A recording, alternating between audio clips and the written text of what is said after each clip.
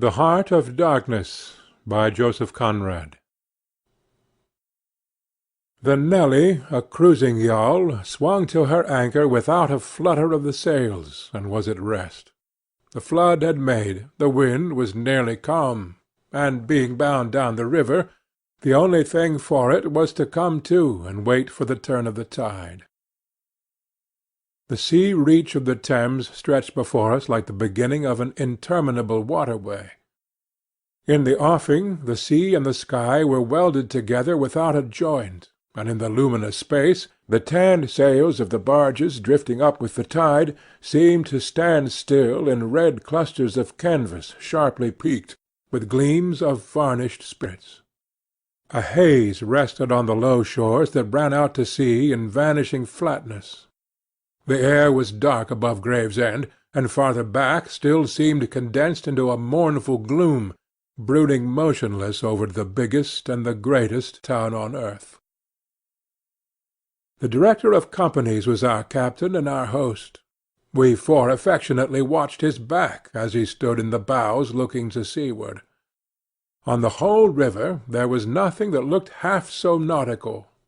It resembled a pilot, which to a seaman is trustworthiness personified.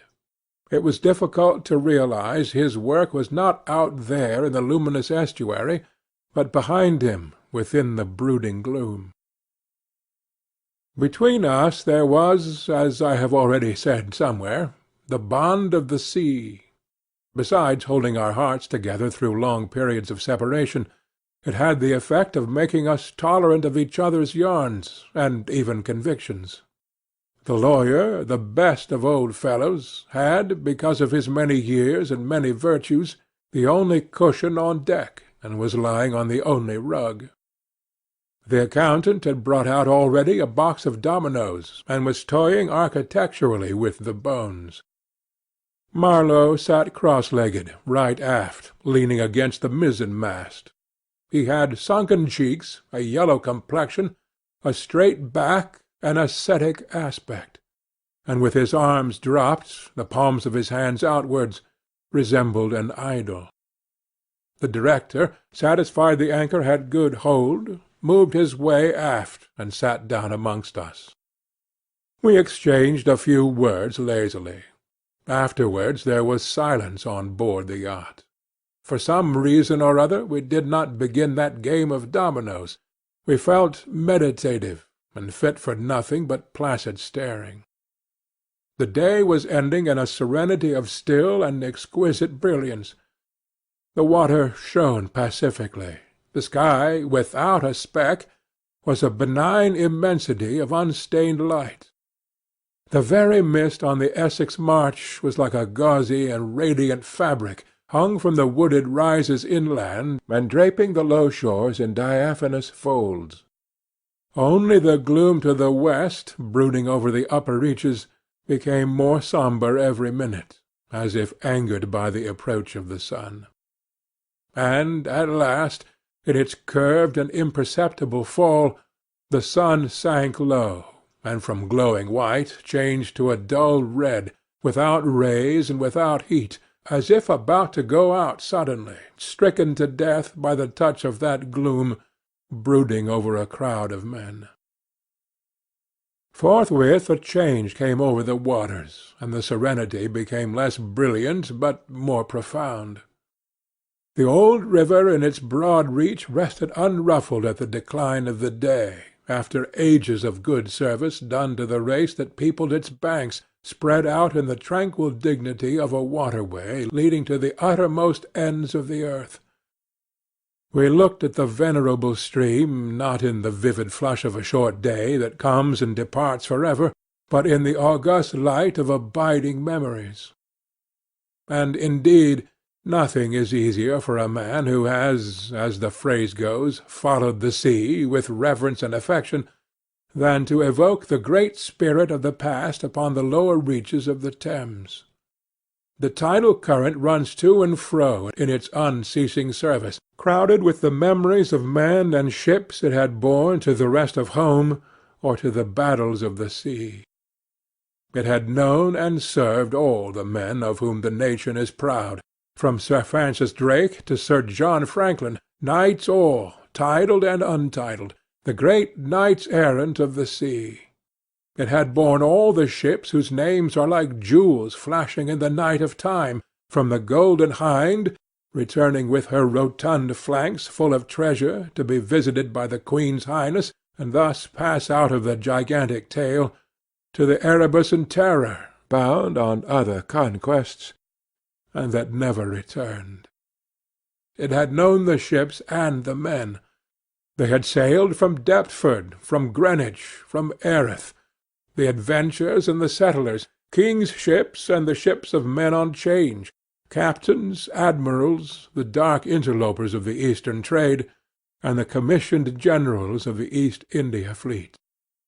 Hunters for gold or pursuers of fame, they all had gone out on that stream, bearing the sword, and often the torch, messengers of the might within the land, bearers of a spark from the sacred fire.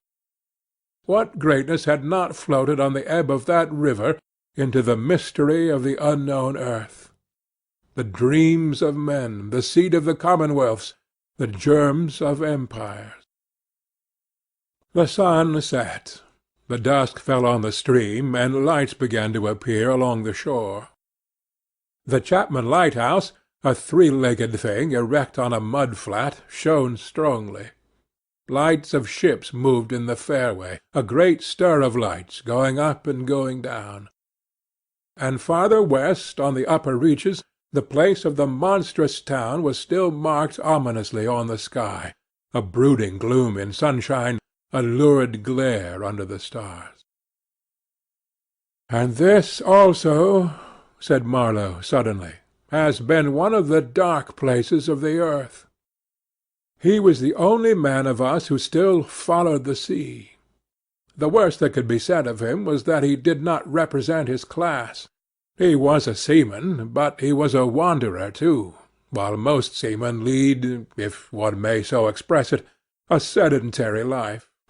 Their minds are of the stay-at-home order, and their home is always with them, the ship, and so is their country, the sea. One ship is very much like another, and the sea is always the same.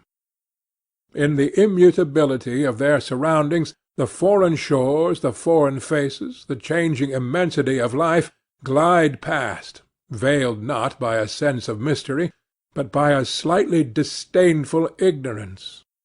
For there is nothing mysterious to a seaman, unless it be the sea itself, which is the mistress of his existence, and as inscrutable as destiny.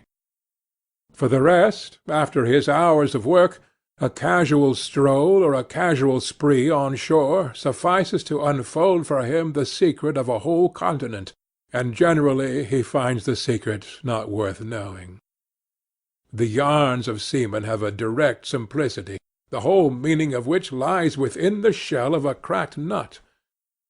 But Marlow was not typical, if his propensity to spin yarns be accepted, and to him the meaning of an episode was not inside like a kernel, but outside, enveloping the tale which brought it out only as a glow brings out a haze, in the likeness of one of these misty halos that sometimes are made visible by the spectral illumination of moonshine.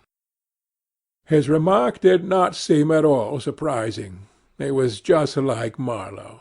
It was accepted in silence. No one took the trouble to grunt even, and presently he said, very slow, "I was thinking of very old times, when the Romans first came here, 1900 years ago, the other day. Light came out of this river since, you say, nights? Yes, but it is like a running blaze on a plain, like a flash of lightning in the clouds. We live in the flicker. May it last as long as the old earth keeps rolling. But darkness was here yesterday. Imagine the feelings of a commander of a fine, what do you call 'em, trireme in the Mediterranean, ordered suddenly to the north, run overland across the Gauls in a hurry, put in charge of one of these craft the legionaries, a wonderful lot of handy men they must have been too, used to build apparently by the hundred in a month or two, if we may believe what we read. Imagine him here, the very end of the world, a sea the colour of lead, a sky the colour of smoke, a kind of ship about as rigid as a concertina, and going up this river with stores, or orders, or what you like. Sandbanks, marshes, forests, savages. Precious little to eat for a civilized man, nothing but Thames water to drink.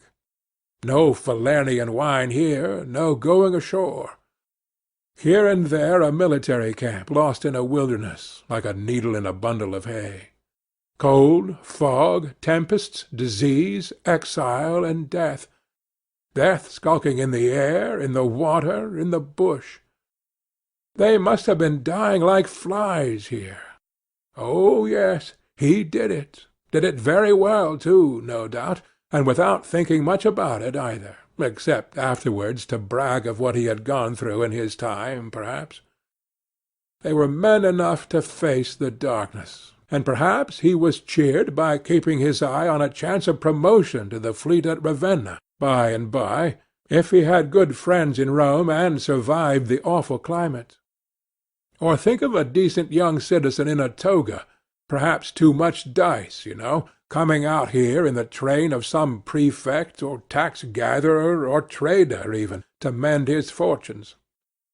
Land in a swamp, march through the woods, and in some inland post feel the savagery, the utter savagery, had closed round him.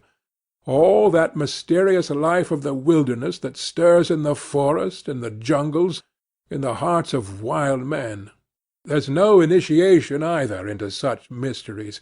He has to live in the midst of the incomprehensible, which is also detestable. And it has a fascination, too, that goes to work upon him. The fascination of the abomination. You know, imagine the growing regrets, the longing to escape, the powerless disgust, the surrender, the hate. He paused. Mind, he began again, lifting one arm from the elbow, the palm of the hand outwards, so that with his legs folded before him he had the pose of a Buddha, preaching in European clothes and without a lotus flower. Mind, none of us would feel exactly like this. What saves us is efficiency, the devotion to efficiency. But these chaps were not much account, really. They were no colonists. Their administration was merely a squeeze, and nothing more, I suspect. They were conquerors, and for that you want only brute force, nothing to boast of when you have it, since your strength is just an accident arising from the weakness of others. They grabbed what they could get for the sake of what was to be got. It was just robbery with violence, aggravated murder on a great scale, and men going at it blind, as is very proper for those who tackle a darkness. The conquest of the earth, which mostly means the taking it away from those who have a different complexion or slightly flatter noses than ourselves, is not a pretty thing when you look into it too much. What redeems it is the idea only, an idea at the back of it, not a sentimental pretence, but an idea, and an unselfish belief in the idea, something you can set up and bow down before, and offer a sacrifice to.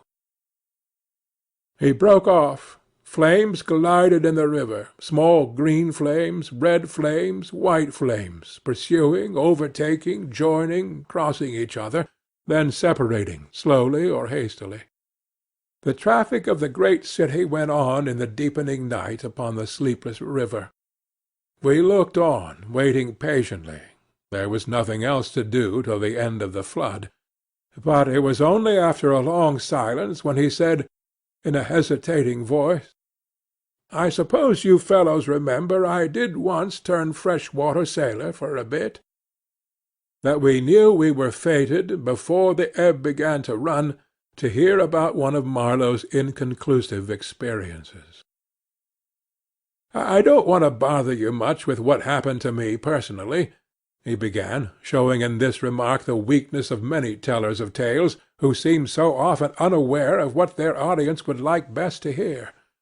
"Yet, to understand the effect of it upon me, You ought to know how I got out there, what I saw, how I went up that river to the place where I first met the poor chap.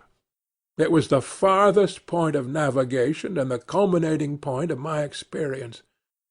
It seemed somehow to throw a kind of light on everything about me, and into my thoughts. It was sombre enough, too, and pitiful, not extraordinary in any way, not very clear either. No, not very clear. And yet it seemed to throw a kind of light. I had then, as you remember, just returned to London after a lot of Indian Ocean, Pacific, China seas, a regular dose of the East, 6 years or so, and I was loafing about, hindering you fellows in your work and invading your homes, just as though I had got a heavenly mission to civilize you. It was very fine for a time, but after a bit I did get tired of resting. Then I began to look for a ship. I should think the hardest work on earth. But the ships wouldn't even look at me.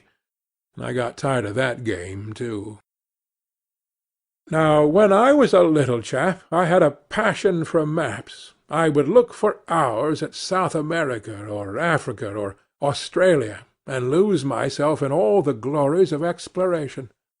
At that time there were many blank spaces on the earth, and when I saw one that looked particularly inviting on a map, but they all look like that, I would put my finger on it and say, when I grow up, I will go there.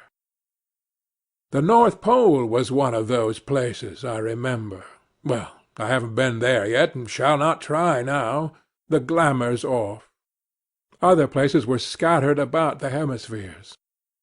I have been in some of them, and, well, we won't talk about that. But there was one yet, the biggest, the most blank, so to speak, that I had a hankering after. True, by this time it was not a blank space any more. It had got filled since my boyhood with rivers and lakes and names. It had ceased to be a blank space of delightful mystery, a white patch for a boy to dream gloriously over. It had become a place of darkness. But there was in it one river especially, a mighty big river, that you could see on the map, resembling an immense snake, uncoiled, with its head in the sea, its body at rest curving afar over the vast country, and its tail lost in the depths of the land. And as I looked at the map of it in the shop window, it fascinated me as a snake would a bird, a silly little bird. Then I remembered there was a big concern, a company, for trade on that river. Dash it all, I thought to myself, they can't trade without using some kind of craft on that lot of fresh water. Steamboats. Why shouldn't I try to get charge of one? I went on along Fleet Street, but could not shake off the idea. The snake had charmed me. You understand it was a continental concern, that trading society. But I have a lot of relations living on the continent, because it's cheap, and not so nasty as it looks, they say. I am sorry to own I began to worry them. This was already a fresh departure for me. I was not used to get things that way, you know. I always went my own road and on my own legs where I had a mind to go. I wouldn't have believed it of myself, but then, you see, I felt somehow I must get there by hook or by crook. So I worried them. The men said, "My dear fellow," and did nothing. Then, would you believe it, I tried the women. I, Charlie Marlow, set the women to work to get a job. Heavens! Well, you see, the notion drove me. I had an aunt, a dear enthusiastic soul. She wrote, "It will be delightful. I am ready to do anything for you. It is a glorious idea. I know the wife of a very high personage in the administration, and also a man who has lots of influence with," etc. She was determined to make no end of fuss to get me appointed skipper of a river steamboat, if such was my fancy. I got my appointment, of course, and I got it very quick. It appears the company had received news that one of their captains had been killed in a scuffle with the natives. This was my chance, and it made me the more anxious to go. It was only months and months afterwards, when I made the attempt to recover what was left of the body, that I heard the original quarrel arose from the misunderstanding about some hens. Yes, 2 black hens. Fresleven, that was the fellow's name, a Dane, thought himself wronged somehow in the bargain, so he went ashore and started to hammer the chief of the village with a stick. Oh, it didn't surprise me in the least to hear this, and at the same time to be told that Fresleven was the gentlest, quietest creature that ever walked on 2 legs. No doubt he was, but he had been a couple of years already out there, engaged in the noble cause, you know, and he probably felt the need at last of asserting his self-respect in some way. Therefore he whacked the old nigger mercilessly, while a big crowd of his people watched him, thunderstruck, till some man, I was told the chief's son, in desperation at hearing the old chap yell, made a tentative jab with a spear at the white man, and of course it went quite easy between the shoulder-blades. Then the whole population cleared into the forest, expecting all kinds of calamities to happen, while, on the other hand, the steamer Fresleven commanded left also in a bad panic, in charge of the engineer, I believe. Afterwards nobody seemed to trouble much about Fresleven's remains, till I got out and stepped into his shoes. I couldn't let it rest, though. But when an opportunity offered at last to meet my predecessor, the grass growing through his ribs was tall enough to hide his bones. They were all there. The supernatural being had not been touched after he fell, and the village was deserted, the huts gaped black, rotting, all askew within the fallen enclosures. A calamity had come of it, sure enough. The people had vanished. Mad terror had scattered them, men, women, and children, through the bush, and they had never returned. What became of the hens I don't know either. I should think the cause of progress got them anyhow. However, through this glorious affair I got my appointment, before I had fairly begun to hope for it.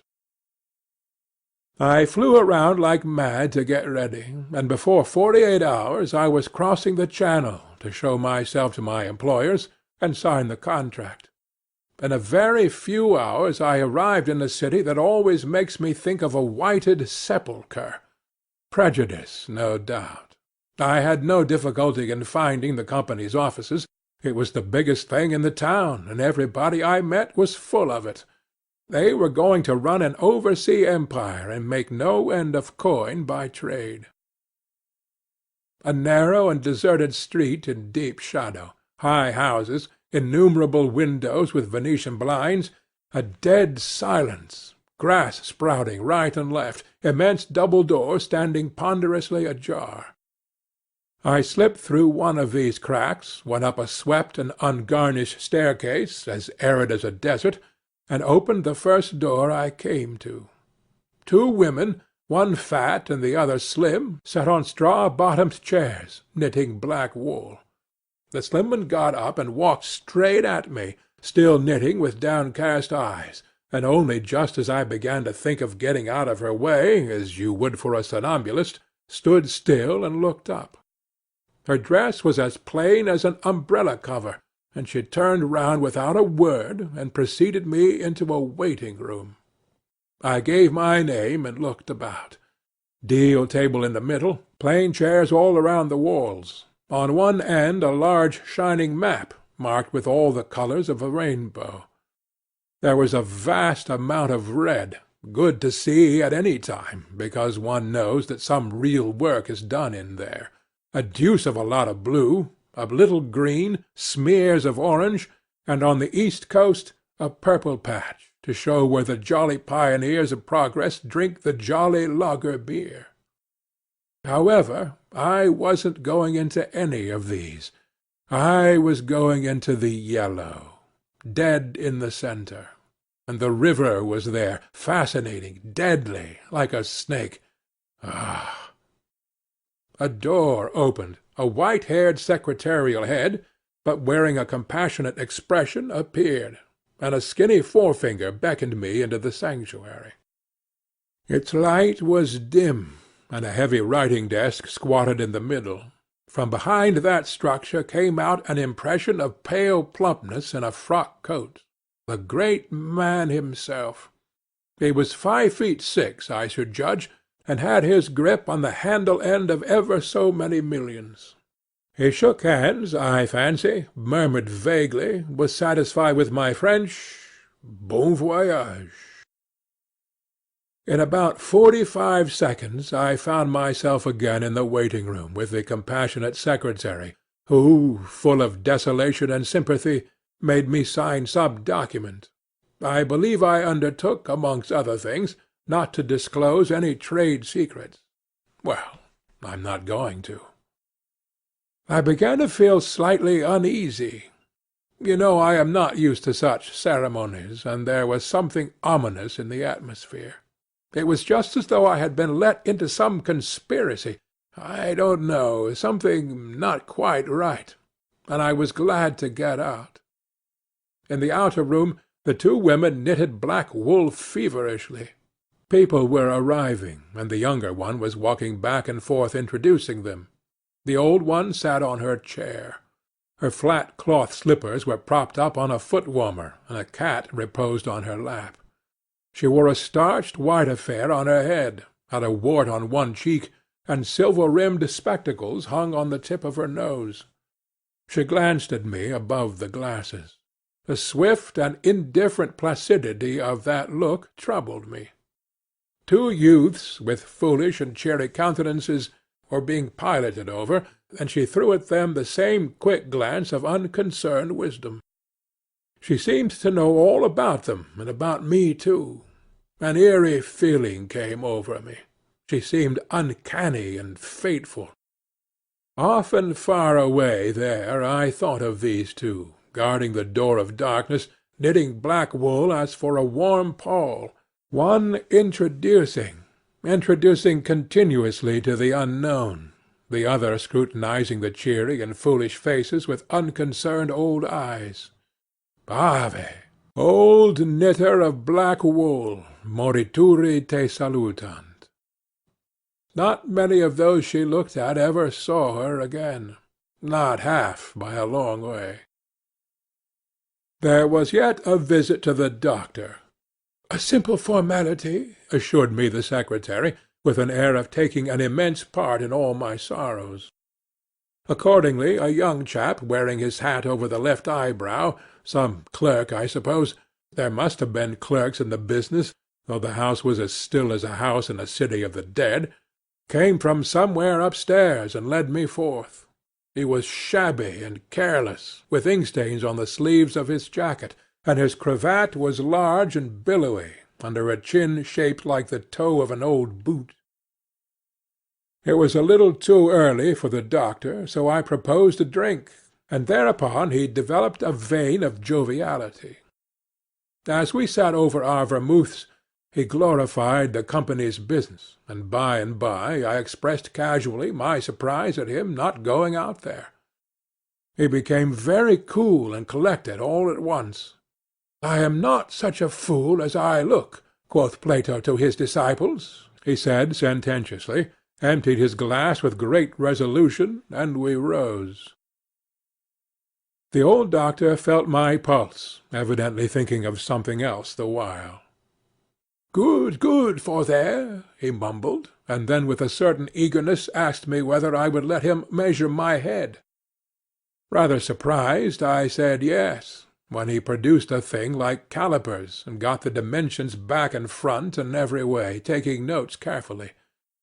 He was an unshaven little man in a threadbare coat like a gaberdine, with his feet in slippers, and I thought him a harmless fool.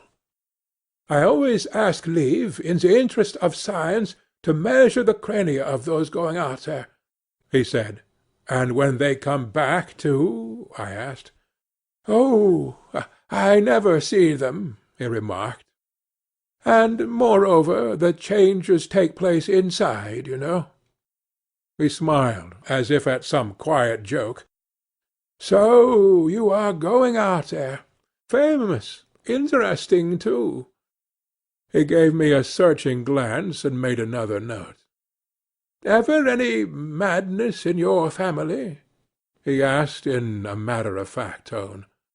I felt very annoyed. "Is that question in the interests of science, too?" "It would be," he said, without taking notice of my irritation, "interesting for science to watch the mental changes of individuals on the spot. But—" "Are you an alienist?" I interrupted. "Every doctor should be, a little," answered that original imperturbably. "I have a little theory which you messieurs who go out there must help me to prove. This is my share in the advantages my country shall reap from the possession of such a magnificent dependency. The mere wealth I leave to others. Pardon my questions, but you are the first Englishman coming under my observation." I hastened to assure him I was not in the least typical. "If I were," said I wouldn't be talking like this with you." "What you say is rather profound, and probably erroneous," he said with a laugh. "Avoid irritation more than exposure to the sun. Adieu. How do you English say good-bye? Ah, good-bye. Adieu. In the tropics one must before everything keep calm." He lifted a warning forefinger. "Du calme, du calme." One thing more remained to do, say good-bye to my excellent aunt. I found her triumphant. I had a cup of tea, the last decent cup of tea for many days, and in a room that most soothingly looked just as you would expect a lady's drawing-room to look, we had a long quiet chat by the fireside. In the course of these confidences it became quite plain to me I had been represented to the wife of the high dignitary, and goodness knows to how many people besides, as an exceptional and gifted creature, a piece of good fortune for the company, a man you didn't get hold of every day. Good heavens! And I was going to take charge of a twopenny halfpenny river steamboat with a penny whistle attached. It appeared, however, I was also one of the workers, with a capital, you know. Something like an emissary of light, something like a lower sort of apostle. There had been a lot of such rot let loose in print and talk just about that time, and the excellent woman, living right in the rush of all that humbug, got carried off her feet. She talked about weaning those ignorant millions from their horrid ways, till upon my word she made me feel quite uncomfortable. I ventured to hint that the company was run for a profit. "You forget, dear Charlie, that the labourer is worthy of his hire," she said brightly. It's queer how out of touch with truth women are. They live in a world of their own, and there has never been anything like it, and never can be. It is too beautiful altogether, and if they were to set it up it would go to pieces before the first sunset. Some confounded fact we men have been living contentedly with ever since the day of creation would start up and knock the whole thing over.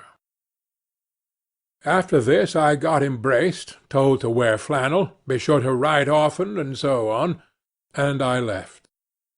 In the street, I don't know why, a queer feeling came to me that I was an impostor. Odd thing that I, who used to clear out for any part of the world at 24 hours' notice, with less thought than most men give to the crossing of a street, had a moment, I won't say of hesitation, but of startled pause before this commonplace affair. The best way I can explain it to you is by saying that for a second or two I felt as though, instead of going to the centre of a continent, I were about to set off for the centre of the earth. I left in a French steamer, and she called in every blamed port they have out there, for as far as I could see, the sole purpose of landing soldiers and custom-house officers. I watched the coast. Watching a coast as it slips by the ship is like thinking about an enigma. There it is before you, smiling, frowning, inviting, grand, mean, insipid, or savage, and always mute, with an air of whispering, "Come and find out."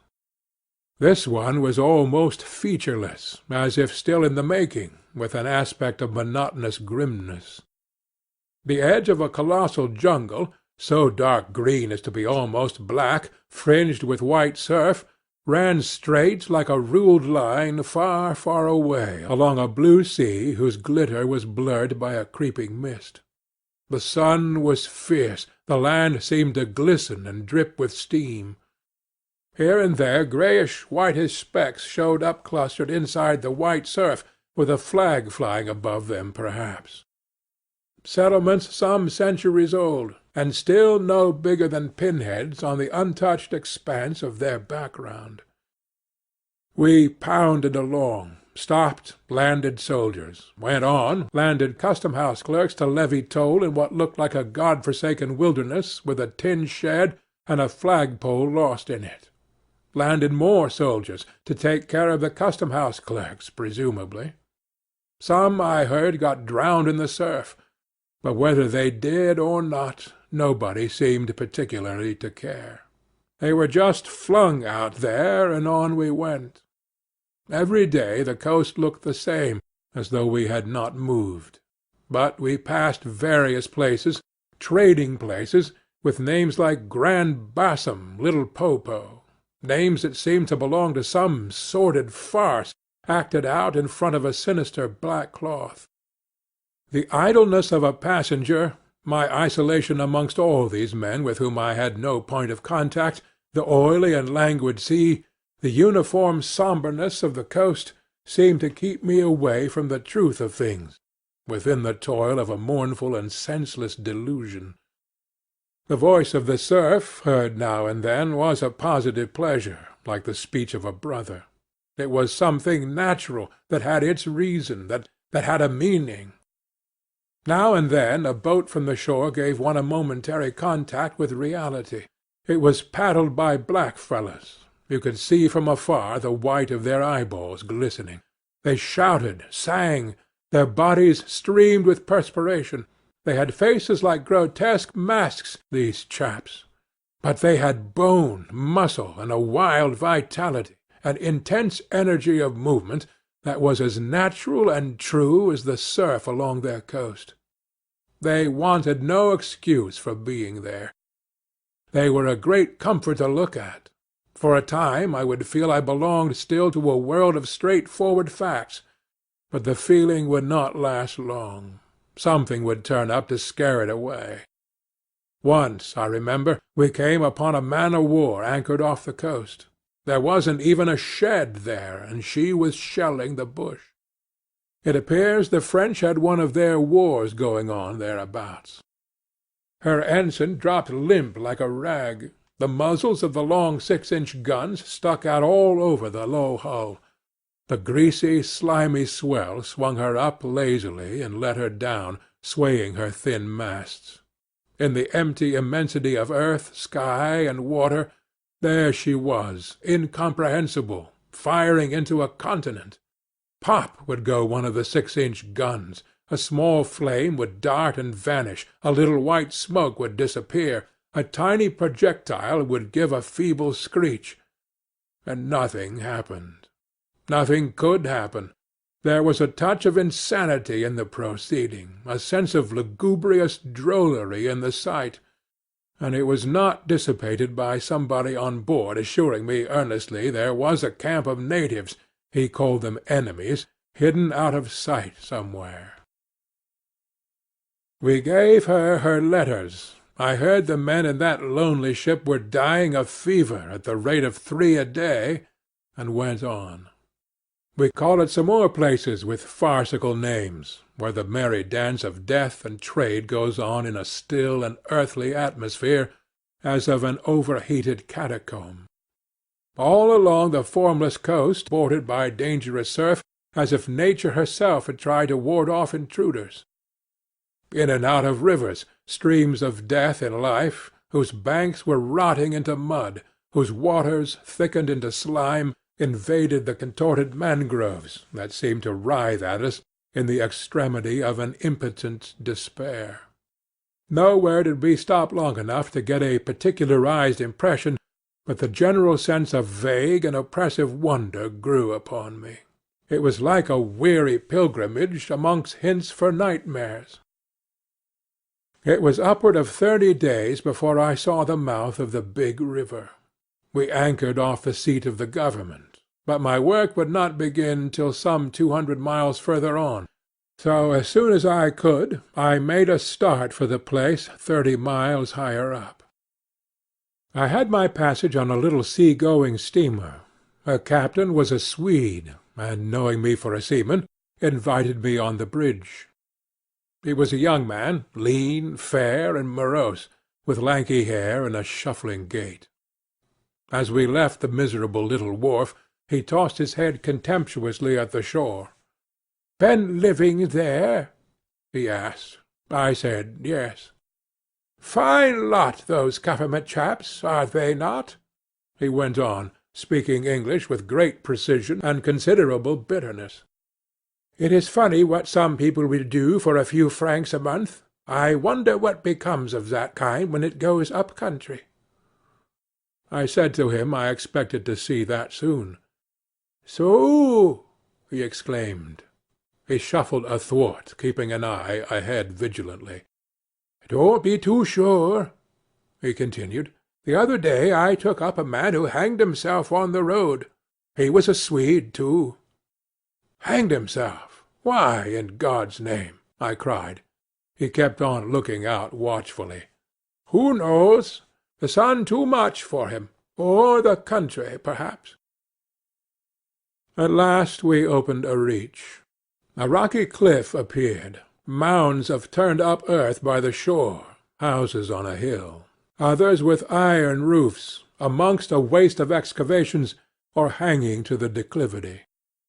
A continuous noise of the rapids above hovered over this scene of inhabited devastation.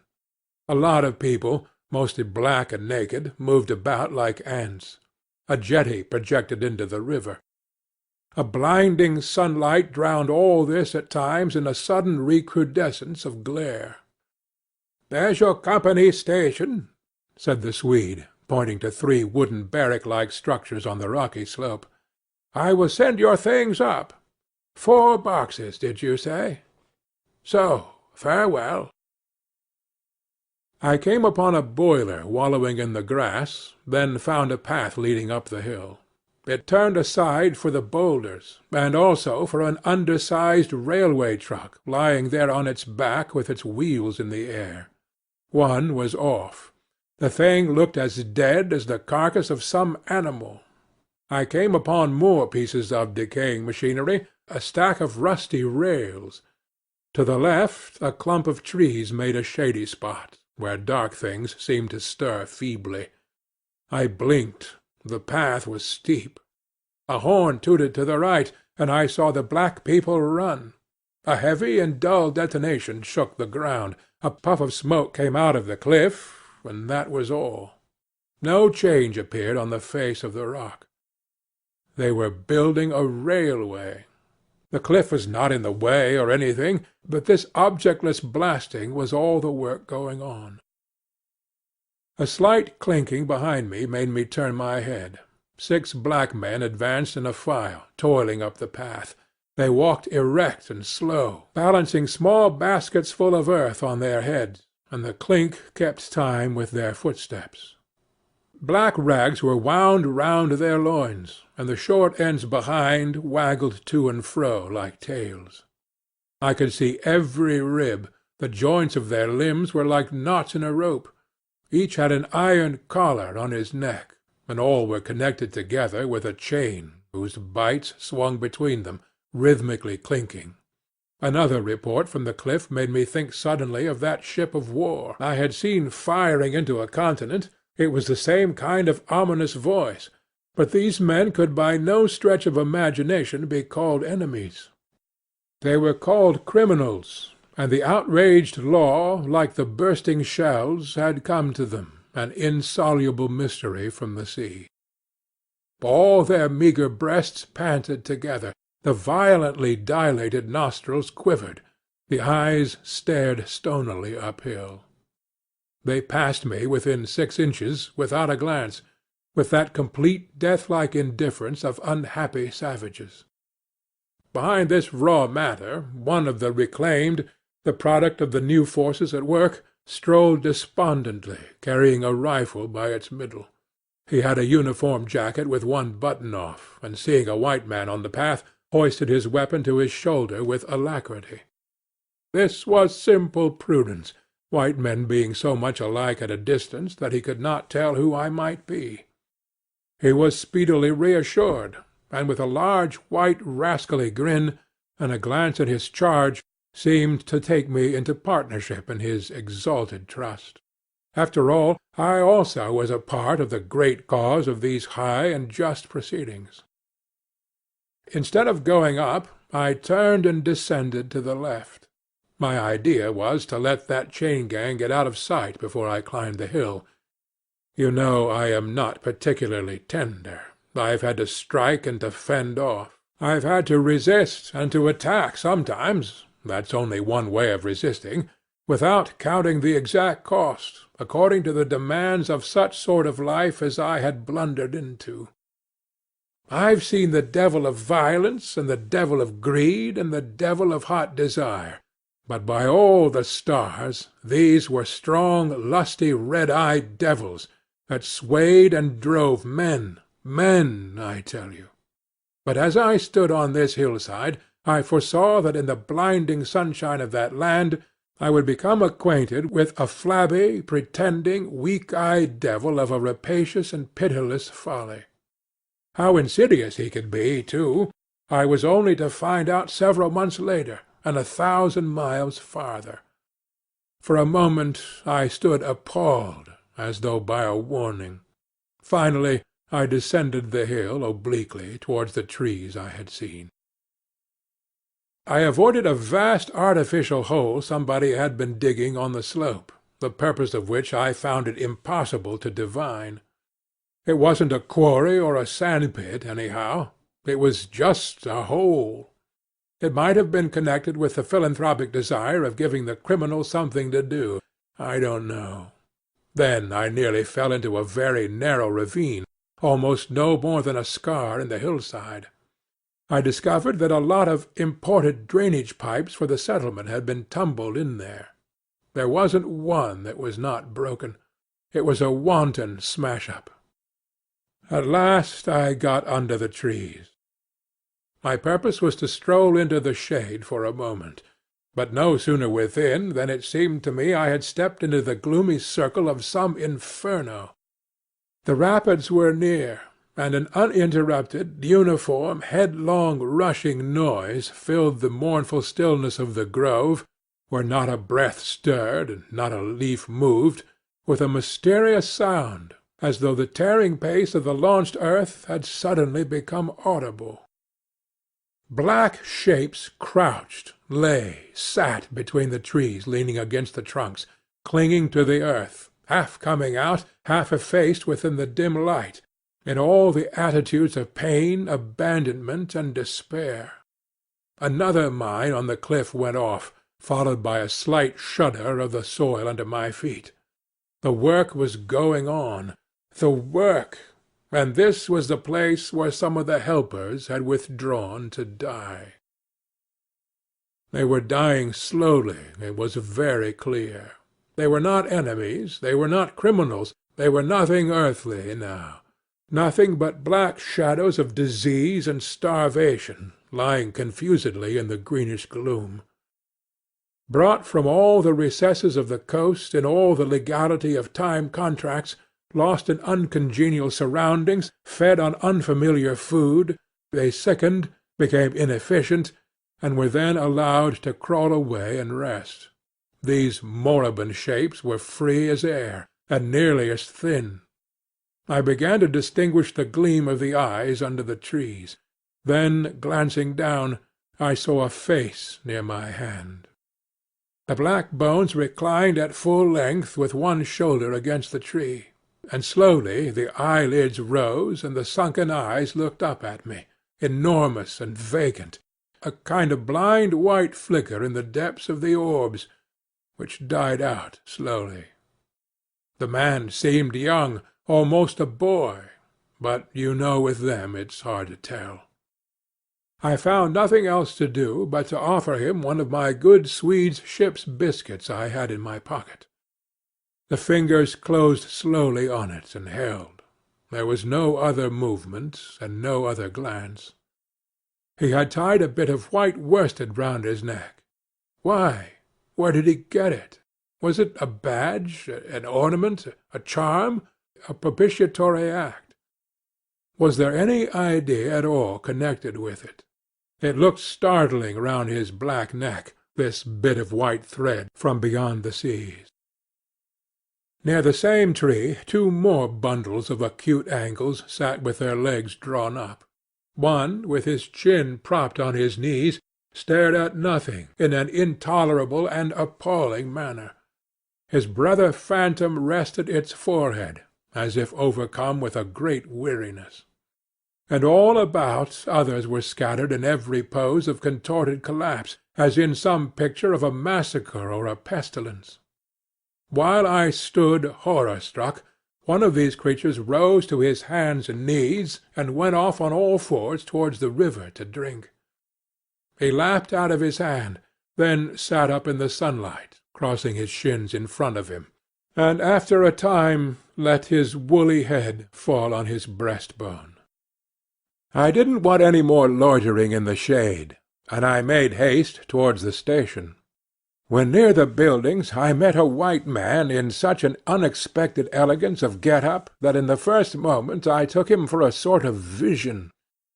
I saw a high starched collar, white cuffs, a light alpaca jacket, snowy trousers, a clean necktie, and varnished boots. No hat. Hair parted, brushed, oiled, under a green-lined parasol held in a big white hand. He was amazing, and had a penholder behind his ear. I shook hands with this miracle, and I learned he was the company's chief accountant, and that all the bookkeeping was done at this station. He had come out for a moment, he said, to get a breath of fresh air. The expression sounded wonderfully odd with its suggestion of sedentary desk life. I wouldn't have mentioned the fellow to you at all, only it was from his lips that I first heard the name of the man who is so indissolubly connected with the memories of that time. Moreover, I respected the fellow. Yes, I respected his collars, his vast cuffs, his brushed hair. His appearance was certainly that of a hairdresser's dummy, but in the great demoralization of the land he kept up his appearance. That's backbone. His starched collars and got-up shirt-fronts were achievements of character. He had been out nearly 3 years, and later I could not help asking him how he managed to sport such linen. He had just the faintest blush, and said modestly, "I've been teaching one of the native women about the station. It was difficult. She had a distaste for the work." Thus this man had verily accomplished something, and he was devoted to his books, which were in apple-pie order. Everything else in the station was in a muddle, heads, things, buildings. Strings of dusty niggers with splay feet arrived and departed. A stream of manufactured goods, rubbishy cottons, beads, and brass wire set into the depths of darkness, and in return came a precious trickle of ivory. I had to wait in the station for 10 days, an eternity. I lived in a hut in the yard, but to be out of the chaos I would sometimes get into the accountant's office.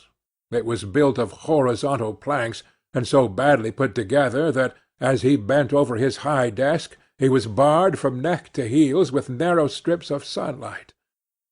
There was no need to open the big shutter to see. It was hot there, too. Big flies buzzed fiendishly, and did not sting, but stabbed. I sat generally on the floor, while, of faultless appearance, and even slightly scented, perching on a high stool, he wrote. He wrote. Sometimes he stood up for exercise. When a truckle bed with a sick man, some invalid agent from up country, was put in there, he exhibited a gentle annoyance. "The groans of this sick person," he said, "distract my attention, and without that it is extremely difficult to guard against clerical errors in this climate." One day he remarked, without lifting his head, "In the interior you will no doubt meet Mr. Kurtz." On my asking who Mr. Kurtz was, he said he was a first-class agent, and seeing my disappointment at this information, he added slowly, laying down his pen, "He is a very remarkable person." Further questions elicited from him that Mr. Kurtz was at present in charge of a trading post, a very important one, in the true ivory country, at the very bottom of there. Sends in as much ivory as all the others put together. He began to write again. The sick man was too ill to groan. The flies buzzed in a great peace.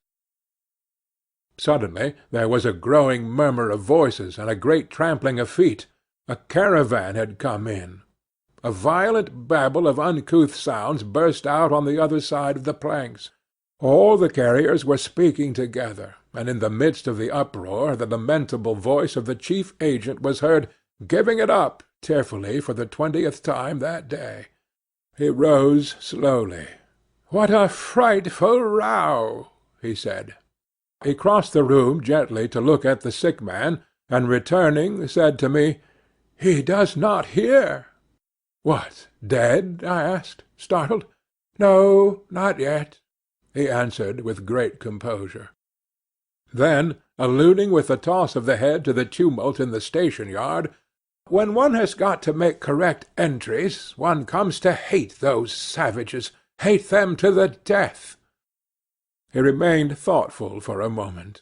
"When you see Mr. Kurtz," he went on, "tell him from me that everything here," he glanced at the desk, "is very satisfactory.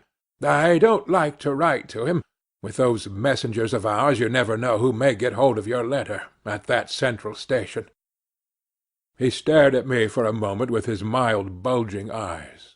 "Oh, he will go far, very far," he began again. "He will be a somebody in the administration before long. They above, the council in Europe, you know, mean him to be." He turned to his work. The noise outside had ceased, and presently, in going out, I stopped at the door. In the steady buzz of flies, the homeward-bound agent was lying finished and insensible. The other, bent over his books, was making correct entries of perfectly correct transactions, and 50 feet below the doorstep I could see the still tree-tops of the grove of death. Next day I left that station at last, with a caravan of 60 men, for a 200-mile tramp. No use telling you much about that. Paths, paths everywhere. A stamped-in network of paths spreading over the empty land, through the long grass, through burnt grass, through thickets, down and up chilly ravines, up and down stony hills ablaze with heat. And a solitude, a solitude. Nobody, not a hut. The population had cleared out a long time ago. Well, if a lot of mysterious niggers, armed with all kinds of fearful weapons, suddenly took to travelling on the road between Deal and Gravesend, catching the yokels right and left to carry heavy loads for them, I fancy every farm and cottage thereabouts would get empty very soon. Only here the dwellings were gone too. Still I passed through several abandoned villages. There's something pathetically childish in the ruins of grass walls. Day after day, with the stamp and shuffle of 60 pair of bare feet behind me, each pair under a 60-pound load. Camp, cook, sleep, strike camp, march. Now and then a carrier dead in harness, at rest in the long grass near the path, with an empty water-gourd and his long staff lying by his side. A great silence around and above. Perhaps on some quiet night the tremor of far-off drums, sinking, swelling, a tremor vast, faint. A sound, weird, appealing, suggestive, and wild, and perhaps with as profound a meaning as the sound of bells in a Christian country. Once a white man in an unbuttoned uniform, camping on the path with an armed escort of lush Zanzibaris, very hospitable and festive, not to say drunk, was looking after the upkeep of the road, he declared. Can't say I saw any road or any upkeep, unless the body of a middle-aged negro, with a bullet-hole in the forehead, upon which I absolutely stumbled 3 miles farther on, may be considered as a permanent improvement. I had a white companion, too, not a bad chap, but rather too fleshy, and with the exasperating habit of fainting on the hot hillsides, miles away from the least bit of shade and water. Annoying, you know, to hold your own coat like a parasol over a man's head while he's coming to. I couldn't help asking him once what he meant by coming there at all. "To make money, of course. What do you think?" he said scornfully. Then he got fever, and had to be carried in a hammock slung under a pole. As he weighed 16 stone, I had no end of rows with the carriers. They jibbed, ran away, sneaked off with their loads in the night. Quite a mutiny. So one evening I made a speech in English with gestures, not one of which was lost to the 60 pair of eyes before me, and the next morning I started the hammock off in front all right. An hour afterwards I came upon the whole concern wrecked in a bush, man, hammock, groans, blankets, horrors. The heavy pole had skinned his poor nose. He was very anxious for me to kill somebody, but there wasn't the shadow of a carrier near. I remembered the old doctor. It would be interesting for science to watch the mental changes of individuals on the spot. I felt I was becoming scientifically interesting. However, all that is to no purpose. On the 15th day I came in sight of the big river again, and hobbled into the central station. It was on a backwater surrounded by scrub and forest, with a pretty border of smelly mud on one side, and on the 3 others enclosed by a crazy fence of rushes. A neglected gap was all the gate it had, and the first glance at the place was enough to let you see the flabby devil was running that show. White men with long staves in their hands appeared languidly from amongst the buildings, strolling up to take a look at me, and then retired out of sight somewhere. One of them, a stout, excitable chap with black moustaches, informed me with great volubility and many digressions, as soon as I told him who I was, that my steamer was at the bottom of the river. I was thunderstruck. What? How? Why? Oh, it was all right. The manager himself was there. All quite correct. Everybody had behaved splendidly, splendidly. You must, he said in agitation, go and see the general manager at once. He is waiting. I did not see the real significance of that wreck at once. I fancy I see it now, but I am not sure, not at all. Certainly the affair was too stupid, when I think of it, to be altogether natural. Still, but at the moment it presented itself simply as a confounded nuisance. The steamer was sunk. They had started 2 days before in a sudden hurry up the river, with the manager on board, in charge of some volunteer skipper, and before they had been out 3 hours they tore the bottom out of her on stones, and she sank near the south bank. I asked myself what I was to do there, now my boat was lost. As a matter of fact, I had plenty to do in fishing my command out of the river. I had to set about it the very next day.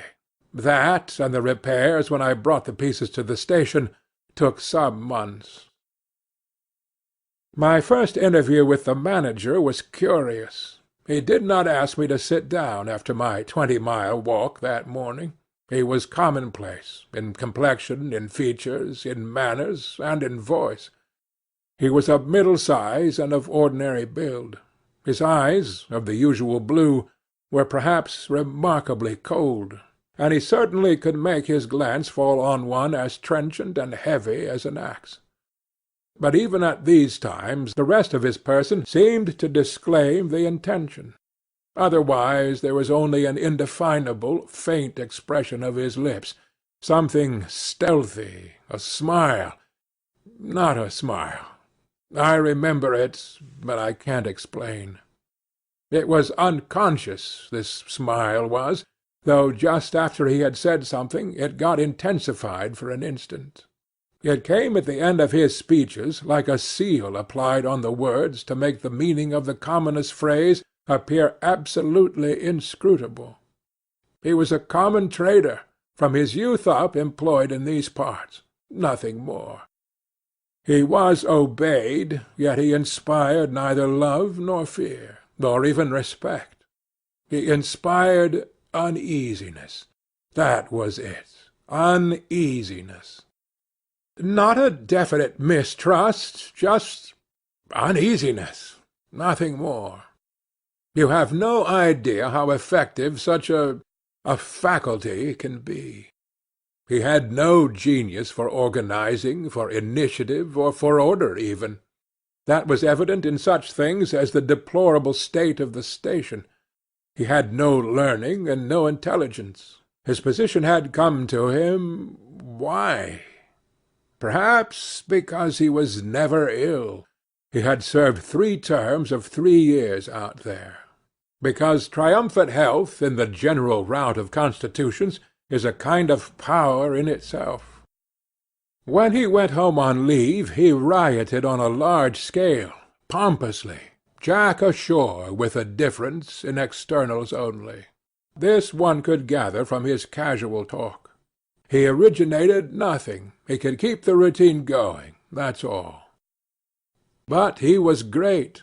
He was great by this little thing, that it was impossible to tell what could control such a man. He never gave that secret away.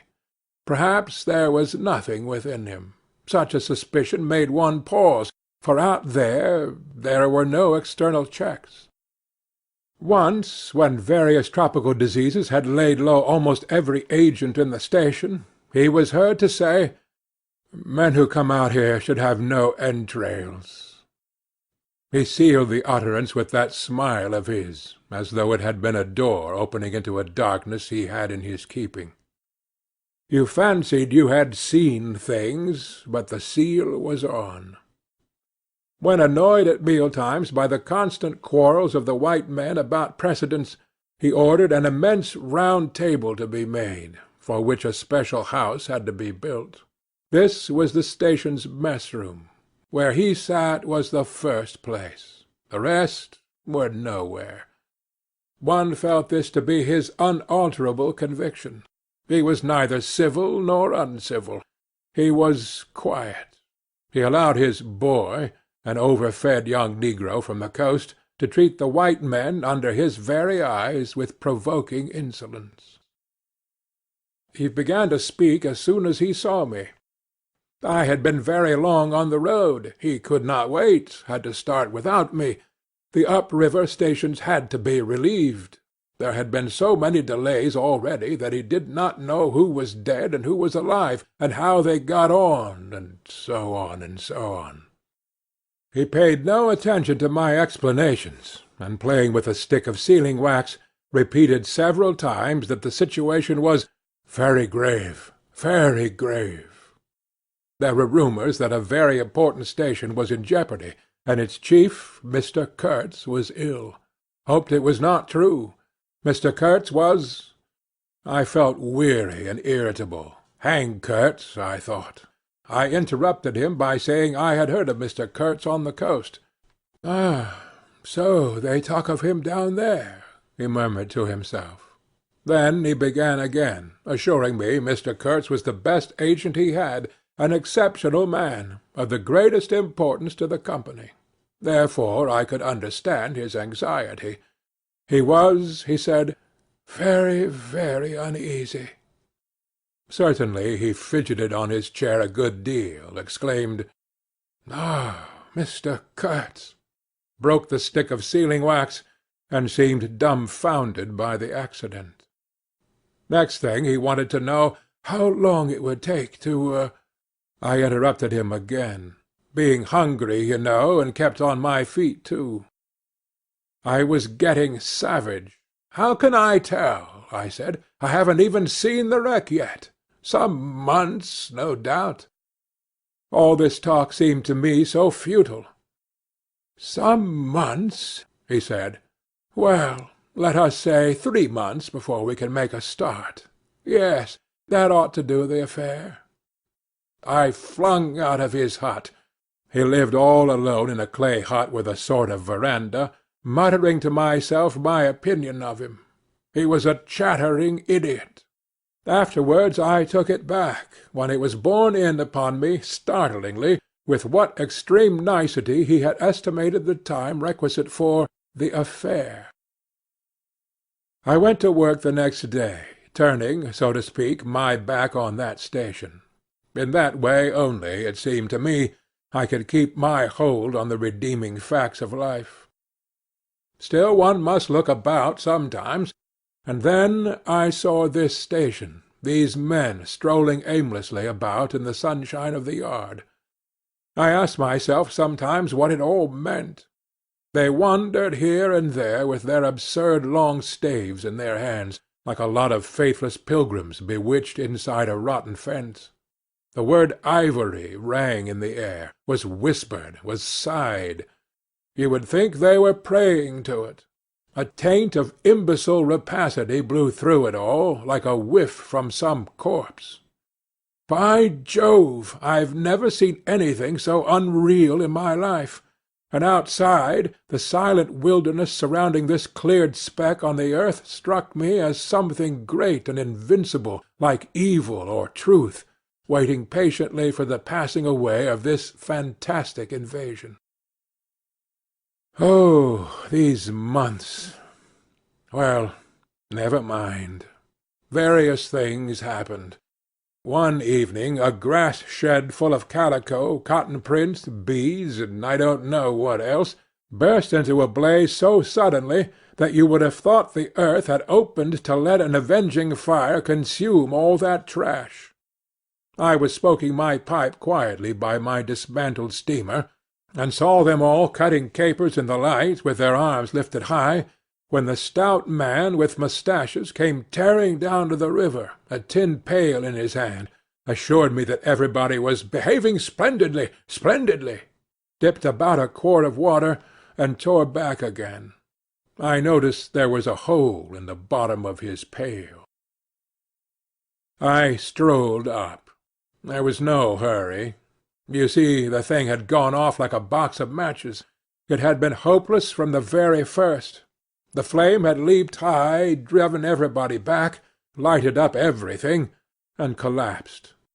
The shed was already a heap of embers glowing fiercely. A nigger was being beaten near by. They said he had caused the fire in some way. But be that as it may, he was screeching most horribly. I saw him later, for several days, sitting in a bit of shade, looking very sick, and trying to recover himself. Afterwards he arose and went out, and the wilderness without a sound took him into its bosom again. As I approached the glow from the dark, I found myself at the back of 2 men, talking. I heard the name of Kurtz pronounced, then the words, "Take advantage of this unfortunate accident." One of the men was the manager. I wished him a good evening. "Did you ever see anything like it, say? It was incredible," he said, and walked off. The other man remained. He was a first-class agent, young, gentlemanly, a bit reserved, with a forked little beard and a hooked nose. He was standoffish with the other agents, and they, on their side, said he was the manager's spy upon them. As to me, I had hardly ever spoken to him before. We got into talk, and by we strolled away from the hissing ruins. Then he asked me to his room, which was in the main building of the station. He struck a match, and I perceived that this young aristocrat had not only a silver-mounted dressing-case, but also a whole candle all to himself. Just at that time the manager was the only man supposed to have any right to candles. Native mats covered the clay walls. A collection of spears, assegais, shields, knives was hung up in trophies. The business entrusted to this fellow was the making of bricks. So I had been informed, but there wasn't a fragment of a brick anywhere in the station, and he had been there more than a year, waiting. It seems he could not make bricks without something, I don't know what, straw, maybe. Anyway, it could not be found there, and as it was not likely to be sent from Europe, it did not appear clear to me what he was waiting for. An act of special creation, perhaps. However, they were all waiting, all the 16 or 20 pilgrims of them, for something. And upon my word, it did not seem an uncongenial occupation, from the way they took it, though the only thing that ever came to them was disease, as far as I could see. They beguiled the time by backbiting and intriguing against each other in a foolish kind of way. There was an air of plotting about that station, but nothing came of it, of course. It was as unreal as everything else, as the philanthropic pretence of the whole concern, as their talk, as their government, as their show of work. The only real feeling was a desire to get appointed to a trading post where ivory was to be had, so that they could earn percentages. They intrigued and slandered and hated each other only on that account. But as to effectually lifting a little finger, oh no. By heavens, there was something after all in the world allowing one man to steal a horse, while another must not look at a halter. Steal a horse straight out. Very well, he has done it. Perhaps he can ride. But there is a way of looking at a halter that would provoke the most charitable of saints into a kick. I had no idea why he wanted to be sociable, but as we chatted in there it suddenly occurred to me the fellow was trying to get at something, in fact pumping me. He alluded constantly to Europe, to the people I was supposed to know there, putting leading questions as to my acquaintances in the sepulchral city, and so on. His little eyes glittered like mica discs with curiosity, though he tried to keep up a bit of superciliousness. At first I was astonished, but very soon I became awfully curious to see what he would find out from me. I couldn't possibly imagine what I had in me to make it worth his while. It was very pretty to see how he baffled himself, for in truth my body was full only of chills, and my head had nothing in it but that wretched steamboat business. It was evident he took me for a perfectly shameless prevaricator. At last he got angry, and to conceal a moment of furious annoyance, he yawned. I rose. Then I noticed a small sketch in oils on a panel, representing a woman draped and blindfolded, carrying a lighted torch. The background was sombre, almost black. The movement of the woman was stately, and the effect of the torchlight on the face was sinister. It arrested me, and he stood by civilly, holding an empty half-pint champagne bottle, medical comforts, with the candle stuck in it. To my question he said Mr. Kurtz had painted this, in this very station, more than a year ago, while waiting for means to go to his trading post. "Tell me, pray," said I, "who is this Mr. Kurtz?" "The chief of the inner station," he answered in a short tone, looking away. "Much obliged," I said, laughing. And you are the brickmaker of the Central Station. Every one knows that." He was silent for a while. "He is a prodigy," he said at last. "He is an emissary of pity and science and progress, and devil knows what else. We want," he began to declaim suddenly, "for the guidance of the cause entrusted to us by Europe, so to speak, higher intelligence, wide sympathies, a singleness of purpose." "Who says that?" I asked. "Lots of them," he replied. "Some even write that. And so he comes here, a special being, as you ought to know." "Why ought I to know?" I interrupted, really surprised. He paid no attention. "Yes, to-day he is chief of the best station. Next year he will be assistant manager. 2 years more, and— But I dare say you know what he will be in 2 years' time. You are of the new gang, the gang of virtue. The same people who sent him specially also recommended you. Oh, don't say no. I've mine own eyes to trust." Light dawned upon me. My dear aunt's influential acquaintances were producing an unexpected effect upon that young man. I nearly burst into a laugh. "Do you read the company's confidential correspondence?" I asked. He hadn't a word to say. It was great fun. "When Mr. Kurtz," I continued severely, "is general manager, you won't have the opportunity." He blew the candle out suddenly, and we went outside. The moon had risen. Black figures strolled about listlessly, pouring water on the glow, whence proceeded a sound of hissing. Steam ascended in the moonlight. The beaten nigger groaned somewhere.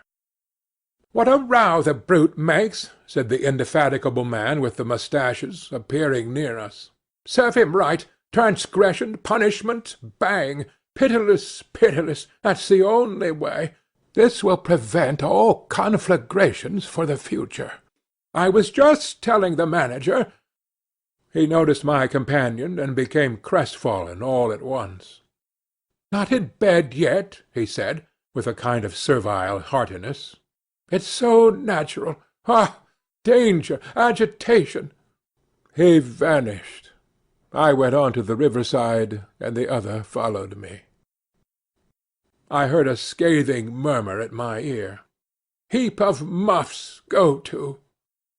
The pilgrims could be seen in knots gesticulating, discussing. Several had still their staves in their hands. I verily believe they took these sticks to bed with them. Beyond the fence the forest stood up spectrally in the moonlight, and through that dim stir, through the faint sounds of that lamentable courtyard, the silence of the land went home to one's very heart, its mystery, its greatness, the amazing reality of its concealed life. The hurt nigger moaned feebly somewhere near by, and then fetched a deep sigh that made me mend my pace away from there. I felt a hand introducing itself under my arm. "My dear sir," said the fellow, "I don't want to be misunderstood, and especially by you, who will see Mr. Kurtz long before I can have that pleasure. I wouldn't like him to get a false idea of my disposition." I let him run on, this papier-mâché Mephistopheles, and it seemed to me that if I tried I could poke my forefinger through him, and would find nothing inside but a little loose dirt, maybe. He, don't you see, had been planning to be the assistant manager by and by under the present man, and I could see that the coming of that Kurtz had upset them both not a little. He talked precipitately, and I did not try to stop him. I had my shoulders against the wreck of my steamer, hauled up on the slope like a carcass of some big river animal. The smell of mud, of primeval mud, by Jove, was in my nostrils. The high stillness of primeval forest was before my eyes. There were shiny patches on the Black Creek. The moon had spread over everything a thin layer of silver, over the rank grass, over the mud, over the wall of matted vegetation standing higher than the wall of a temple, Over the great river I could see through a sombre gap, glittering, glittering, as it flowed broadly by without a murmur. All this was great, expectant, mute, while the man jabbered about himself. I wondered whether the stillness on the face of the immensity looking at us two were meant as an appeal or as a menace. What were we who had strayed in there? Could we handle that dumb thing, or would it handle us?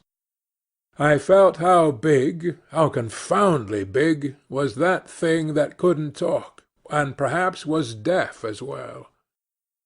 What was in there?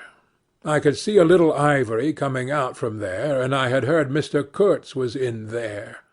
I had heard enough about it, too, God knows, yet somehow it didn't bring any image with it, no more than if I had been told an angel or a fiend was in there. I believed it in the same way one of you might believe there are inhabitants in the planet Mars.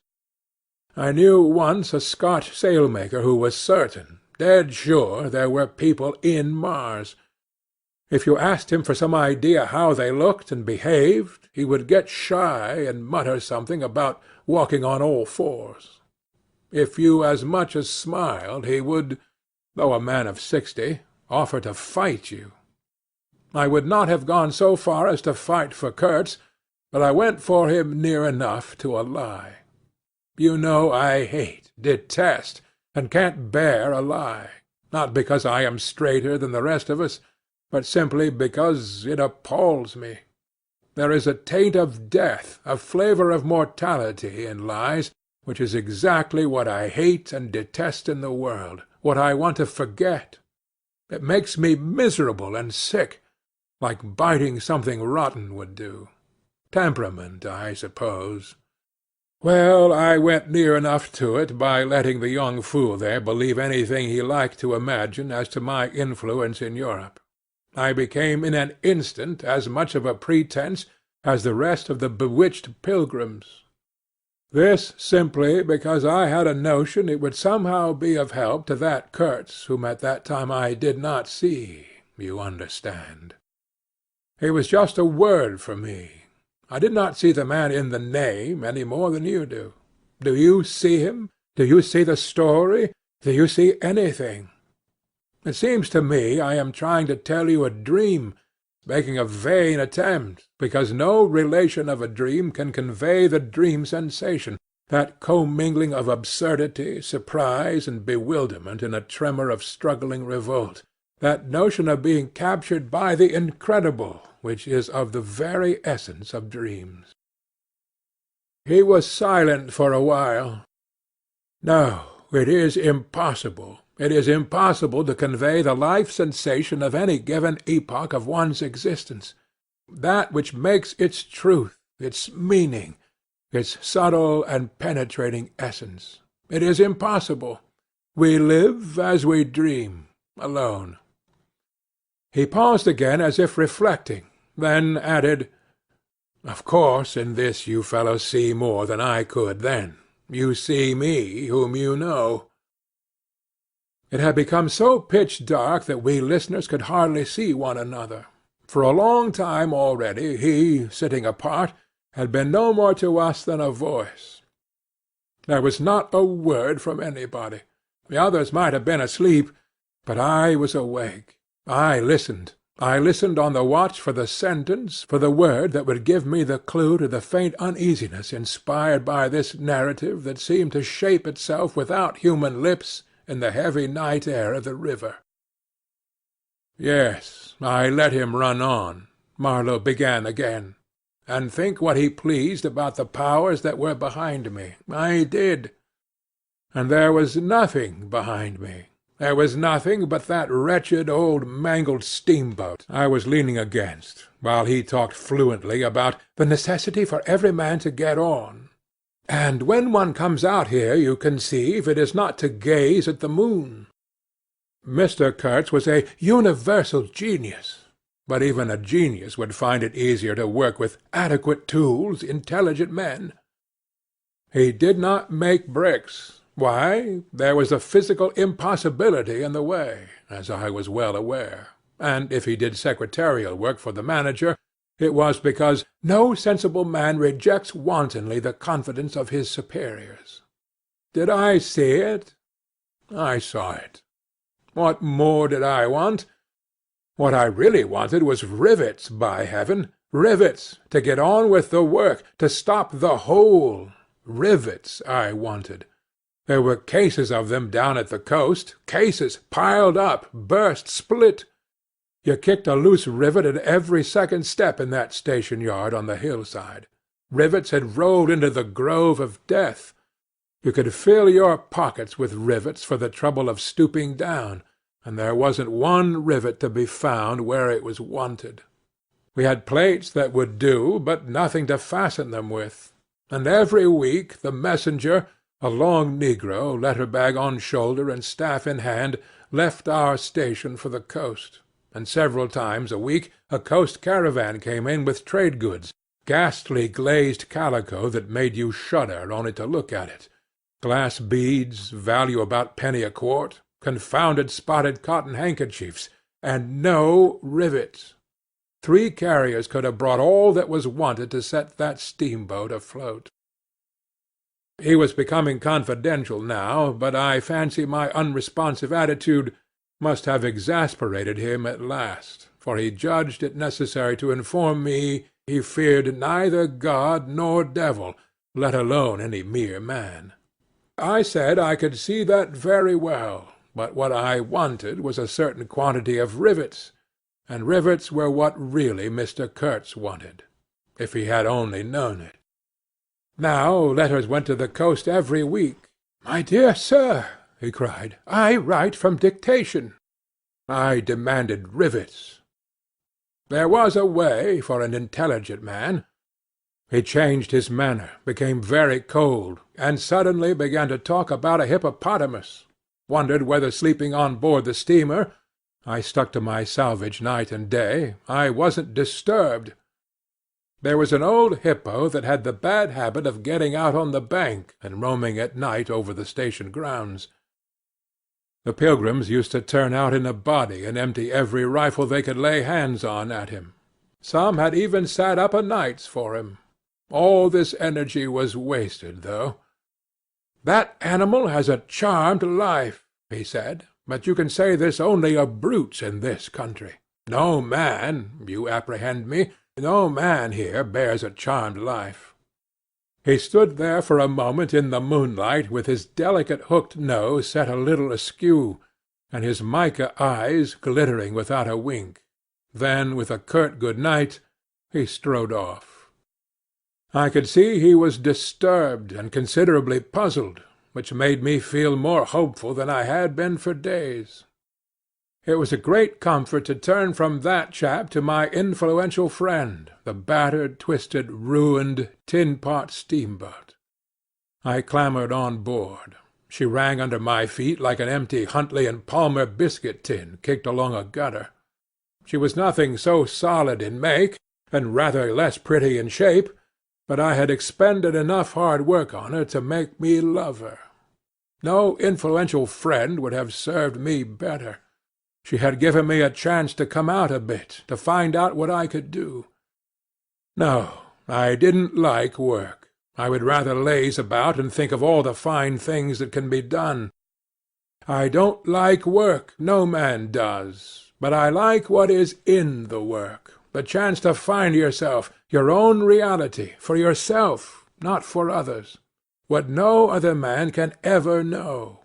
They can only see the mere show, and never can tell what it really means. I was not surprised to see somebody sitting aft on the deck with his legs dangling over the mud.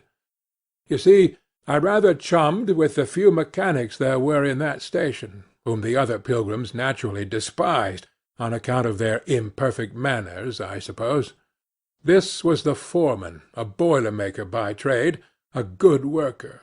He was a lank, bony, yellow-faced man, with big, intense eyes. His aspect was worried, and his head was as bald as the palm of my hand. But his hair, in falling, seemed to have stuck to his chin, and had prospered in the new locality, for his beard hung down to his waist.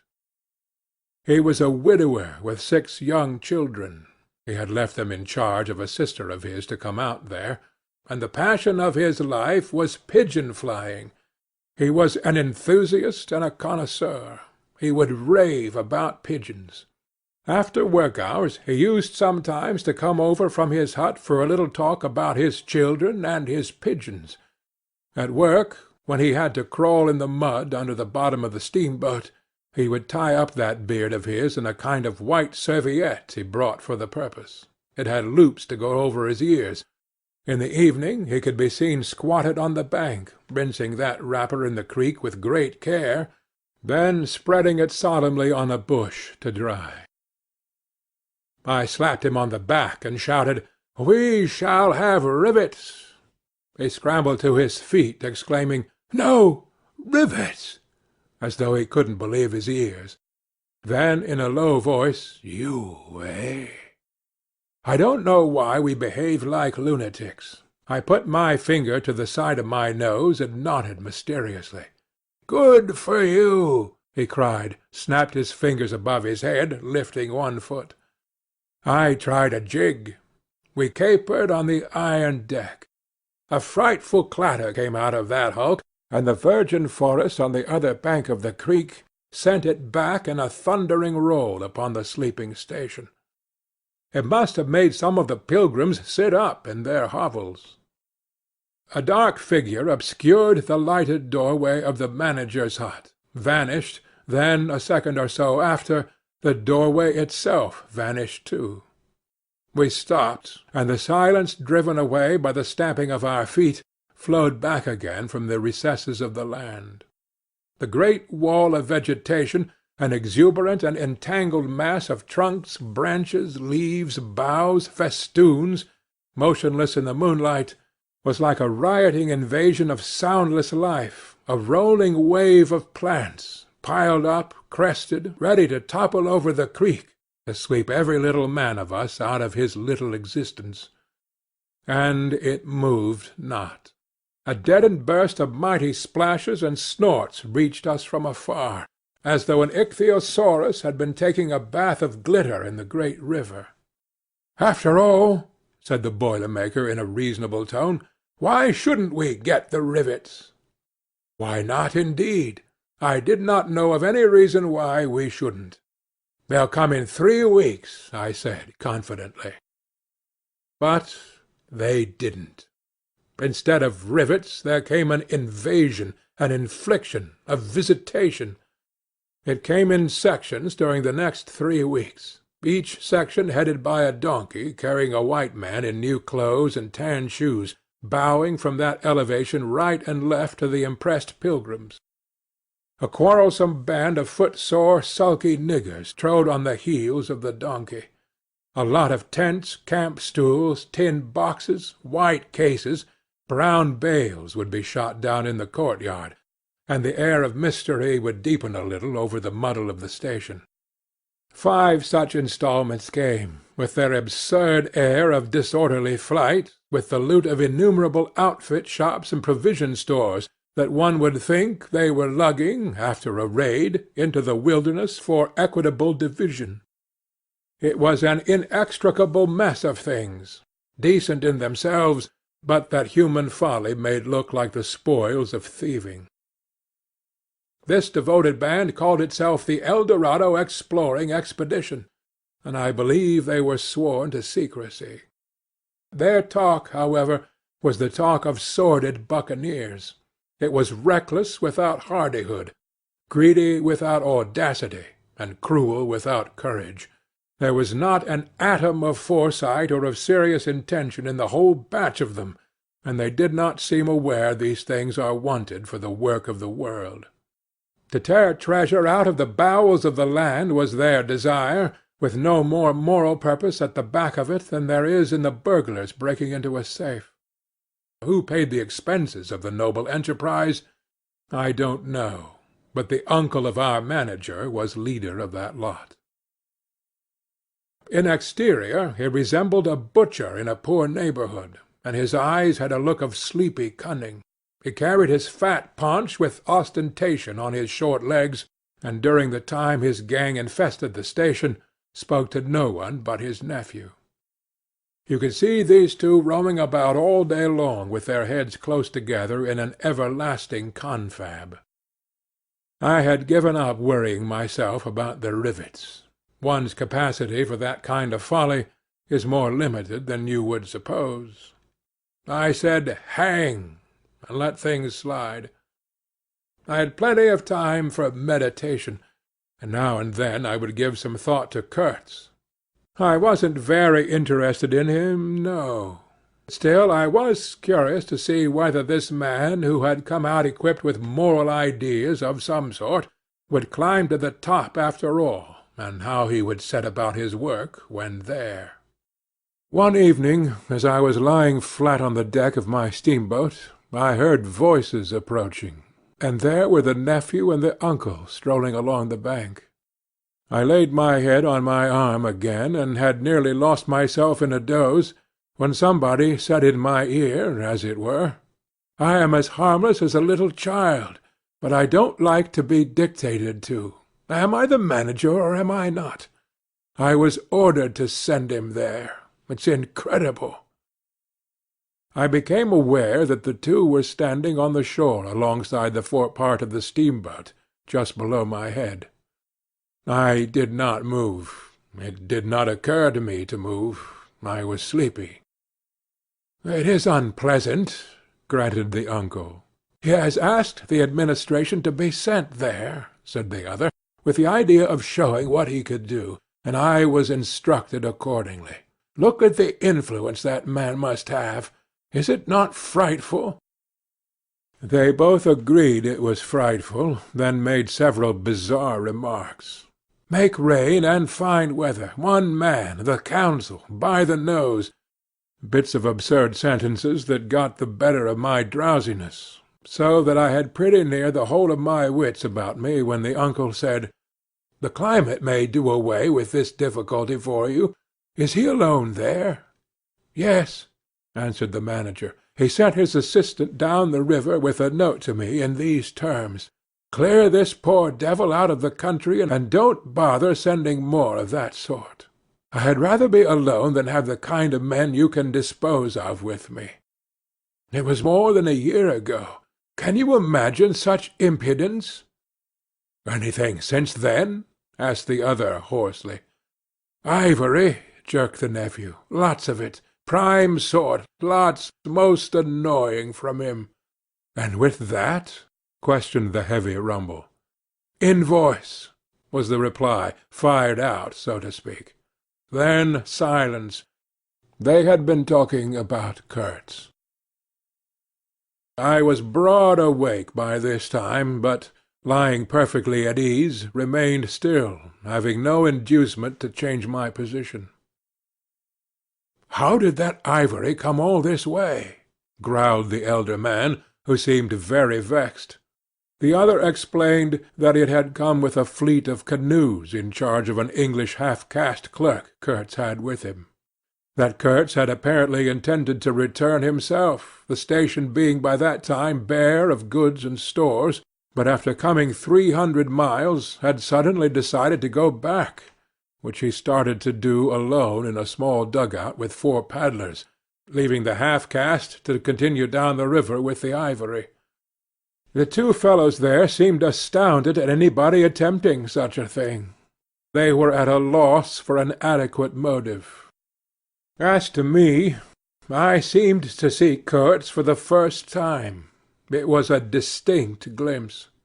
The dugout, 4 paddling savages, and the lone white man turning his back suddenly on the headquarters, on relief, on thoughts of home, perhaps, setting his face towards the depths of the wilderness, towards his empty and desolate station.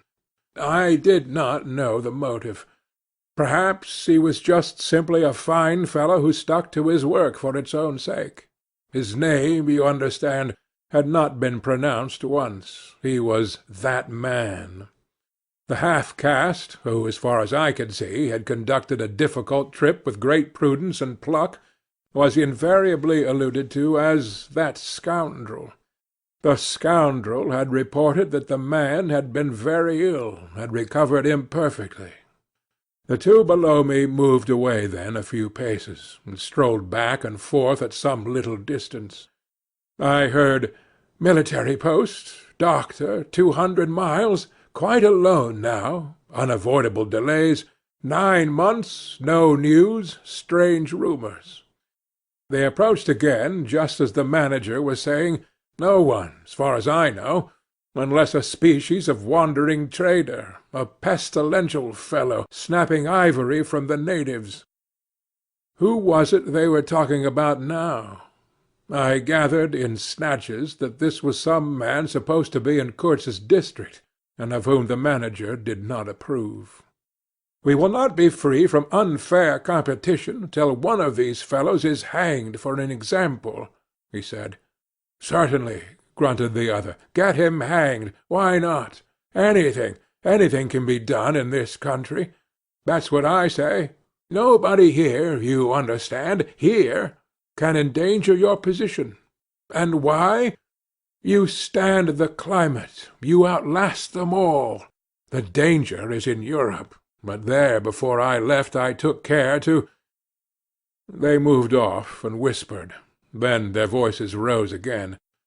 "The extraordinary series of delays is not my fault. I did my best." The fat man sighed. "Very sad." "And the pestiferous absurdity of his talk," continued the other. "He bothered me enough when he was here. Each station should be like a beacon on the road towards better things, a centre for trade, of course, but also for humanizing, improving, instructing. Conceive you that ass, and he wants to be the manager. No, it's—" Here he got choked by excessive indignation, and I lifted my head the least bit. I was surprised to see how near they were, right under me. I could have spat upon their hats.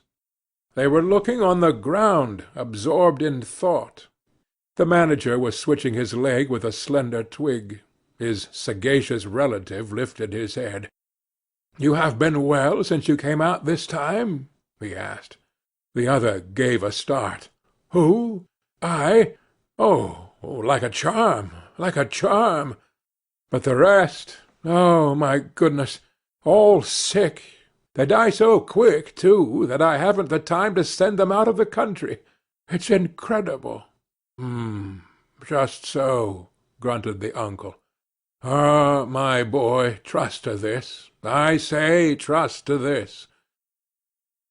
I saw him extend his short flipper of an arm for a gesture that took in the forest, the creek, the mud, the river, seemed to beckon with a dishonouring flourish before the sunlit face of the land a treacherous appeal to the lurking death, to the hidden evil, to the profound darkness of its heart. It was so startling that I leaped to my feet and looked back at the edge of the forest, as though I had expected an answer of some sort to that black display of confidence. You know the foolish notions that come to one sometimes. The high stillness confronted these two figures with its ominous patience, waiting for the passing away of a fantastic invasion. They swore aloud together, out of sheer fright, I believe, then, pretending not to know anything of my existence, turned back to the station. The sun was low, and leaning forward, side by side, they seemed to be tugging painfully uphill their two ridiculous shadows of unequal length, that trailed behind them slowly over the tall grass without bending a single blade. In a few days the El Dorado expedition went into the patient wilderness that closed upon it as the sea closes over a diver. Long afterwards the news came that all the donkeys were dead. I know nothing as to the fate of the less valuable animals. They, no doubt, like the rest of us, found what they deserved. I did not inquire. I was then rather excited at the prospect of meeting Kurtz very soon. When I say very soon, I mean it comparatively. It was just 2 months from the day we left the creek when we came to the bank below Kurtz's station. Going up that river was like travelling back to the earliest beginnings of the world, when vegetation rioted on the earth, and big trees were kings. An empty stream, a great silence, an impenetrable forest. The air was warm, thick, heavy, sluggish. There was no joy in the brilliance of sunshine. The long stretches of the waterway ran on, deserted, into the gloom of overshadowed distances. On silvery sandbanks hippos and alligators sunned themselves side by side. The broadening waters flowed through a mob of wooded islands. You lost your way on that river as you would in a desert, and butted all day long against shoals, trying to find the channel, till you thought yourself bewitched and cut off forever from everything you had known once, somewhere, far away, in another existence perhaps. There were moments when one's past came back to one, as it will sometimes when you have not a moment to spare for yourself. But it came in the shape of an unrestful and noisy dream, remembered with wonder amongst the overwhelming realities of this strange world of plants and water and silence, and this stillness of life did not in the least resemble a peace.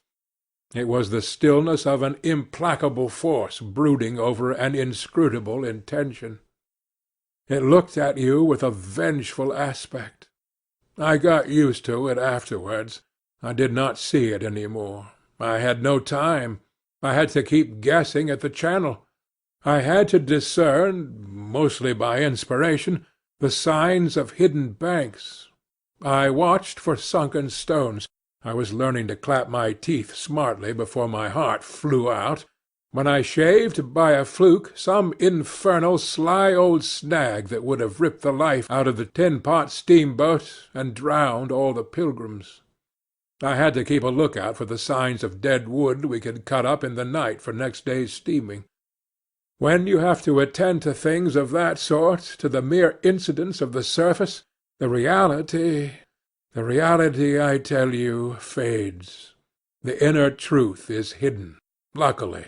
But I felt it all the same. I felt often its mysterious stillness watching me at my monkey tricks, just as it watches you fellows performing on your respective tight-ropes for, what is it, half a crown a tumble?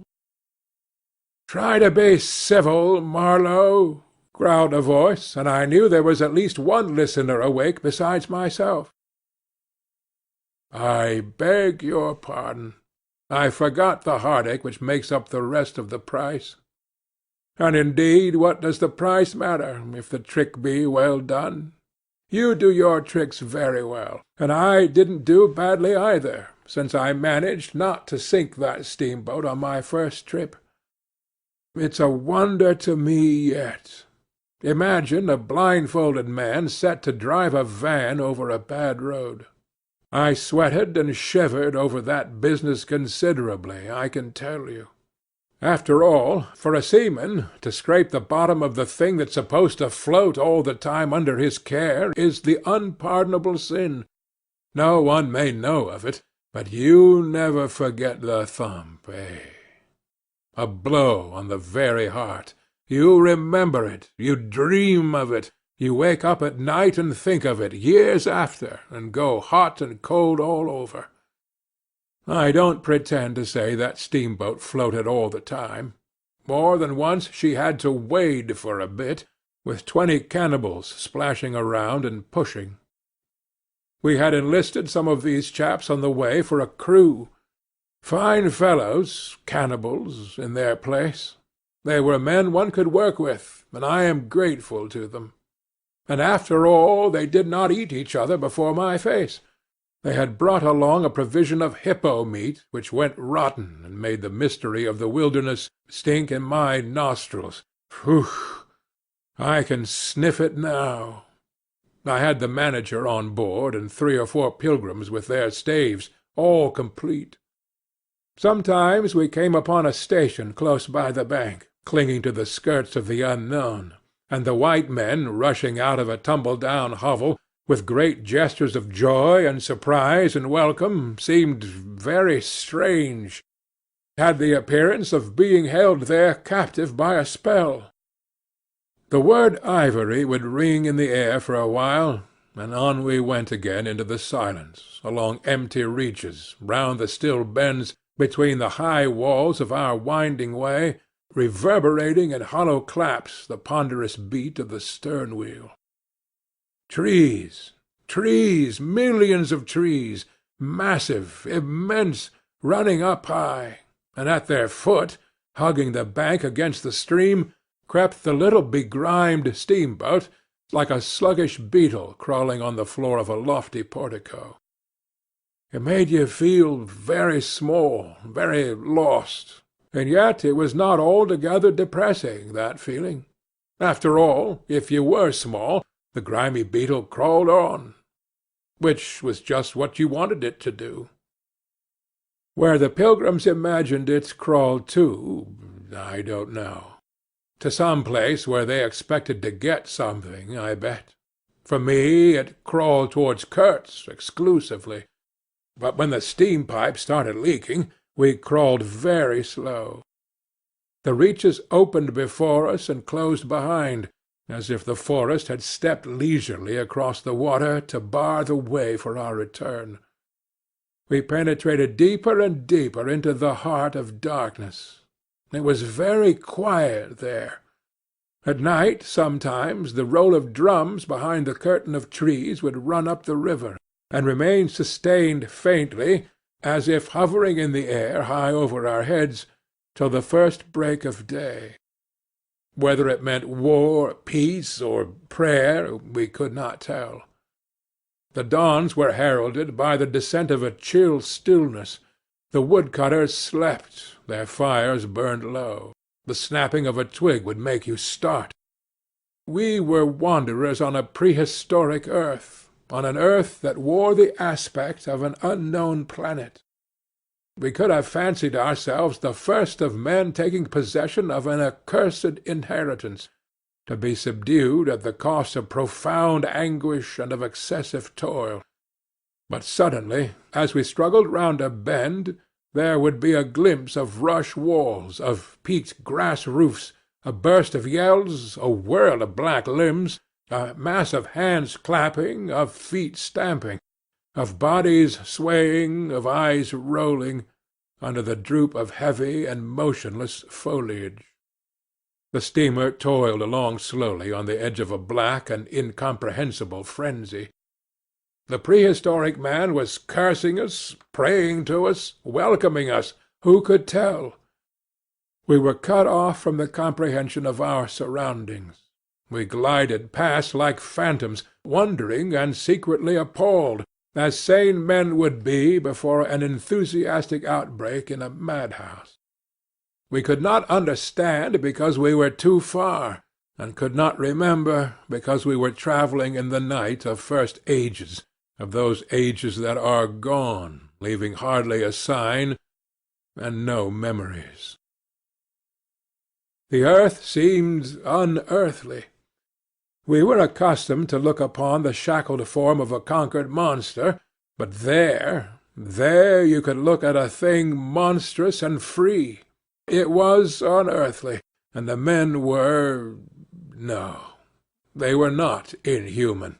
Well, you know, that was the worst of it, the suspicion of their not being inhuman. It could come slowly to one. They howled and leaped and spun and made horrid faces. But what thrilled you was just the thought of their humanity, like yours, the thought of your remote kinship with this wild and passionate uproar. Ugly. Yes, it was ugly enough. But if you were man enough, you would admit to yourself that there was in you just the faintest trace of a response to the terrible frankness of that noise, a dim suspicion of there being a meaning in it which you so remote from the night of first ages, could comprehend. And why not? The mind of man is capable of anything, because everything is in it, all the past as well as all the future. What was there, after all? Joy, fear, sorrow, devotion, valor, rage, who can tell? But truth, truth stripped of its cloak of time. Let the fool gape and shudder. The man knows, and can look on without a wink. But he must at least be as much of a man as these on the shore. He must meet that truth with his own true stuff, with his own inborn strength. Principles won't do. Acquisitions, clothes, pretty rags, rags that would fly off at the first good shake. No, you want a deliberate belief. An appeal to me in this fiendish row? Is there? Very well. I hear, I admit, but I have a voice too, and for good or evil mine is the speech that cannot be silenced. Of course, a fool, what with sheer fright and fine sentiments, is always safe. Who's that grunting? You wonder I didn't go ashore for a howl and a dance. Well, no, I didn't. Fine sentiments, you say? Fine sentiments be hanged! I had no time. I had to mess about with white lead and strips of woolen blanket, helping to put bandages on those leaky steam pipes, I tell you. I had to watch the steering and circumvent those snags, and get the tin pot along by hook or by crook. There was surface truth enough in these things to save a wiser man. And between whiles I had to look after the savage who was fireman. He was an improved specimen. He could fire up a vertical boiler. He was there below me, and upon my word, to look at him was as edifying as seeing a dog in a parody of breeches and a feather hat walking on his hind legs. A few months of training had done for that really fine chap. He squinted at the steam gauge and at the water gauge with an evident effort of intrepidity. And he filed teeth, too, the poor devil, and the wool of his pate shaved into queer patterns, and 3 ornamental scars on each of his cheeks. He ought to have been clapping his hands and stamping his foot on the bank, instead of which he was hard at work, a thrall to strange witchcraft, full of improving knowledge. He was useful because he had been instructed, and what he knew was this, that should the water in that transparent thing disappear, the evil spirit inside the boiler would get angry through the greatness of his thirst and take a terrible vengeance. So he sweated and fired up and watched the glass fearfully, with an impromptu charm made of rags tied to his arm and a piece of polished bone as big as a watch stuck flatways through his lower lip. While the wooded bank slipped past us slowly, the short noise was left behind, the interminable miles of silence, and we crept on towards Kurtz. But the snags were thick, the water was treacherous and shallow, the boiler seemed indeed to have a sulky devil in it, and thus neither that fireman nor I had any time to peer into our creepy thoughts.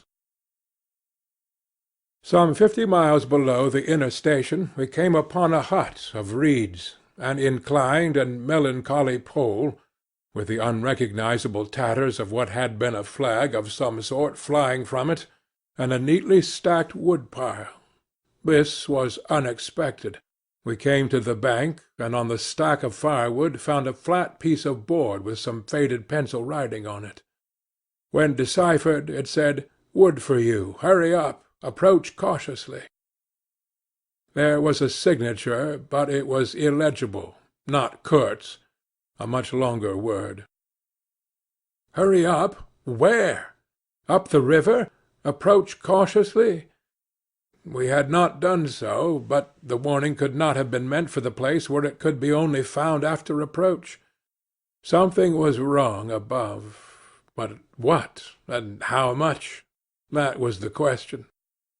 We commented adversely upon the imbecility of that telegraphic style. The bush around said nothing, and would not let us look very far either. A torn curtain of red twill hung in the doorway of the hut, and flapped sadly in our faces. The dwelling was dismantled, but we could see a white man had lived there not very long ago. There remained a rude table, a plank on 2 posts, a heap of rubbish reposed in a dark corner, and by the door I picked up a book. It had lost its covers, and the pages had been thumbed into a state of extremely dirty softness, but the back had been lovingly stitched afresh with white cotton thread, which looked clean yet. It was an extraordinary find. Its title was An Inquiry into Some Points of Seamanship, by a man Towser, Towson, some such name, master in his Majesty's Navy. The matter looked dreary reading enough, with illustrative diagrams and repulsive tables of figures, and the copy was 60 years old. I handled the amazing antiquity with the greatest possible tenderness, lest it should dissolve in my hands. Within, Towson or Towser was inquiring earnestly into the breaking strain of ships' chains and tackle, and other such matters. Not a very enthralling book, but at the first glance you could see there was a singleness of intention, an honest concern for the right way of going to work, which made these humble pages, thought out so many years ago, luminous with another than a professional light. The simple old sailor, with his talk of chains and purchases, made me forget the jungle and the pilgrims in a delicious sensation of having come upon something unmistakably real. Such a book being there was wonderful enough, but still more astounding were the notes penciled in the margin, and plainly referring to the text. I couldn't believe my eyes. They were in cipher. Yes, it looked like cipher.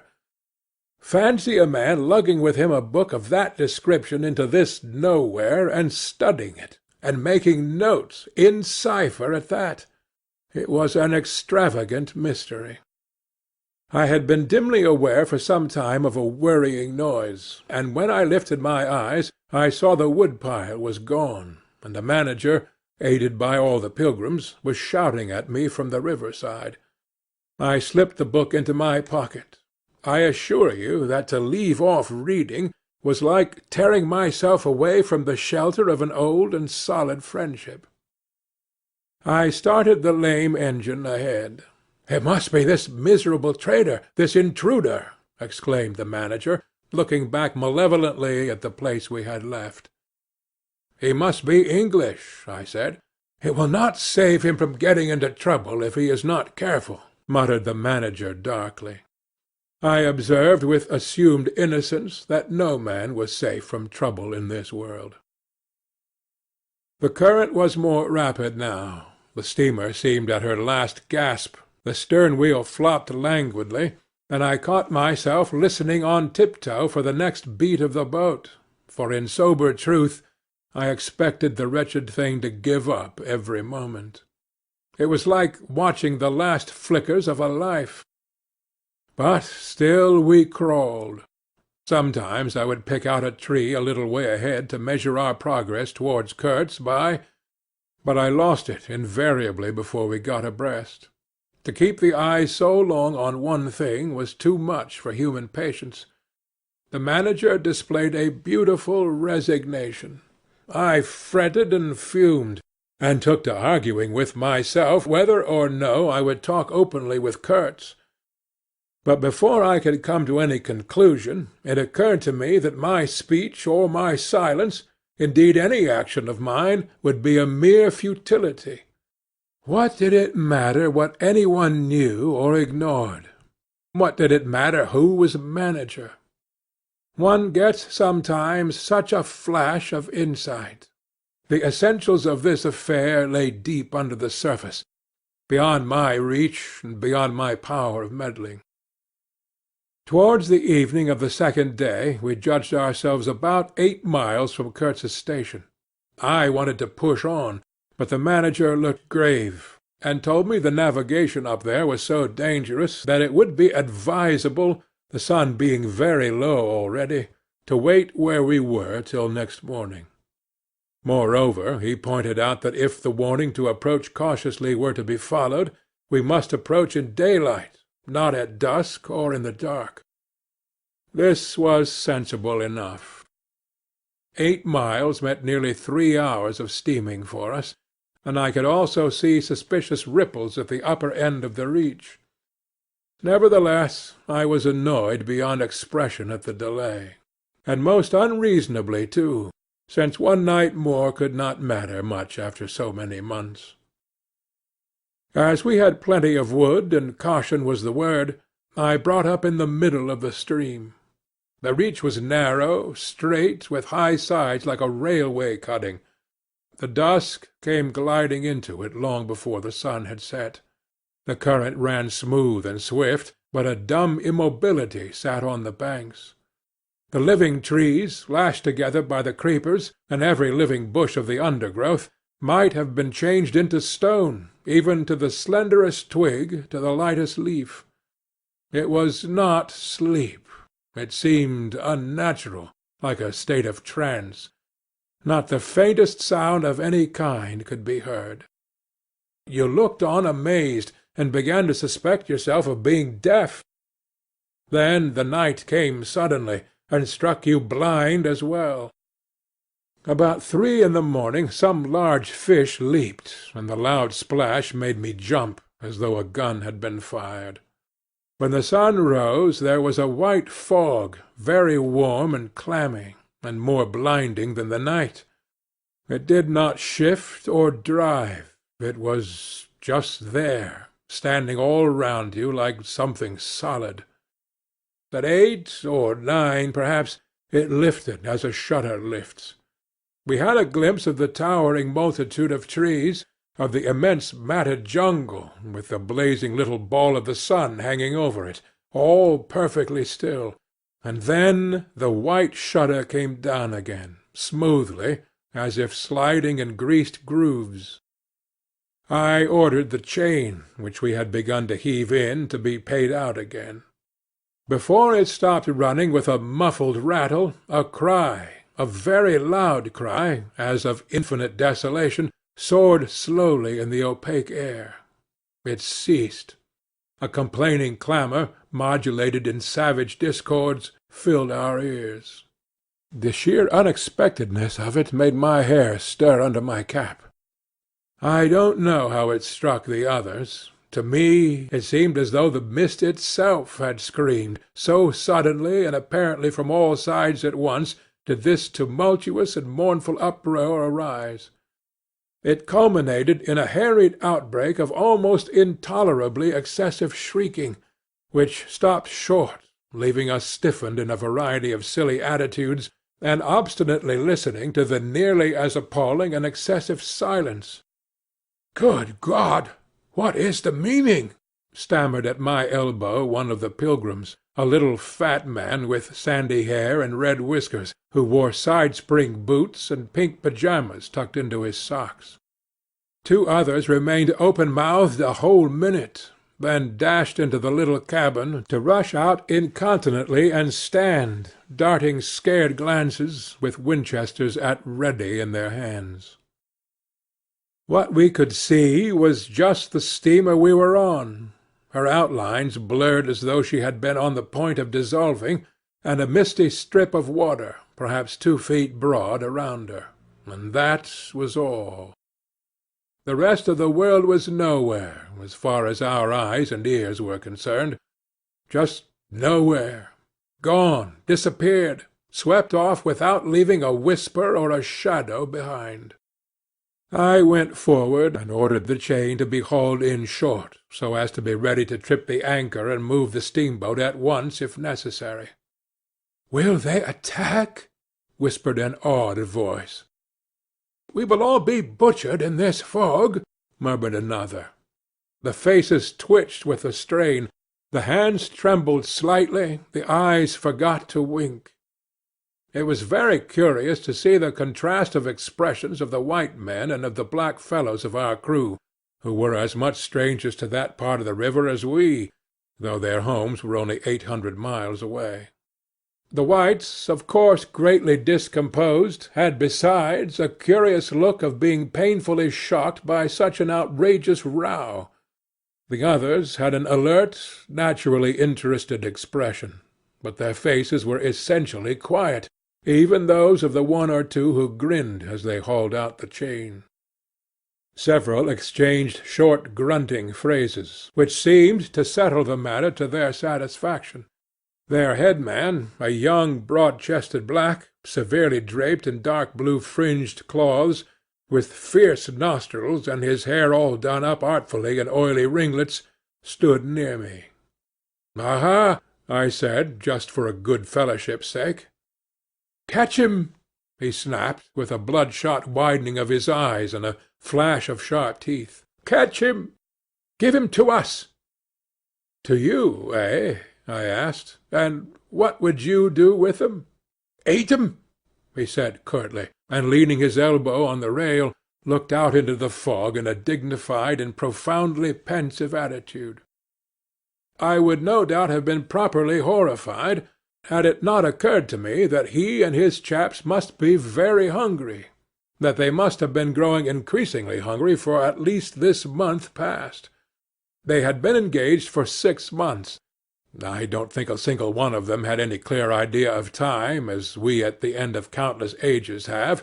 They still belonged to the beginnings of time, had no inherited experience to teach them, as it were. And, of course, as long as there was a piece of paper written over in accordance with some farcical law or other made down the river, it didn't enter anybody's head to trouble how they would live. Certainly they had brought with them some rotten hippo meat, which couldn't have lasted very long anyway, even if the pilgrims hadn't, in the midst of a shocking hullabaloo, thrown a considerable quantity of it overboard. It looked like a high-handed proceeding, but it was really a case of legitimate self-defence. You can't breathe dead hippo waking, sleeping, and eating, and at the same time keep your precarious grip on existence. Besides that, they had given them every week 3 pieces of brass wire, each about 9 inches long, and the theory was they were to buy their provisions with that currency in riverside villages. You can see how that worked. There were either no villages, or the people were hostile, or the director, who like the rest of us fed out of tins, with an occasional old he-goat thrown in, didn't want to stop the steamer for some more or less recondite reason. So, unless they swallowed the wire itself, or made loops of it to snare the fishes with, I don't see what good their extravagant salary could be to them. I must say it was paid with a regularity worthy of a large and honourable tracking company. For the rest, the only thing to eat, though it didn't look eatable in the least, I saw in their possession, were a few lumps of some stuff like half-cooked dough, of a dirty lavender colour, they kept wrapped in leaves, and now and then swallowed a piece of, but so small that it seemed done more for the looks of the thing than for any serious purpose of sustenance. Why in the name of all the gnawing devils of hunger they didn't go for us, they were 30 to 5, and have a good tuck-in for once, amazes me now when I think of it. They were big, powerful men, with not much capacity to weigh the consequences, with courage, with strength even yet, though their skins were no longer glossy and their muscles no longer hard. And I saw that something restraining, one of those human secrets that baffle probability, had come into play there.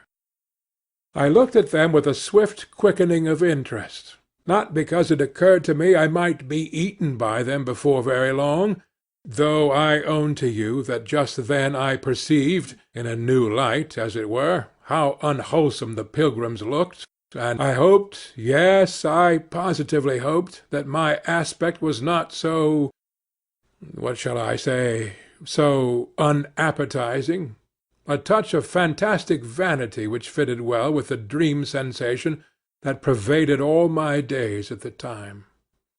Perhaps I had a little fever too. One can't live with one's finger everlastingly on one's pulse. I had often a little fever, or a little touch of other things, the playful paw-strokes of the wilderness, the preliminary trifling before the more serious onslaught which came in due course. Yes, I looked at them as you would on any human being, with a curiosity of their impulses, motives, capacities, weaknesses, when brought to the test of an inexorable physical necessity. Restraint! What possible restraint? Was it superstition, disgust, patience, fear, or some kind of primitive honor? No fear can stand up to hunger. No patience can wear it out. Disgust simply does not exist where hunger is. And as to superstition, beliefs, and what you may call principles, they are less than chaff in a breeze. Don't you know the devilry of lingering starvation, its exasperating torment, its black thoughts, its sombre and brooding ferocity? Well, I do. It takes a man all his inborn strength to fight hunger properly. It's really easier to face bereavement, dishonor, and the perdition of one's soul than this kind of prolonged hunger. Sad, but true.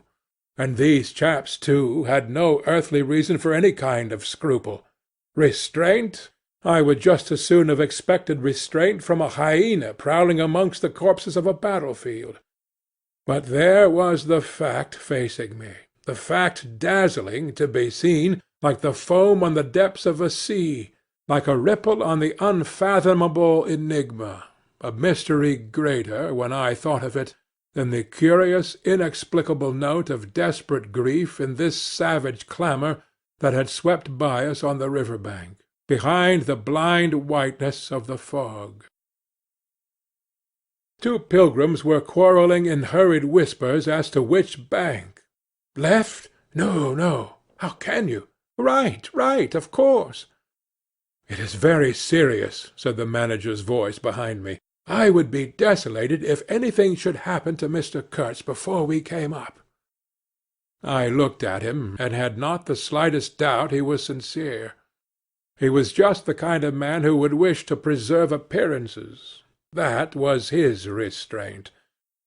But when he muttered something about going on at once, I did not even take the trouble to answer him. I knew, and he knew, that it was impossible. Were we to let go our hold of the bottom, we would be absolutely in the air, in space. We wouldn't be able to tell where we were going to, whether up or downstream, or across, till we fetched against one bank or the other, and then we wouldn't know at first which it was. Of course I had no move. I had no mind for a smash-up. You couldn't imagine a more deadly place for a shipwreck. Whether we drowned at once or not, we were sure to perish speedily in one way or another. I authorize you to take all the risks, he said, after a short silence. I refuse to take any, I said shortly, which was just the answer he expected, though its tone might have surprised him. Well, I must defer to your judgment. You are captain, he said, with a marked civility. I turned my shoulder to him in a sign of my appreciation, and looked into the fog. How long would it last? It was the most hopeless lookout. The approach to this Kurtz grubbing for ivory in the wretched bush was beset by as many dangers as though he had been an enchanted princess sleeping in a fabulous castle. "Will they attack, do you think?" asked the manager in a confidential tone. I did not think they would attack, for several obvious reasons. The thick fog was one. If they left the bank in their canoes, they would get lost in it, as we would be if we attempted to move. Still, I had also judged the jungle of both banks quite impenetrable, and yet eyes were in it, eyes that had seen us. The riverside bushes were certainly very thick, but the undergrowth behind was evidently penetrable. However, during the short lift I had seen no canoes anywhere in the reach, certainly not abreast of the steamer. But what made the idea of attack inconceivable to me was the nature of the noise, of the cries we had heard. They had not the fierce character boding immediate hostile intention. Unexpected, wild, and violent as they had been, They had given me an irresistible impression of sorrow. The glimpse of the steamboats had for some reason filled those savages with unrestrained grief. The danger, if any, I expounded, was from the proximity to a great human passion let loose. Even extreme grief may ultimately vent itself in violence, but more generally takes the form of apathy. You should have seen the pilgrims stare. They had no heart to grin, or even to revile me, but I believe they thought me gone mad, with fright maybe. I delivered a regular lecture. My dear boys, it was no good bothering. Keep a lookout? Well, you may guess I watched the fog for the signs of lifting as a cat watches a mouse. But for anything else, our eyes were of no more use to us than if we had been buried miles deep in a heap of cotton wool. I felt like it, too, choking, warm, stifling. Besides, all I said, though it sounded extravagant, was absolutely true to fact. What we afterwards alluded to as an attack was really an attempt to repulse. The action was very far from being aggressive. It was not even defensive in the usual sense. It was undertaken under the stress of desperation, and in its essence was purely protective. It developed itself, I should say, 2 hours after the fog lifted, and its commencement was at a spot, roughly speaking, about 1.5 miles below Kurtz's station. We had just floundered and flopped round a bend when I saw an islet, a mere grassy hummock of bright green in the middle of the stream. It was the only thing of the kind, but as we opened the reach more, I perceived it was the head of a long sandbank, or rather of a chain of shallow patches stretching down the middle of the river. They were discoloured, just awash, and the whole lot was seen just under the water, exactly as a man's backbone is seen running down the middle of his back under the skin. Now, as far as I did see, I could go to the right or to the left of this. I didn't know either channel, of course. The banks looked pretty well alike. The depth appeared the same. But as I had been informed the station was on the west side, I naturally headed for the western passage. No sooner had we fairly entered it than I became aware it was much narrower than I had supposed. To the left of us there was the long, uninterrupted shoal, and to the right a high, steep bank, heavily overgrown with bushes. Above the bush the trees stood in serried ranks. The twigs overhung the current thickly, and from distance to distance a large limb of some tree projected rigidly over the stream. It was then well on in the afternoon.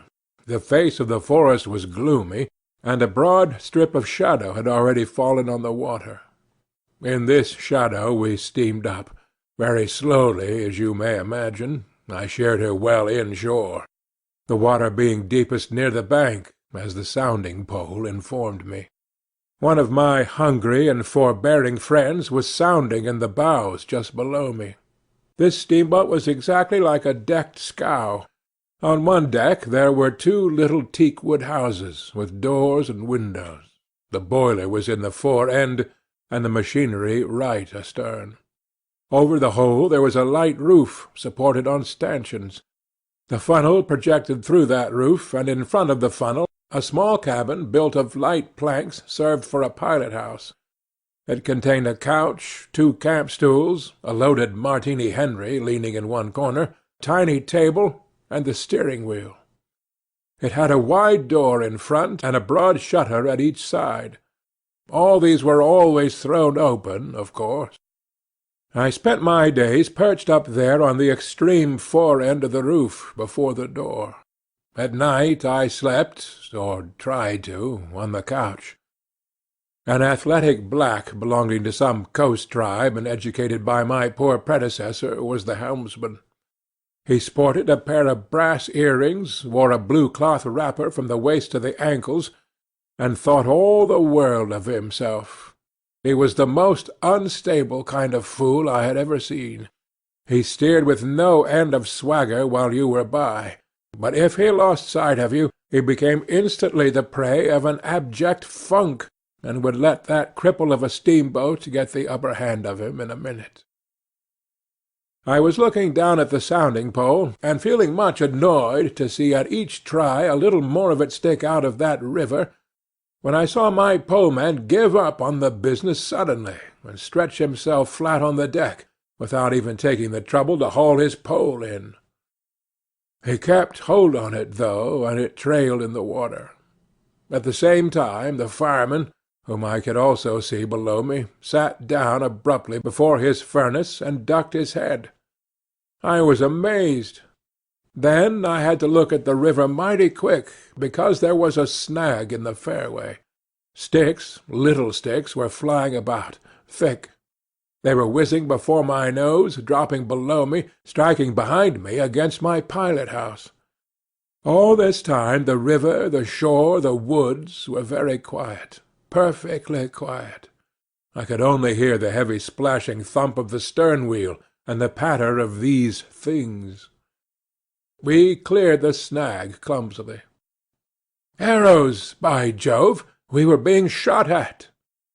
I stepped in quickly to close the shutter on the land side. That fool helmsman, his hands on the spokes, was lifting his knees high, stamping his feet, champing his mouth like a reined-in horse. Confound him! And we were staggering within 10 feet of the bank. I had to lean right out to swing the heavy shutter, and I saw a face amongst the leaves on the level with my own, looking at me very fierce and steady. And then, suddenly, as though a veil had been removed from my eyes, I made out, deep in the tangled gloom, naked breasts, arms, legs, glaring eyes. The bush was swarming with human limbs in movement, glistening of bronze colour. The twigs shook, swayed, and rustled. The arrows flew out of them, and then the shutter came to. "Steer her straight," I said to the helmsman. He held his head rigid, face forward. But his eyes rolled, he kept on lifting and setting down his feet gently, his mouth foamed a little. "Keep quiet," I said in a fury. I might just as well have ordered a tree not to sway in the wind. I darted out. Below me there was a great scuffle of feet on the iron deck. Confused exclamations. A voice screamed, "Can you turn back?" I caught sight of a V-shaped ripple on the water ahead. What? Another snag? A fusillade burst out under my feet. The pilgrims had opened with their Winchesters, and were simply squirting lead into the bush. A deuce of a lot of smoke came up and drove slowly forward. I swore at it. Now I couldn't see the ripple or the snag either. I stood in the doorway, peering, and the arrows came in swarms. They might have been poisoned, but they looked as though they couldn't kill a cat. The bush began to howl. Our woodcutters raised a warlike whoop. The report of a rifle just at my back deafened me. I glanced over my shoulder, and the pilot-house was yet full of noise and smoke when I made a dash at the wheel. The fool nigger had dropped everything to throw the shutter open and let off that Martini Henry. He stood before the wide opening, glaring, and I yelled at him to come back, while I straightened the sudden twist out of that steamboat. There was no room to turn, even if I had wanted to. The snag was somewhere very near ahead in that confounded smoke. There was no time to lose, so I just crowded her into the bank, right into the bank, where I knew the water was deep. We tore slowly along the overhanging bushes in a whirl of broken twigs and flying leaves. The fusillade below stopped short, as I had foreseen it would when the squirts got empty. I threw my head back to a glinting whiz that traversed the pilot-house, in at one shutter-hole and out at the other. Looking past that mad helmsman, who was shaking the empty rifle and yelling at the shore, I saw vague forms of men running bent double, leaping, gliding, distinct, incomplete, evanescent. Something big appeared in the air before the shutter. The rifle went overboard, and the man stepped back swiftly, looked at me over his shoulder in an extraordinary, profound, familiar manner, and fell upon my feet. The side of his head hit the wheel twice, and the end of what appeared a long cane clattered round and knocked over a little camp-stool. It looked as though after wrenching that thing from somebody ashore he had lost his balance in the effort. The thin smoke had blown away. We were clear of the snag, and looking ahead I could see that in another 100 yards or so I would be free to sheer off, away from the bank. But my feet felt so very warm and wet that I had to look down. The man had rolled on his back and stared straight up at me. Both his hands clutched that cane. It was the shaft of a spear that, either thrown or lunged through the opening, had caught him in the side, just below the ribs. The blade had gone in out of sight after making a frightful gash. My shoes were full. A pool of blood lay very still, gleaming dark red under the wheel. His eyes shone with an amazing lustre. The fusillade burst out again.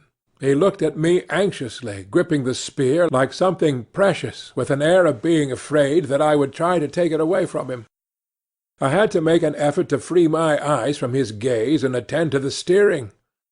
With one hand I felt above my head for the line of the steam whistle, and jerked out screech after screech hurriedly. The tumult of angry and warlike yells was checked instantly, and then from the depths of the woods went out such a tremulous and prolonged wail of mournful fear and utter despair as may be imagined to follow the flight of the last hope from the earth. There was a great commotion in the bush. The shower of arrows stopped. A few dropping shots rang out sharply. Then silence, in which the languid beat of the stern-wheel came plainly to my ears. I put the helm hard a-starboard at the moment when the pilgrim in pink pyjamas, very hot and agitated, appeared in the doorway. "The manager sends me," he began in an official tone, and stopped short. "Good God!" he said, glaring at the wounded man. We two whites stood over him, and his lustrous and inquiring glance enveloped us both.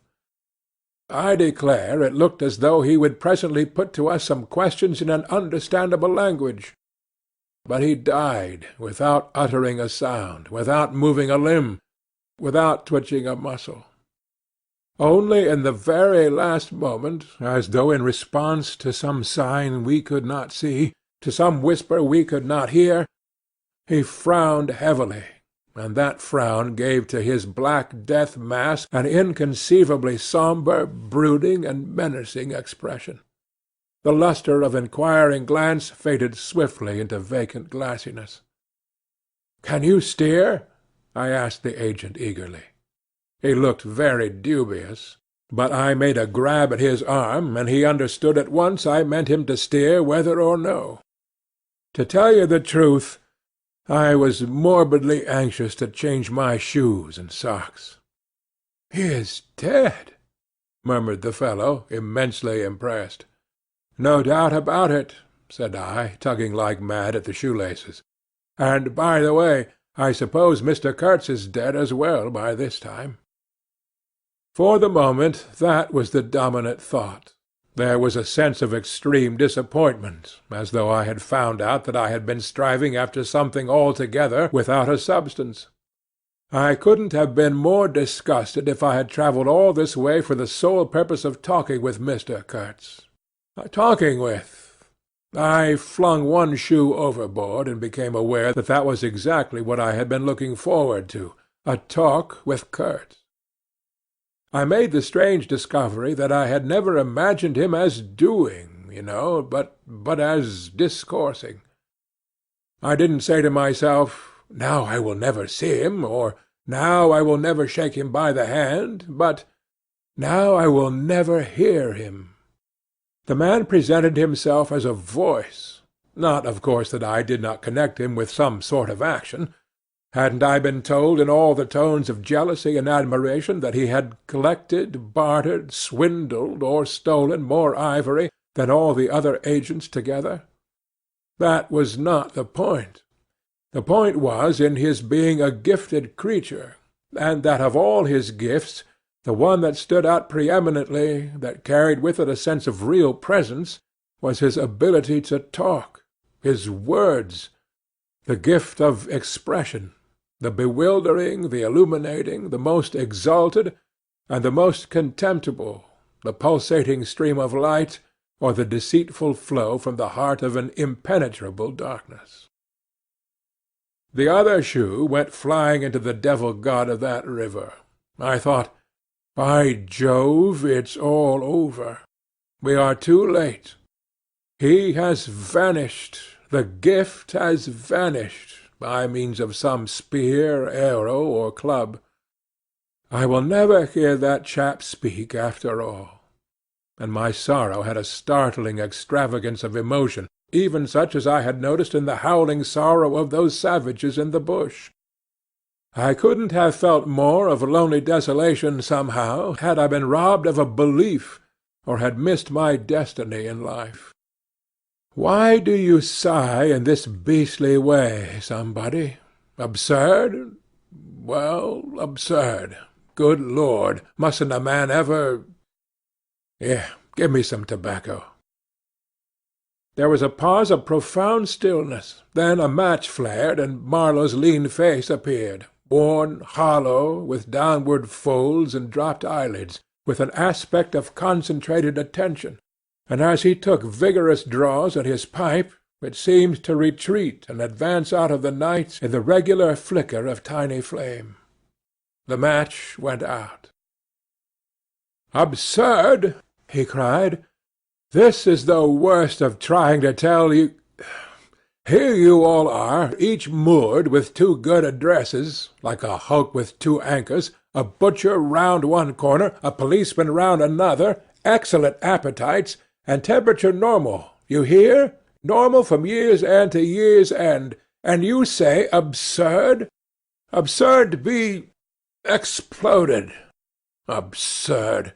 My dear boys, what can you expect from a man who out of sheer nervousness had just flung overboard a pair of new shoes? Now I think of it, it is amazing I did not shed tears. I am, upon the whole, proud of my fortitude. I was cut to the quick at the idea of having lost the inestimable privilege of listening to the gifted Kurtz. Of course I was wrong. The privilege was waiting for me. Oh, yes, I heard more than enough, and I was right, too. A voice. He was very little more than a voice. And I heard him, it, this voice, other voices, all of them were so little more than voices, and the memory of that time itself lingers upon me, impalpably, like a dying vibration of one immense jabber, silly, atrocious, sordid, savage, or simply mean, without any kind of sense. Voices, voices, even the girl herself. Now— He was silent for a long time. I laid the ghost of his gifts at last with a lie. He began suddenly. Girl! What? Did I mention a girl? Oh, she is out of it completely.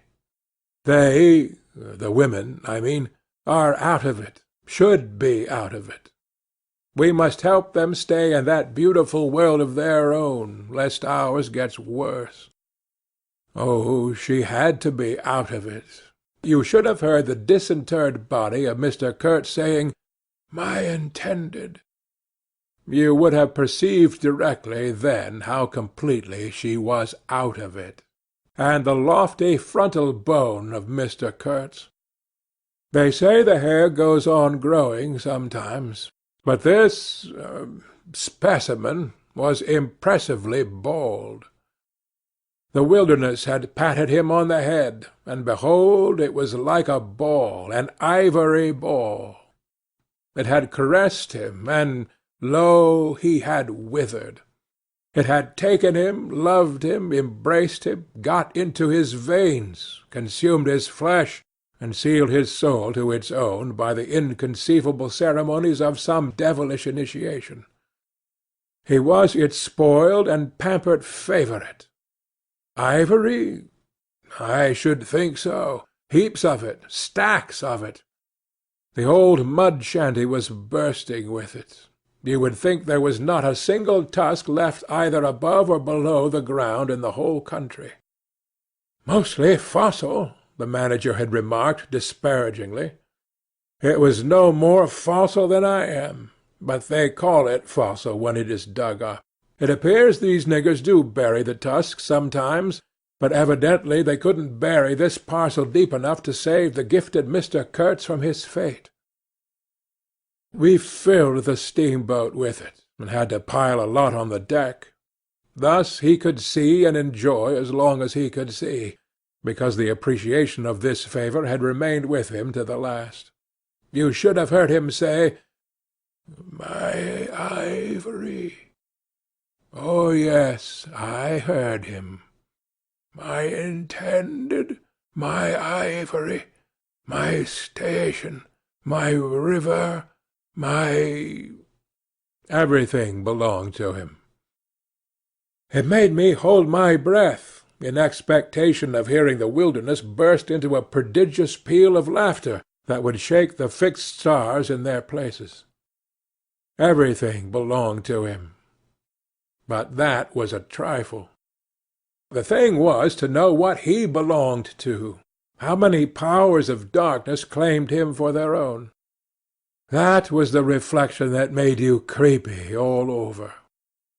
It was impossible, it was not good for one either, trying to imagine. He had taken a high seat amongst the devils of the land. I mean literally. You can't understand. How could you?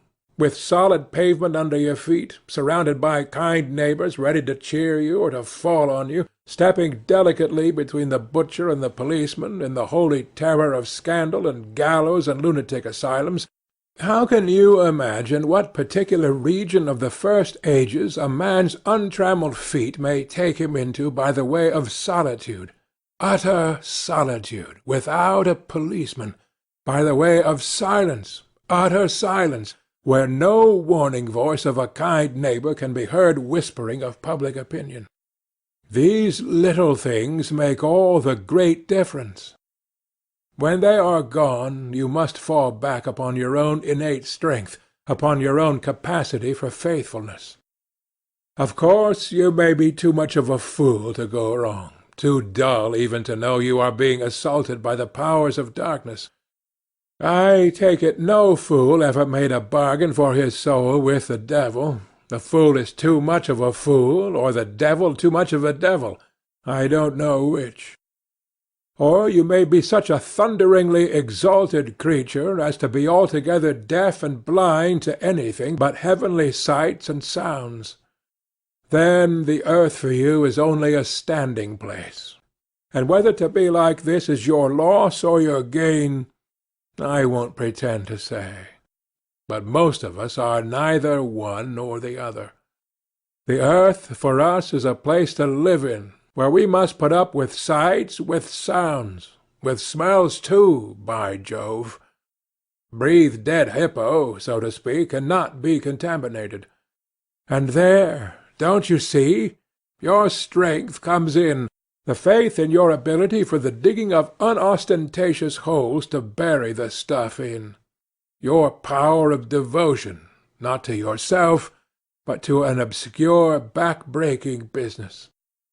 And that's difficult enough. Mind, I am not trying to excuse or even explain. I am trying to account to myself for Mr. Kurtz, for the shade of Mr. Kurtz. This initiated wraith from the back of nowhere honoured me with its amazing confidence before it vanished altogether. This was because it could speak English to me. The original Kurtz had been educated partly in England, and, as he was good enough to say himself, his sympathies were in the right place. His mother was half English, his father was half French.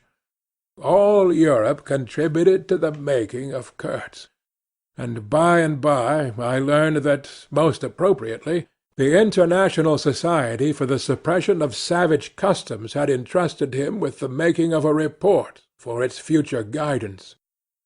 And he had written it, too. I've seen it. I've read it. It was elegant, vibrating with elegance, but too high-strung, I think. 17 pages of close writing he had found time for. But this must have been before his, let us say, nerves went wrong, and caused him to preside at certain midnight dances, ending with unspeakable rites, which, as far as I reluctantly gathered from what I heard at various times, were offered up to him. Do you understand? To Mr. Kurtz himself. But it was a beautiful piece of writing. The opening paragraph, however, in the light of later information, strikes me now as ominous.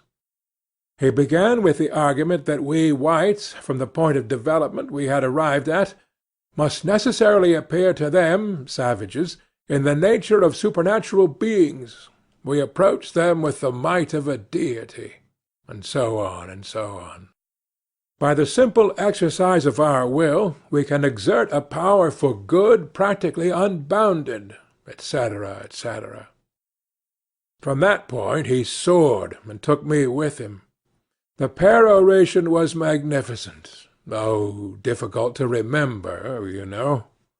It gave me the notion of an exotic immensity, ruled by an august benevolence. It made me tingle with enthusiasm. This was the unbounded power of eloquence, of words, of burning, noble words. There were no practical hints to interrupt the magic current of phrases, unless a kind of note at the foot of the last page, scrawled evidently much later in an unsteady hand, may be regarded as the exposition of a method. It was very simple, and at the end of that moving appeal to every altruistic sentiment it blazed at you, luminous and terrifying, like a flash of lightning in a serene sky. Exterminate all the brutes. The curious part was that he had apparently forgotten all about that valuable postscriptum, because later on, when he in a sense came to himself, he repeatedly entreated me to take good care of my pamphlet, he called it, as it was sure to have in the future a good influence upon his career. I had full information about all these things, and besides, as it turned out, I was to have the care of his memory. I've done enough for it to give me the indisputable right to lay it, if I choose, for an everlasting rest in the dust-bin of progress, amongst all the sweepings and, figuratively speaking, all the dead cats of civilization. But then, you see, I can't choose. He won't be forgotten. Whatever he was not common. He had the power to charm or frighten rudimentary souls into an aggravated witch-dance in his honour. He could also fill the small souls of the pilgrims with bitter misgivings. He had one devoted friend at least, and he had conquered one soul in the world that was neither rudimentary nor tainted with self-seeking. No, I can't forget him, though I am not prepared to affirm the fellow was exactly worth the life we lost in getting to him. I missed my late helmsman awfully. I missed him even while his body was still lying in the pilot-house. Perhaps you will think it passing strange, this regret for a savage who was no more account than a grain of sand in a black Sahara. Well, don't you see, he had done something. He had steered. For months I had him at my back, a help, an instrument. It was a kind of partnership. He steered for me. I had to look after him. I worried about his deficiencies, and thus a subtle bond had been created of which I only became aware when it was suddenly broken. And the intimate profundity of that look he gave me when he received his hurt remains to this day in my memory, like a claim of distant kinship affirmed in a supreme moment. Poor fool! If he had only left that shutter alone! He had no restraint, just like Kurtz, a tree swayed by the wind. As soon as I had put on a dry pair of slippers, I dragged him out, after first jerking the spear out of his side, which operation, I confess, I performed with my eyes shut tight. His heels leaped together over the little doorstep. His shoulders were pressed to my breast. I hugged him from behind, desperately. Oh, he was heavy, heavier than any man on earth, I should imagine. Then, without more ado, I tipped him overboard.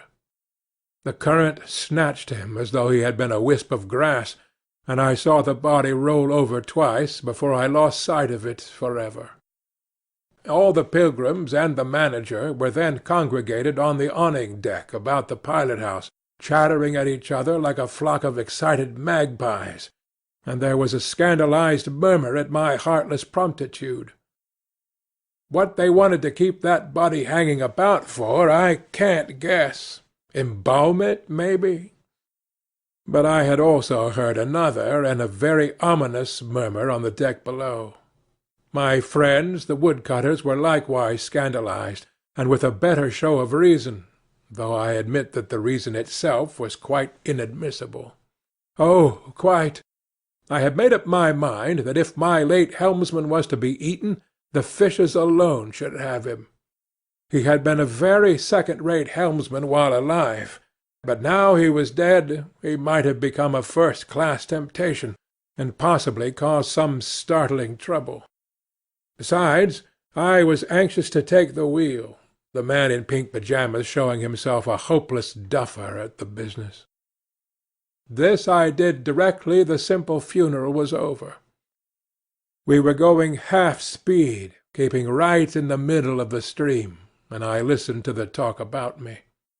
They had given up Kurtz. They had given up the station. Kurtz was dead, and the station had been burnt, and so on, and so on. The red-haired pilgrim was beside himself with the thought that at least this poor Kurtz had been properly avenged. Say, we must have made a glorious slaughter of them in the bush, eh? What do you think? Say? He positively danced, the bloodthirsty little gingery beggar, and he had nearly fainted when he saw the wounded man. I could not help saying, "You made a glorious lot of smoke, anyhow." I had seen from the way the tops of the bushes rustled and flew that almost all the shots had gone too high. You can't hit anything unless you take aim and fire from the shoulder. But these chaps fired from the hip, with their eyes shut. The retreat, I maintained, and I was right, was caused by the screeching of the steam-whistle. Upon this they forgot Kurtz, and began to howl at me with indignant protests. The manager stood by the wheel murmuring confidentially about the necessity of getting well away down the river before dark at all events, when I saw in the distance a clearing on the river-side, and the outlines of some sort of building. "What's this?" I asked. He clapped his hands in wonder. "The station!" he cried. I edged in at once, still going half-speed. Through my glasses I saw the slope of a hill interspersed with rare trees and perfectly free from undergrowth. A long decaying building on the summit was half buried in the high grass. The large holes in the peaked roof gaped black from afar. The jungle and the woods made a background. There was no enclosure or fence of any kind, but there had been one apparently, for near the house half a dozen slim posts remained in a row, roughly trimmed and with their upper ends ornamented with round carved balls. The rails, or whatever there had been between, had disappeared. Of course the forest surrounded all that. The river bank was clear, and on the water side I saw a white man under a hat, like a cartwheel, beckoning persistently with his whole arm. Examining the edge of the forest above and below, I was almost certain I could see movements, human forms gliding here and there. I steamed past prudently, then stopped the engines and let her drift down. The man on the shore began to shout, urging us to land. "We have been attacked!" screamed the manager. "I know, it's all right," yelled back the other, as cheerful as you please. "Come along, it's all right. I am glad." His aspect reminded me of something I had seen, something funny I had seen somewhere. As I manoeuvred to get alongside, I was asking myself, what does this fellow look like? Suddenly I got it. He looked like a harlequin. His clothes had been made of some stuff that was brown holland probably, but it was covered with patches all over, with bright patches, blue, red, and yellow, patches on the back, patches on the front, patches on elbows, on knees, coloured binding around his jacket, scarlet edging at the bottom of his trousers, and the sunshine made him look extremely gay and wonderfully neat withal, because you could see how beautifully all this patching had been done. A beardless, boyish face, very fair, no features to speak of, nose peeling, little blue eyes, smiles and frowns chasing each other over that open countenance, like sunshine and shadow on a wind-swept plain. "Look out, captain!" he cried. "There's a snag lodged in here last night." "What? Another snag?" I confess I swore shamefully. I had nearly holed my cripple to finish off that charming trip. The harlequin on the bank turned his little pug nose up to me. "You English?" he asked, all smiles. "Are you?" I shouted from the wheel. The smiles vanished, and he shook his head as if sorry for my disappointment. Then he brightened up. "Never mind," he cried encouragingly. "Are we in time?" I asked. "He is up there," he replied, with a toss of the head up the hill, and becoming gloomy all of a sudden. His face was like the autumn sky, overcast one moment and bright the next. When the manager, escorted by the pilgrims, all of them armed to the teeth, had gone to the house, this chap came on board. "I say, I don't like this. The natives are in the bush," I said. He assured me earnestly it was all right. "They are simple people," he added. "Well, I am glad you came. It took me all my time to keep them off." "But you said it was all right," I cried. "Oh, they meant no harm," he said, and as I stared he corrected himself. "Not exactly." Then vivaciously, "My faith, your pilot-house wants a clean-up." In the next breath he advised me to keep enough steam on the boiler to blow the whistle in case of trouble. "One good screech will do more for you than all your rifles." "They are simple people," he repeated. He rattled away at such a rate he quite overwhelmed me. He seemed to be trying to make up for lots of silence, and actually hinted, laughing, that such was the case. "Don't you talk with Mr. Kurtz?" I said. "You don't talk with that man. You listen to him," he exclaimed with severe exultation. "But now—" He waved his arm, and in the twinkling of an eye was in the outermost depths of despondency. In a moment he came up again with a jump, possessed himself of both my hands, shook them continuously, while he gabbed, "Brother sailor, honour, pleasure, delight. Introduce myself. Russian, son of an archpriest. Government of Tambov. What? Tobacco? English tobacco. The excellent English tobacco. Now, that's brotherly. Smoke? Where's a sailor that does not smoke?" The pipe soothed him, and gradually I made out he had run away from school and had gone to sea in a Russian ship. Ran away again, served some time in English ships. was now reconciled with the archpriest. He made a point of that. "But when one is young, one must see things, gather experience, ideas, enlarge the mind." "Here," I interrupted, "you can never tell. Here I met Mr. Kurtz," he said, youthfully solemn and reproachful. I held my tongue after that. It appears he had persuaded a Dutch trading-house on the coast to fit him out with stores and goods, and started for the interior with a light heart and no more idea of what would happen to him than a baby. He had been wandering about that river for nearly 2 years alone, cut off from everybody and everything. "I am not so young as I look. I am 25, he said. "At first old Van Schaiten would tell me to go to the devil," he narrated with keen enjoyment. "But I stuck to him, and talked, till at last he got afraid I would talk the hind leg off his favourite dog, so he gave me some cheap things and a few guns, and told me he hoped he would never see my face again. Good old Dutchman, Van Schaiten. I've sent him one small lot of ivory a year ago, so that he can't call me a little thief when I get back. I hope he got it, and for the rest, I don't care. I had some wood stacked for you. That was my old house. Did you see?" I gave him Towson's book. He made as though he would kiss me, but restrained himself.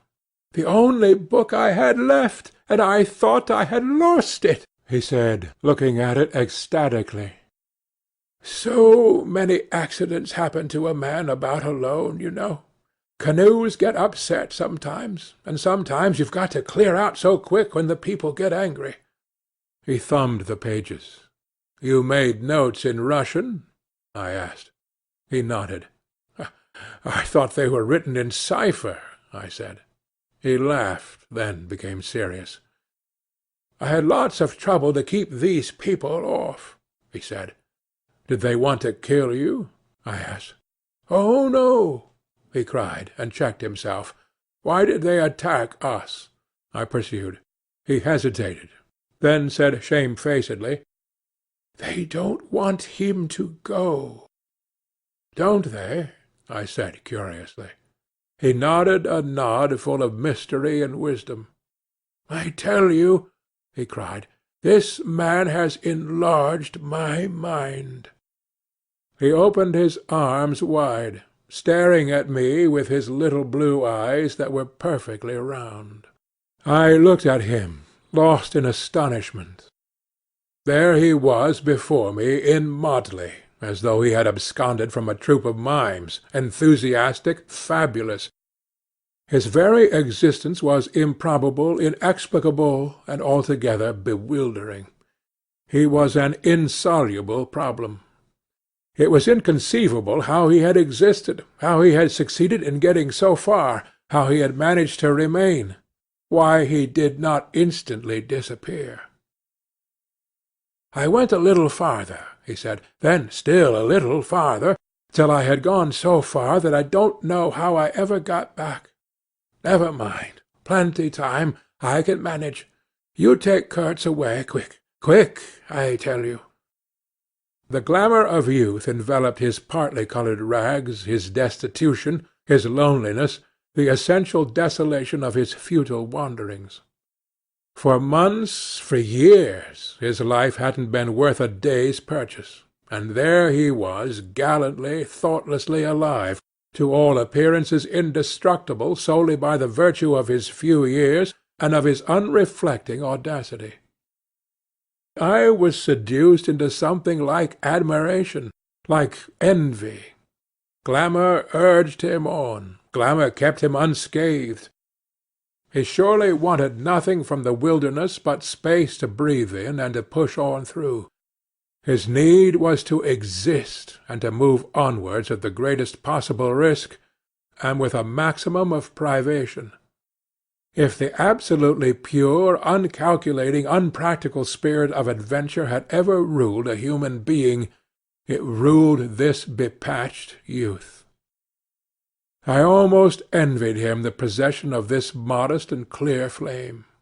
It seemed to have consumed all thought of self so completely that even while he was talking to you, you forgot that it was he, the man before your eyes, who had gone through these things. I did not envy him his devotion to Kurtz, though.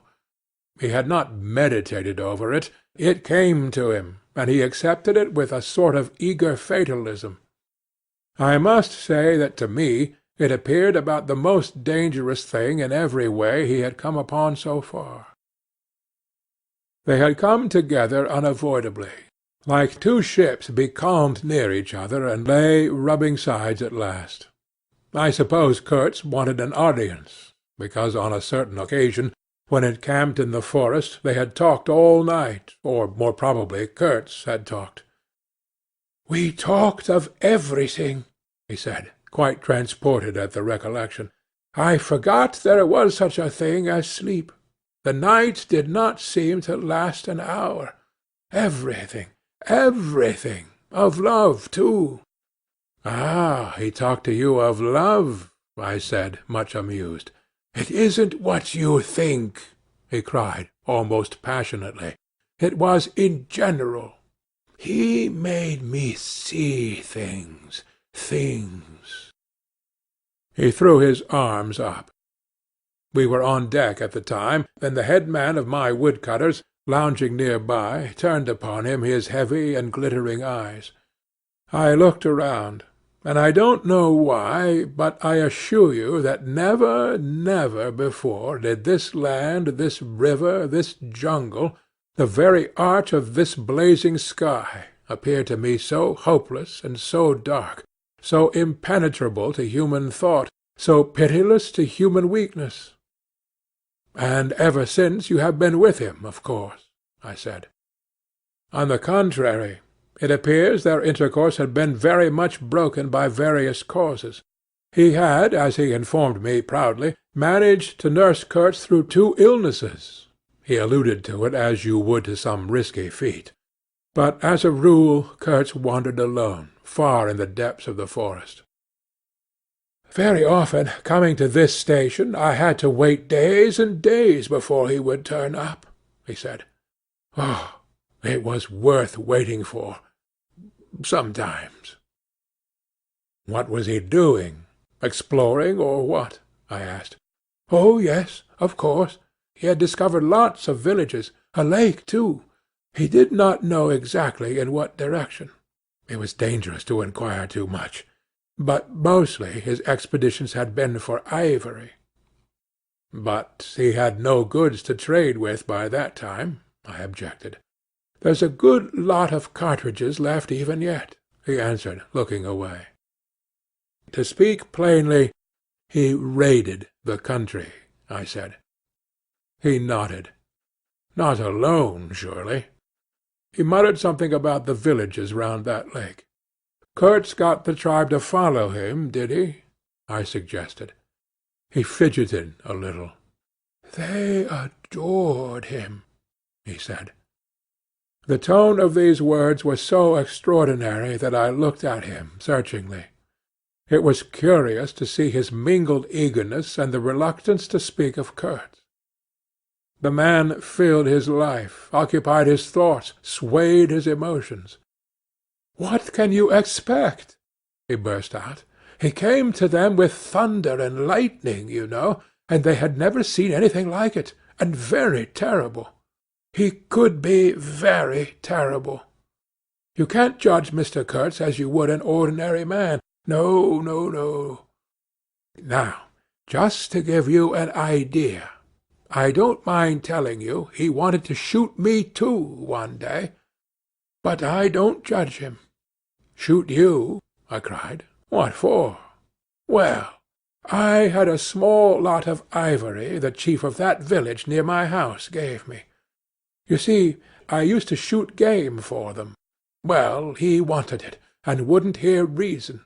He declared he would shoot me unless I gave him the ivory and then cleared out of the country, because he could do so and had a fancy for it, and there was nothing on earth to prevent him killing whom he jolly well pleased. And it was true, too. I gave him the ivory. What did I care? But I didn't clear out. No, no, I couldn't leave him. I had to be careful, of course, till we got friendly again for a time. He had his second illness then. Afterwards I had to keep out of the way, but I didn't mind. He was living for the most part in those villages on the lake. When he came down to the river, sometimes he would take to me, and sometimes it was better for me to be careful. This man suffered too much. He hated all this, and somehow he couldn't get away. When I had a chance, I begged him to try and leave while there was time. I offered to go back with him, and he would say yes, and then he would remain, go off on another ivory hunt, disappear for weeks, forgot himself amongst these people, forgot himself, you know. Why, he's mad, I said. He protested indignantly. Mr. Kurtz couldn't be mad. If I had heard him talk only 2 days ago, I wouldn't dare hint at such a thing. I had taken up my binoculars while we talked, and was looking at the shore, sweeping the limit of the forest at each side and at the back of the house. The consciousness of there being people in that bush, so silent, so quiet, as silent and quiet as the ruined house on the hill, made me uneasy. There was no sign on the face of nature of this amazing tale that was not so much told as suggested to me in desolate exclamations, completed by shrugs, in interrupted phrases, in hints ending in deep sighs. The woods were unmoved, like a mask, heavy, like the closed door of a prison. They looked with their air of hidden knowledge, of patient expectation, of unapproachable silence.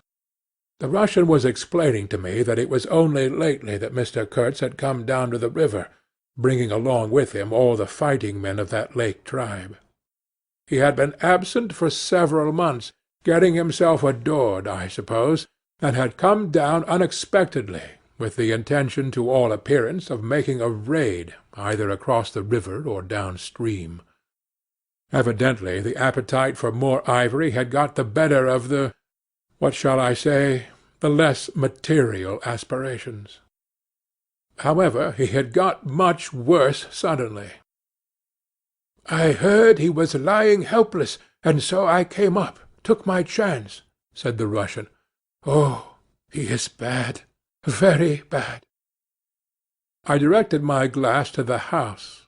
There were no signs of life, but there was the ruined roof, the long mud wall peeping above the grass, with 3 little square window-holes, no 2 of the same size. All this brought within reach of my hand, as it were. And then I made a brusque movement, and one of the remaining posts of that vanished forest leaped up in the field of my glass. You remember I told you I had been struck at the distance by certain attempts at ornamentation, rather remarkable in the ruinous aspect of the place. Now I suddenly had a nearer view, and its first result was to make me throw my head back, as if before a blow. Then I went carefully from post to post with my glass, and I saw my mistake. These round knobs were not ornamental, but symbolic. They were expressive and puzzling, striking and disturbing, food for thought, and also for vultures, if there had been any looking down from the sky. But at all events for such ants as were industrious enough to ascend the pole. They would have been even more impressive, these heads on the stakes, if their faces had not been turned to the house. Only one, the first I had made out, was facing my way. I was not so shocked as you may think. The start back I had given was really nothing but a movement of surprise. I had expected to see a knob of wood there, you know. I returned deliberately to the first I had seen, and there it was, black, dried, sunken, with closed eyelids. A head that seemed to sleep at the top of that pole, and with the shrunken dry lips, showing a narrow white line of the teeth, was smiling too, smiling continuously at some endless and jocose dream of that eternal slumber. I am not disclosing any trade secrets. In fact, the manager said afterwards that Mr. Kurtz's methods had ruined the district. I have no opinion on that point, but I want you clearly to understand that there was nothing exactly profitable in these heads being there. They only showed that Mr. Kurtz lacked restraint in the gratification of his various lusts, that there was something wanting in him, some small matter which, when the pressing need arose, could not be found under his magnificent eloquence. Whether he knew of this deficiency himself, I can't say. I think the knowledge came to him at last, only at the very last. But the wilderness had found him out early, and had taken on him a terrible vengeance for the fantastic invasion. I think it had whispered to him things about himself which he did not know, things of which he had no conception till he took counsel with this great solitude, and the whisper had proved irresistibly fascinating. It echoed loudly within him because he was hollow at the core. I put down the glass, and the head that had appeared near enough to be spoken to seemed at once to have leaped away from me into inaccessible distance. The admirer of Mr. Kurtz was a bit crestfallen. In a hurried, indistinct voice he began to assure me he had not dared to take these, say, symbols down. He was not afraid of the natives. They would not stir till Mr. Kurtz gave the word. His ascendancy was extraordinary. The camps of these people surrounded the place, and the chiefs came every day to see him. They would crawl. "I don't want to know anything of the ceremonies used when approaching Mr. Kurtz," I shouted. Curious, this feeling that came over me that such details would be more intolerable than those heads drying on the stakes under Mr. Kurtz's windows. After all, that was only a savage sight, while I seemed at one bound to have been transported into some lightless region of subtle horrors, where pure uncomplicated savagery was a positive relief, being something that had a right to exist obviously in the sunshine. The young man looked at me with surprise. I suppose it did not occur to him that Mr. Kurtz was no idol of mine. He forgot I hadn't heard any of these splendid monologues on what was it?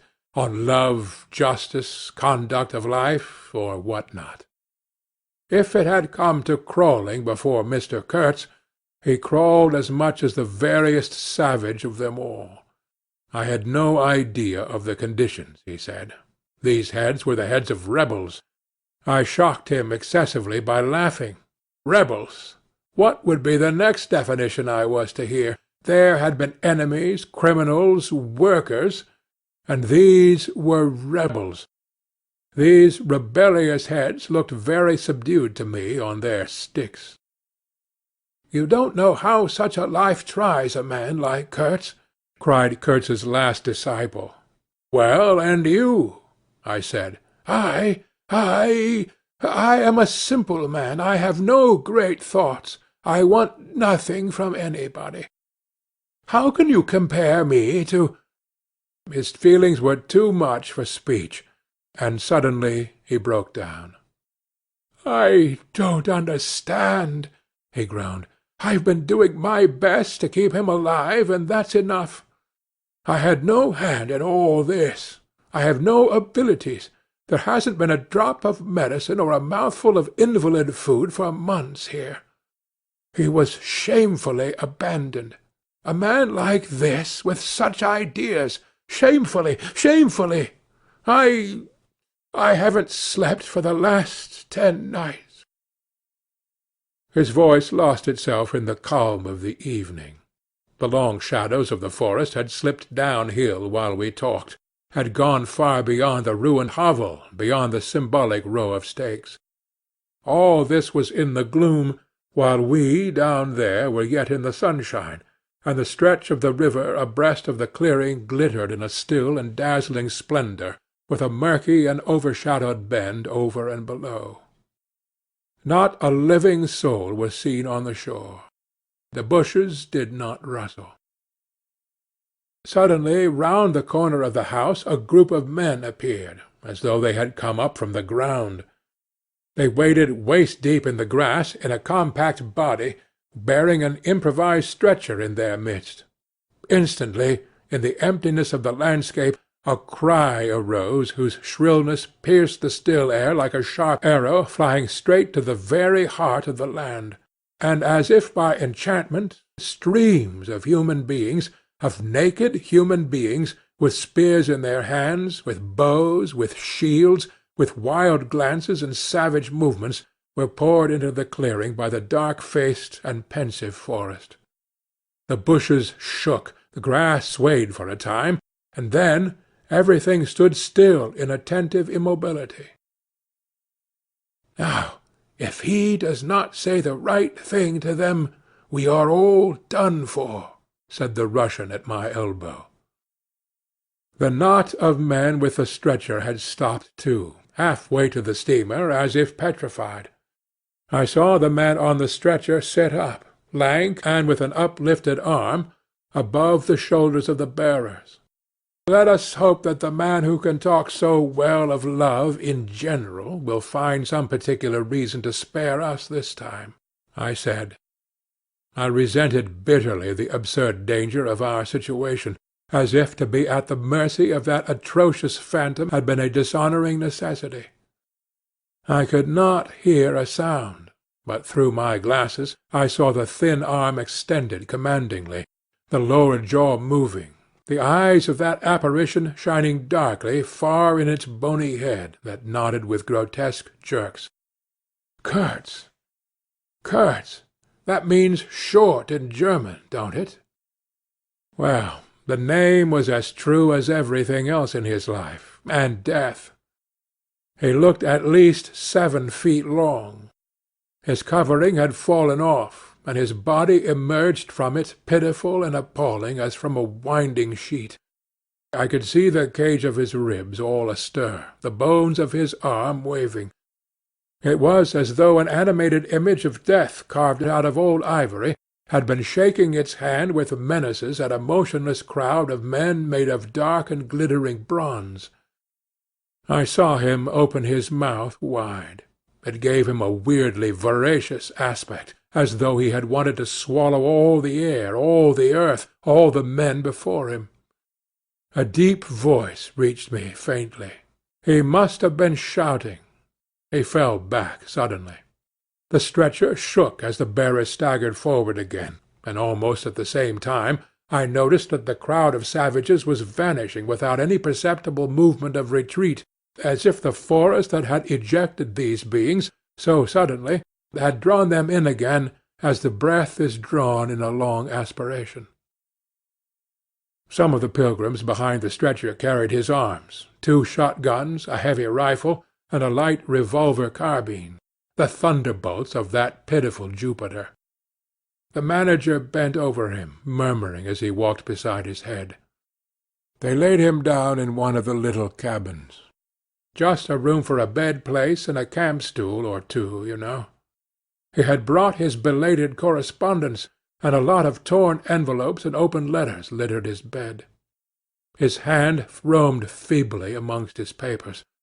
I was struck by the fire of his eyes and the composed languor of his expression. It was not so much the exhaustion of disease. He did not seem in pain. This shadow looked satiated and calm, as though for the moment it had had its fill of all the emotions. He rustled one of the letters, and looking straight in my face, said, "I am glad." Somebody had been writing to him about me. These special recommendations were turning up again. The volume of tone he emitted without effort, almost without the trouble of moving his lips, amazed me. A voice! A voice! It was grave, profound, vibrating, while the man did not seem capable of a whisper. However, he had enough strength in him, factitious, no doubt, to very nearly make an end of us, as you shall hear directly. The manager appeared silently in the doorway. I stepped out at once, and he drew a curtain after me. The Russian, eyed curiously by the pilgrims, was staring at the shore. I followed the direction of his glance. Dark human shapes could be made out in the distance, flitting indistinctly against the gloomy border of the forest, and near the river 2 bronze figures, leaning on tall spears, stood in the sunlight under fantastic headdresses of spotted skins, warlike and still in statuesque repose. And from right to left along the lighted shore moved a wild and gorgeous apparition of a woman. She walked with measured steps, draped in striped and fringed cloths, treading the earth proudly, with a slight jingle and flash of barbarous ornaments. She carried her head high. Her hair was done in the shape of a helmet. She had brass leggings to the knee, brass wire gauntlets to the elbow, a crimson spot on her tawny cheek, innumerable necklaces of glass beads on her neck. Bizarre things, charms, gifts of witchmen, that hung about her, glittered and trembled at every step. She must have had the value of several elephant tusks upon her. She was savage and superb, wild-eyed and magnificent. There was something ominous and stately in her deliberate progress, and in the hush that had fallen suddenly upon the whole sorrowful land, the immense wilderness, the colossal body of the fecund and mysterious life seemed to look at her, pensive, as though it had been looking at the image of its own tenebrous and passionate soul. She came abreast of the steamer, stood still and faced us. Her long shadow fell to the water's edge. Her face had a tragic and fierce aspect of wild sorrow and of dumb pain, mingled with the fear of some struggling, half-shaped resolve. She stood looking at us without a stir, and like the wilderness itself, with an air of brooding over an inscrutable purpose. A whole minute passed, and then she made a step forward. There was a low jingle, a glint of yellow metal, a sway of fringed draperies, and she stopped as if her heart had failed her. The young fellow by my side growled. The pilgrims murmured at my back. She looked at us all as if her life had depended upon the unswerving steadiness of her glance.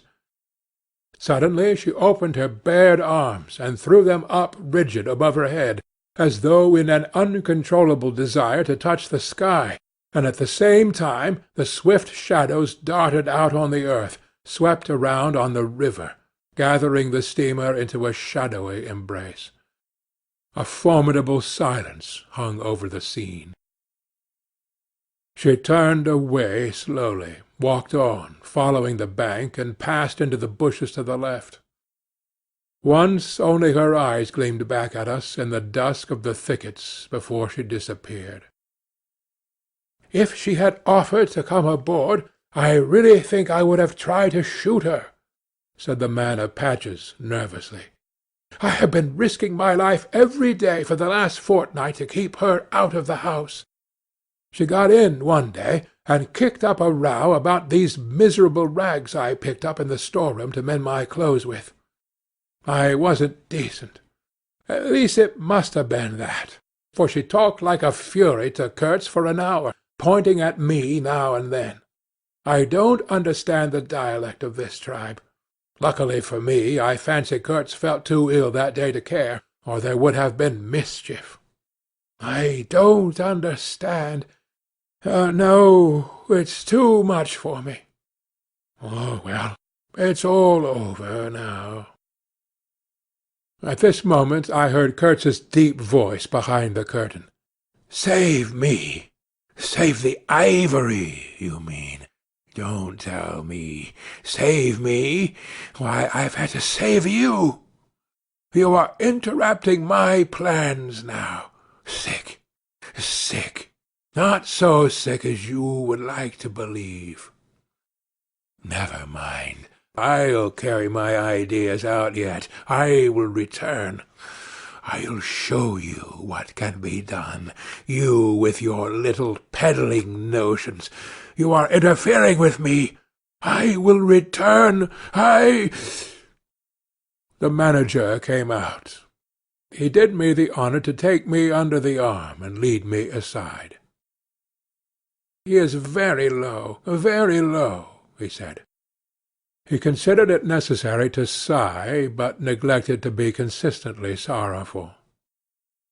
We have done all we could for him, haven't we? But there is no disguising the fact. Mr. Kurtz has done more harm than good to the company. He did not see the time was not ripe for vigorous action. Cautiously, that's my principle. We must be cautious yet. The district is closed to us for a time. Upon the whole, the trade will suffer.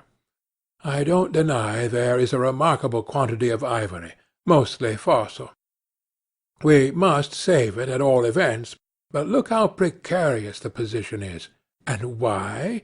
Because the method is unsound. Do you, said I, looking at the shore, call it unsound method? Without doubt, he exclaimed hotly. Don't you? No method at all, I murmured after a while. Exactly, he exulted. I anticipated this. Shows a complete want of judgment. It is my duty to point it out in the proper quarter. Oh, said I, that fellow, what's his name, the brickmaker, will make a readable report for you. He appeared confounded for a moment. It seemed to me I had never breathed an atmosphere so vile, and I turned mentally to Kurtz for relief, positively for relief. Nevertheless, I think Kurtz is a remarkable man, I said with emphasis. He started, dropped on me a heavy glance, said very quietly, "He was," and turned his back on me. My hour of favour was over. I found myself lumped along with Kurtz as a partisan of methods for which the time was not ripe. I was unsound. But it was something to have at least a choice of nightmares. I had turned to the wilderness, really, not to Mr. Kurtz, who I was ready to admit was as good as buried. And for a moment it seemed to me as if I also were buried in a vast grave full of unspeakable secrets. I felt an intolerable weight oppressing my breast, the smell of the damp earth, the unseen presence of victorious corruption, the darkness of an impenetrable night. The Russian tapped me on the shoulder. I heard him mumbling and stammering something about Brother Seaman couldn't conceal knowledge of matters that would affect Mr. Kurtz's reputation. I waited. For him, evidently, Mr. Kurtz was not in his grave. I suspect that for him Mr. Kurtz was one of the immortals. Well, said I at last, speak out. As it happens, I am Mr. Kurtz's friend, in a way.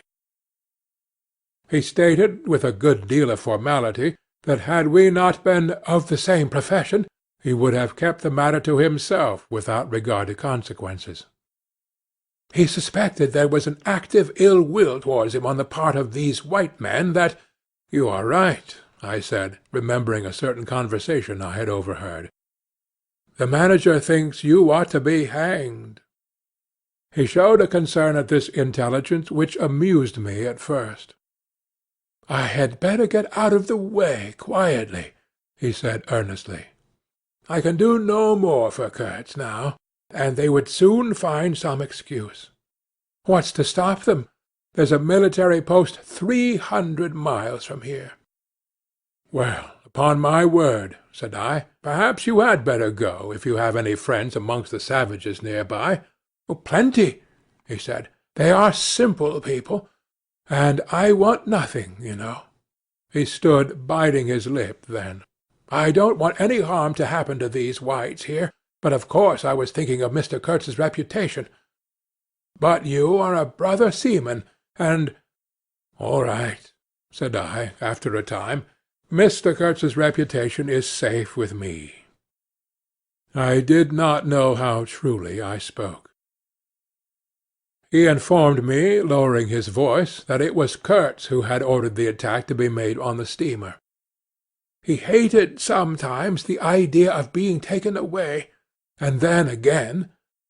But I don't understand these matters. I am a simple man. He thought it would scare you away, that you would give it up, thinking him dead. I could not stop him. Oh, I had an awful time of it this last month. Very well, I said. He is all right now. Yes, he muttered, not very convinced apparently. Thanks, said I. I shall keep my eyes open. Won't get quiet, eh? He urged anxiously. It would be awful for his reputation if anybody here— I promised a complete discretion with great gravity. I have a canoe and 3 blackfellows waiting not very far off. I am off. Could you give me a few Martini Henry cartridges? I could and did, with proper secrecy. He helped himself, with a wink at me, to a handful of my tobacco. Between sailors, you know. Good English tobacco. At the door of the pilot-house he turned round. I say, haven't you a pair of shoes you could spare? He raised one leg. Look.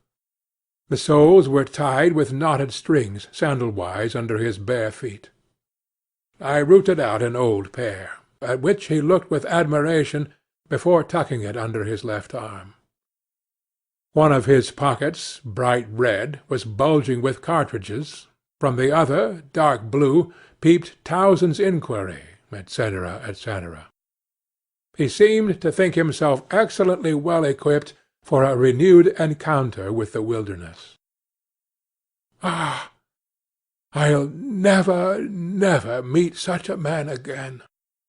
You ought to have heard him recite poetry. His own, too, it was, he told me. Poetry!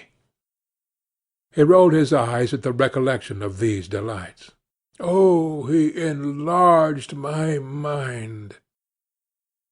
Good-bye, said I. He shook hands and vanished in the night. Sometimes I asked myself whether I had ever really seen him, whether it was possible to meet such a phenomenon. When I woke up, shortly after midnight, his warning came to my mind with its hint of danger that seemed, in the starred darkness, real enough to make me get up for the purpose of having a look round. On the hill a big fire burned, illuminating fitfully a crooked corner of the station-house. One of the agents, with a picket of a few of our blacks, armed for the purpose, was keeping guard over the ivory. But deep within the forest, red gleams that wavered, that seemed to sink and rise from the ground amongst confused columnar shapes of intense blackness, showed the exact position of the camp where Mr. Kurtz's adorers were keeping their uneasy vigil. The monotonous beating of a big drum filled the air with muffled shocks and a lingering vibration. A steady droning sound of many men chanting each to himself some weird incantation came out from the black flat wall of the woods, as the humming of bees comes out of a hive, and had a strange narcotic effect upon my half-awake senses. I believe I dozed off leaning over the rail, till an abrupt burst of yells, an overwhelming outbreak of a pent-up and mysterious frenzy, woke me up in a bewildered wonder. It was cut short all at once, and the low droning went on with an effect of audible and soothing silence. I glanced casually into the little cabin. A light was burning within, but Mr. Kurtz was not there. I think I would have raised an outcry if I had believed my eyes, but I didn't believe them at first, the thing seemed so impossible. The fact is, I was completely unnerved by a sheer blank fright, pure abstract terror, unconnected with any distinct shape of physical danger. What made this emotion so overpowering was, how shall I define it? The moral shock I received, as if something altogether monstrous, intolerable to thought and odious to the soul, had been thrust upon me unexpectedly. This lasted, of course, the merest fraction of a second, and then the usual sense of commonplace, deadly danger, the possibility of a sudden onslaught and massacre, or something of the kind, which I saw impending, was positively welcome and composing. It pacified me, in fact, so much, that I did not raise an alarm. There was an agent, buttoned up inside an ulster, and sleeping on a chair on deck within 3 feet of me. The yells had not awakened him. He snored very slightly. I left him to his slumbers and leaped ashore.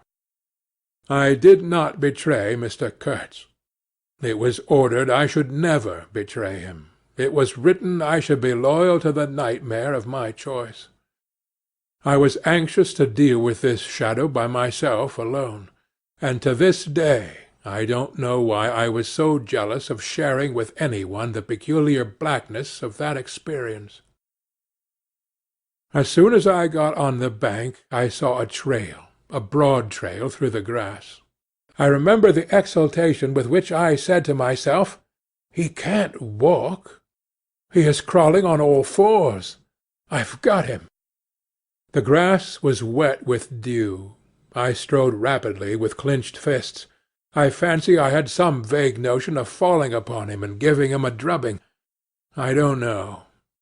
I had some imbecile thoughts.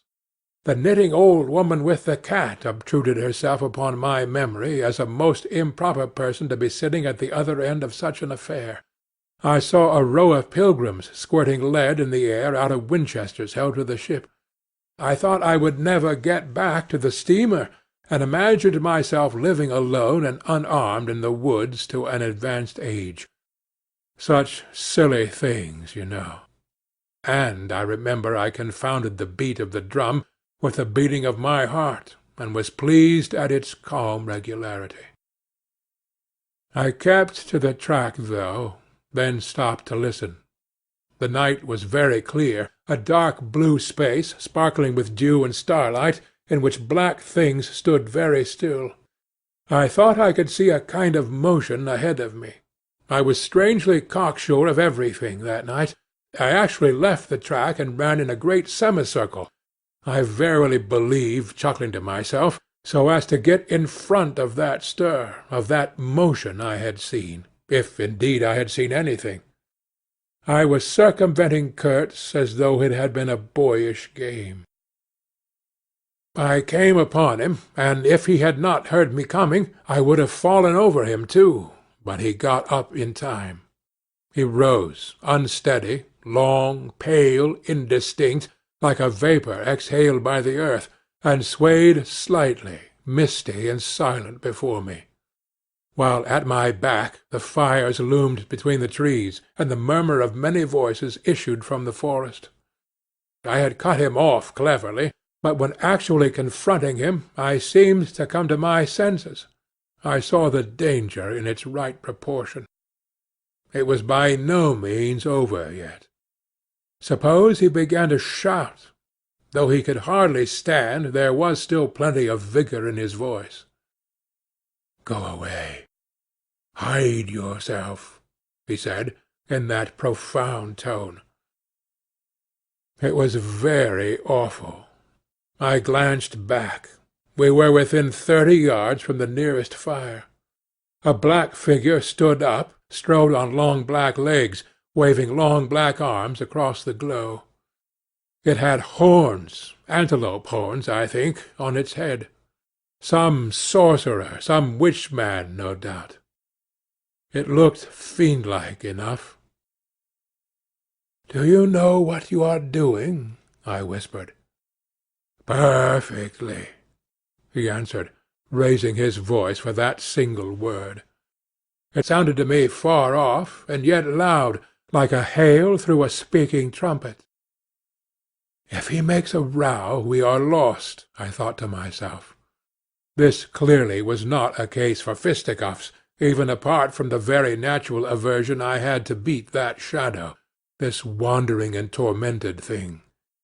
"You will be lost," I said, "utterly lost."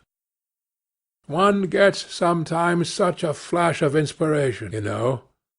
I did say the right thing. though indeed he could not have been more irretrievably lost than he was at this very moment, when the foundations of our intimacy were being laid to endure even to the end, even beyond. "I had immense plans," he muttered irresolutely. "Yes," said I, "but if you try to shout, I'll smash your head with—" There was not a stick or a stone near. "I will throttle you for good," I corrected myself. "I was on the threshold of great things," he pleaded, in a voice of longing, with a wistfulness of tone that made my blood run cold. "And now for this stupid scoundrel." "Your success in Europe is assured in any case," I affirmed steadily. "I did not want to have the throttling of him, you understand, and indeed it would have been very little use for any practical purpose. I tried to break the spell, the heavy mute spell of the wilderness, that seemed to draw him to its pitiless breast, by the awakening of forgotten and brutal instincts, by the memory of gratified and monstrous passions. This alone, I was convinced, had driven him out to the edge of the forest, to the bush, towards the gleam of fires, the throb of drums, the drone of weird incantations. This alone had beguiled his unlawful soul beyond the bounds of permitted aspirations.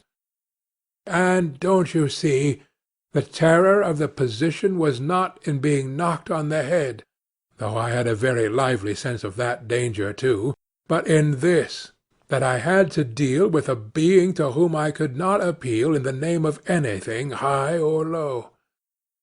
I had, even like the niggers, to invoke him, himself, his own exalted and incredible degradation. There was nothing either above or below him. I knew it. He had kicked himself loose of the earth. Confound the man! He had kicked the very earth to pieces. He was alone, and I before him did not know whether I stood on the ground or floated in the air.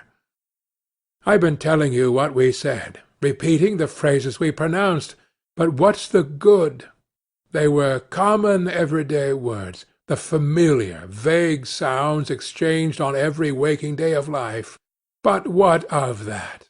They had behind them, to my mind, the terrific suggestiveness of words heard in dreams, of phrases spoken in nightmares. Soul! If anybody ever struggled with a soul, I am the man. And I wasn't arguing with a lunatic either. Believe me or not, his intelligence was perfectly clear, concentrated, it is true, upon himself with horrible intensity, yet clear, and therein was my only chance, barring, of course, the killing him there and then, which wasn't so good on account of unavoidable noise. But his soul was mad. Being alone in the wilderness, it had looked within itself, and by heavens, I tell you it had gone mad. I had, for my sins, I suppose, to go through the ordeal of looking into myself. No eloquence could have been so withering to one's belief in mankind as his final burst of sincerity. He struggled with himself too. I saw it. I heard it. I saw the inconceivable mystery of a soul that knew no restraint, no faith, no fear, yet struggling blindly with itself. I kept my head pretty well, but when I had him at last stretched on the couch, I wiped my forehead, while my legs shook under me as though I had carried half a ton on my back down the hill. And yet I had only supported him, his bony arm clasped round my neck. He was not much heavier than a child. When next day we left at noon, the crowd, of whose presence behind the curtain of trees I had been acutely conscious all the time, flowed out of the woods again, filled the clearing, covered the slope with a mass of naked, breathing, quivering, bronze bodies. I steamed up a bit, then swung down stream, and 2,000 eyes followed the evolutions of the splashing, thumping, fierce river demon beating the water with its terrible tail and breathing black smoke into the air. In the front of the first rank, along the river, 3 men, plastered with bright red earth from head to foot, strutted to and fro restlessly. When we came abreast again, they faced the river, stamped their feet, nodded their horned heads, swayed their scarlet bodies. They shook towards the fierce river demon a bunch of black feathers, a mangy skin with a pendant tail, something that looked a dry gourd. They shouted periodically together strings of amazing words that resembled no sounds of human language, and the deep murmurs of the crowd, interrupted suddenly, were like the responses of some satanic litany.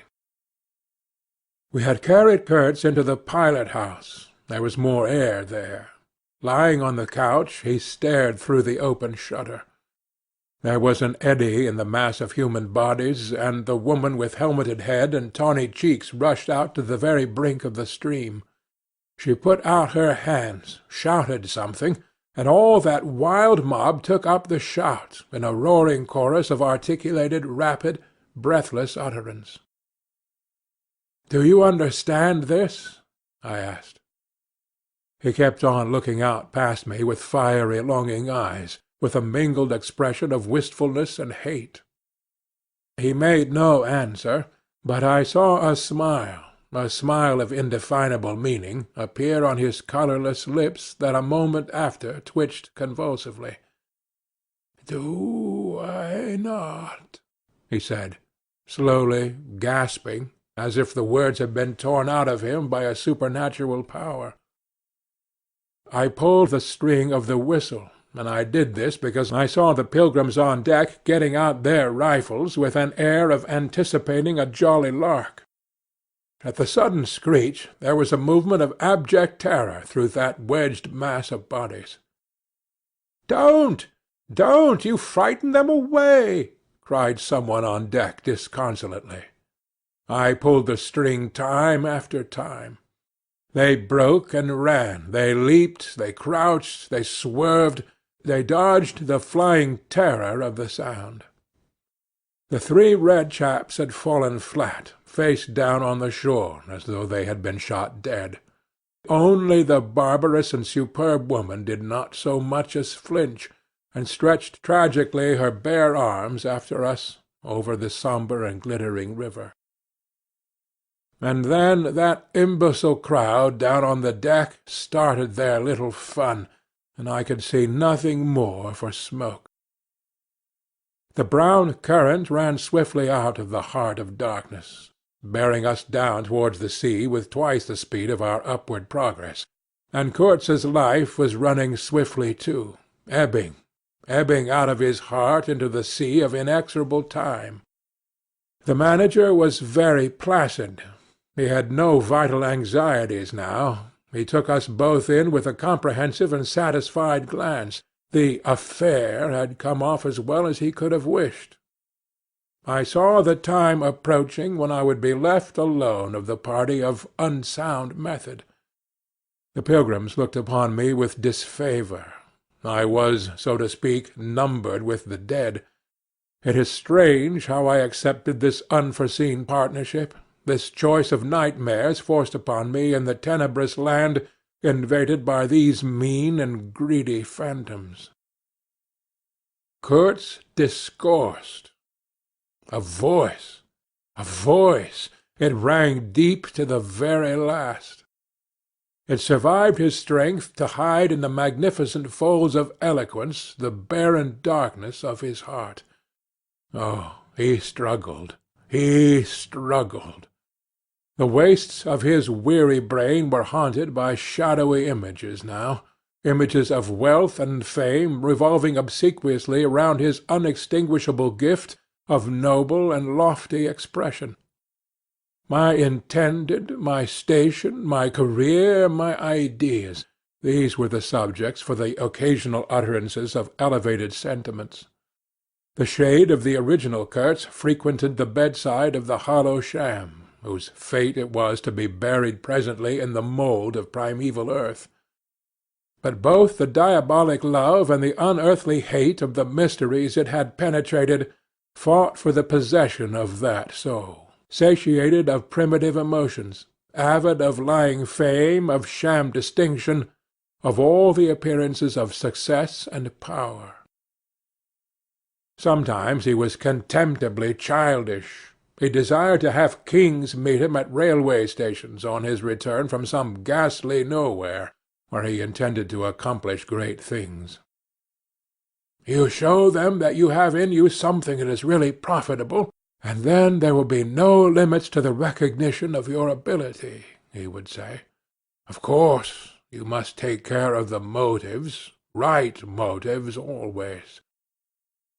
The long reaches that were like one and the same reach, monotonous bends that were exactly alike, slipped past the steamer with their multitude of secular trees looking patiently after this grimy fragment of another world, the forerunner of change, of conquest, of trade, of massacres, of blessings. I looked ahead, piloting. "Close the shutter," said Kurtz suddenly one day. "I can't bear to look at this." I did so. There was a silence.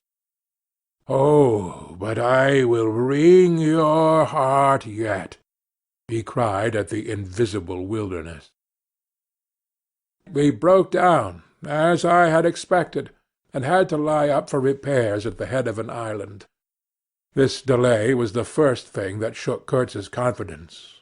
One morning he gave me a packet of papers and a photograph, the lot tied together with a shoestring.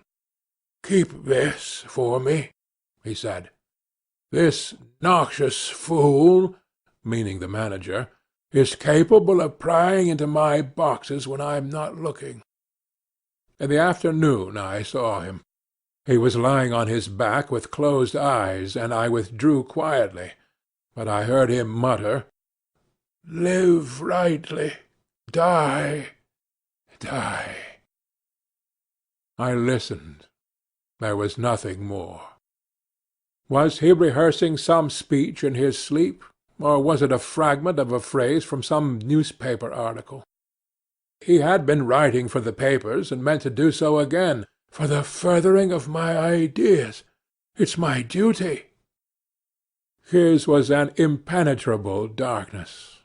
I looked at him as you peer down at a man who is lying at the bottom of a precipice where the sun never shines. But I had not much time to give him, because I was helping the engine-driver to take to pieces the leaky cylinders, to straighten a bent connecting rod, and in other such matters. I lived in an infernal mess of rust filings, nuts, bolts, spanners, hammers, ratchet drills, things I abominate, because I don't get on with them. I tended the little forge we fortunately had aboard. I toiled wearily in a wretched scrap-heap, unless I had the shakes too bad to stand. One evening, coming in with a candle, I was startled to hear him say a little tremulously, "I am lying here in the dark, waiting for death." The light was within a foot of his eyes. I forced myself to murmur, "Oh, nonsense," and stood over him as if transfixed. Anything approaching the change that came over his features I have never seen before, and hope never to see again. Oh, I wasn't touched. I was fascinated. It was as though a veil had been rent. I saw on that ivory face the expression of sombre pride, of ruthless power, of craven terror, of an intense and hopeless despair. Did he live his life again in every detail of desire, temptation, and surrender during that supreme moment of complete knowledge? He cried in a whisper at some image, at some vision. He cried out twice, a cry that was no more than a breath.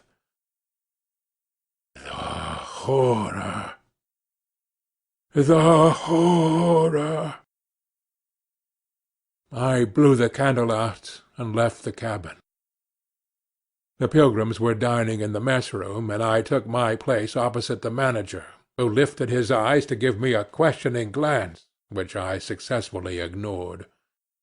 He leaned back, serene, with that peculiar smile of his sealing the unexpressed depths of his meanness. A continuous shower of small flies streamed upon the lamp, upon the cloth, upon our hands and faces. Suddenly the manager's boy put his insolent black head in the doorway, and said in a tone of scathing contempt, "Mr. Kurtz, he dead." All the pilgrims rushed out to see. I remained, and went on with my dinner. I believe I was considered brutally callous.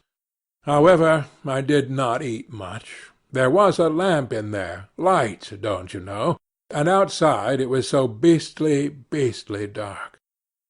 I went no more near the remarkable man who had pronounced a judgment upon the adventures of his soul on this earth. The voice was gone. What else had been there? But I am of course aware that next day the pilgrims buried something in a muddy hole. And then they very nearly buried me. However, as you see, I did not go to join Kurtz there and then. I did not. I remained to dream the nightmare out to the end, and to show my loyalty to Kurtz once more. Destiny. My destiny. Droll thing life is, that mysterious arrangement of merciless logic for a futile purpose. The most you can hope from it is some knowledge of yourself. That comes too late, a crop of unextinguishable regrets.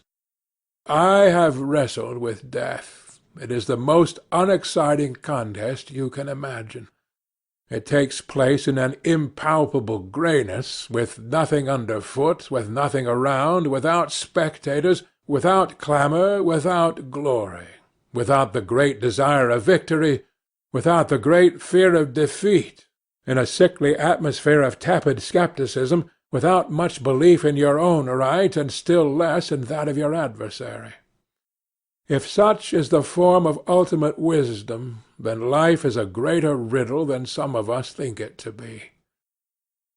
I was within a hair's breadth of the last opportunity for pronouncement, and I found with humiliation that probably I would have nothing to say. This is the reason why I affirm that Kurtz was a remarkable man. He had something to say. He said it. Since I had peeped over the edge myself, I understand better the meaning of his stare, that would not see the flame of the candle, but was wide enough to embrace the whole universe, piercing enough to penetrate all the hearts that beat in the darkness. He had summed up. He had judged. The horror! He was a remarkable man. After all, this was the expression of some sort of belief.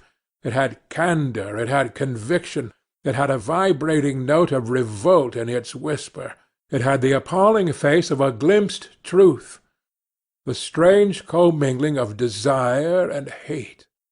And it is not my own extremity I remember best, a vision of grayness without form filled with physical pain, and a careless contempt with the evanescence of all things, even of this pain itself.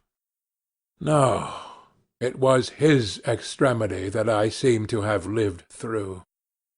True, he had made that last stride, he had stepped over the edge, while I had been permitted to draw back my hesitating foot. And perhaps in this is the whole difference. Perhaps all the wisdom and all truth and all sincerity are just compressed into that inappreciable moment of time in which we step over the threshold of the invisible. Perhaps.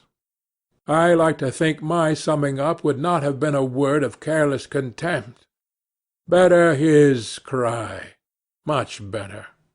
It was an affirmation, a moral victory paid for by innumerable defeats, by abominable terrors, by abominable satisfactions. But it was a victory. That is why I have remained loyal to Kurtz to the last, and even beyond, when a long time after I heard once more, not his own voice, but the echo of his magnificent eloquence thrown to me from a soul as translucently pure as a cliff of crystal. No, they did not bury me, though there is a period of time which I remember mistily, with a shuddering wonder, like a passage through some inconceivable world that had no hope in it and no desire. I found myself back in the sepulchral city, resenting the sight of people hurrying through the streets to filch a little money from each other, to devour their infamous cookery, to gulp their unwholesome beer, to dream their insignificant and silly dreams. They trespassed upon my thoughts. They were intruders, whose knowledge of life was to me an irritating pretence, because I felt so sure they could not possibly know the things I knew. Their bearing, which was simply the bearing of commonplace individuals going about their business in the assurance of perfect safety, was offensive to me like the outrageous flauntings of folly in the face of a danger it is unable to comprehend. I had no particular desire to enlighten them, but I had some difficulty in restraining myself from laughing in their faces, so full of stupid importance. I dare say I was not very well at that time. I tottered about the streets. There were various affairs to settle, grinning bitterly at perfectly respectable persons. I admit my behaviour was inexcusable, but then my temperature was seldom normal in these days. My dear aunt's endeavours to nurse up my strength seemed altogether beside the mark. It was not my strength that wanted nursing, it was my imagination that wanted soothing. I kept the bundle of papers given me by Kurtz, not knowing exactly what to do with it. His mother had died lately, watched over, as I was told, by his intended. A clean-shaved man, with an official manner and wearing gold-rimmed spectacles, called on me one day and made inquiries, at first circuitous, afterwards suavely pressing, about what he was pleased to denominate certain documents. I was not surprised, because I had had 2 rows with the manager on the subject out there. I had refused to give up the smallest scrap out of that package, and I took the same attitude with the spectacled man. He became darkly menacing at last, and with much heat argued that the company had the right to every bit of information about its territories, and, said he, Mr. Kurtz's knowledge of unexplored regions must have been necessarily extensive and peculiar, owing to his great abilities, and to the deplorable circumstances in which he had been placed. Therefore, I assured him Mr. Kurtz's knowledge, however extensive, did not bear upon the problems of commerce or administration. He invoked then the name of science. It would be an incalculable loss if, etc., etc. I offered him the report on the suppression of savage customs, with the postscriptum torn off. He took it up eagerly, but ended by sniffing at it with an air of contempt. "This is not what we had a right to expect," he remarked. "Expect nothing else," I said. "There are only private letters." He withdrew upon some threat of legal proceedings, and I saw him no more. But another fellow, calling himself Kurtz's cousin, appeared 2 days later, and was anxious to hear all the details about his dear relative's last moments. Incidentally, he gave me to understand that Kurtz had been essentially a great musician.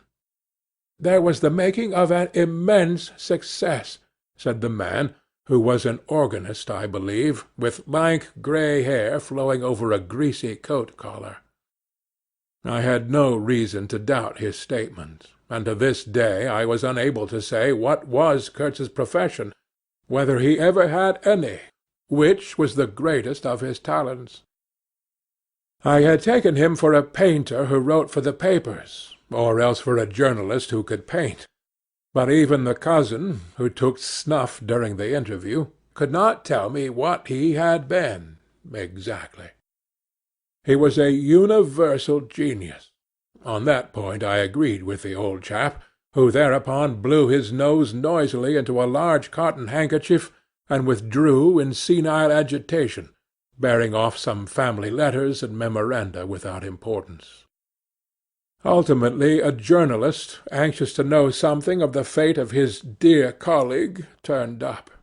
This visitor informed me Kurtz's proper sphere ought to have been in politics, on the popular side. He had furry, straight eyebrows, bristly hair cropped short, an eyeglass on a broad ribbon, and, becoming expansive, confessed his opinion that Kurtz really couldn't write a bit. But heavens, how that man could talk! He electrified large meetings. He had faith, don't you see? He had the faith. He could get himself to believe anything, anything. He would have been a splendid leader of an extreme party. What party? I asked. Any party, answered the other. He was an extremist. Did I not think so? I assented.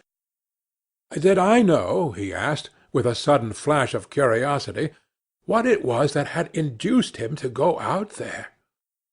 Yes, said I, and forthwith handed him the famous report for publication, if he thought fit.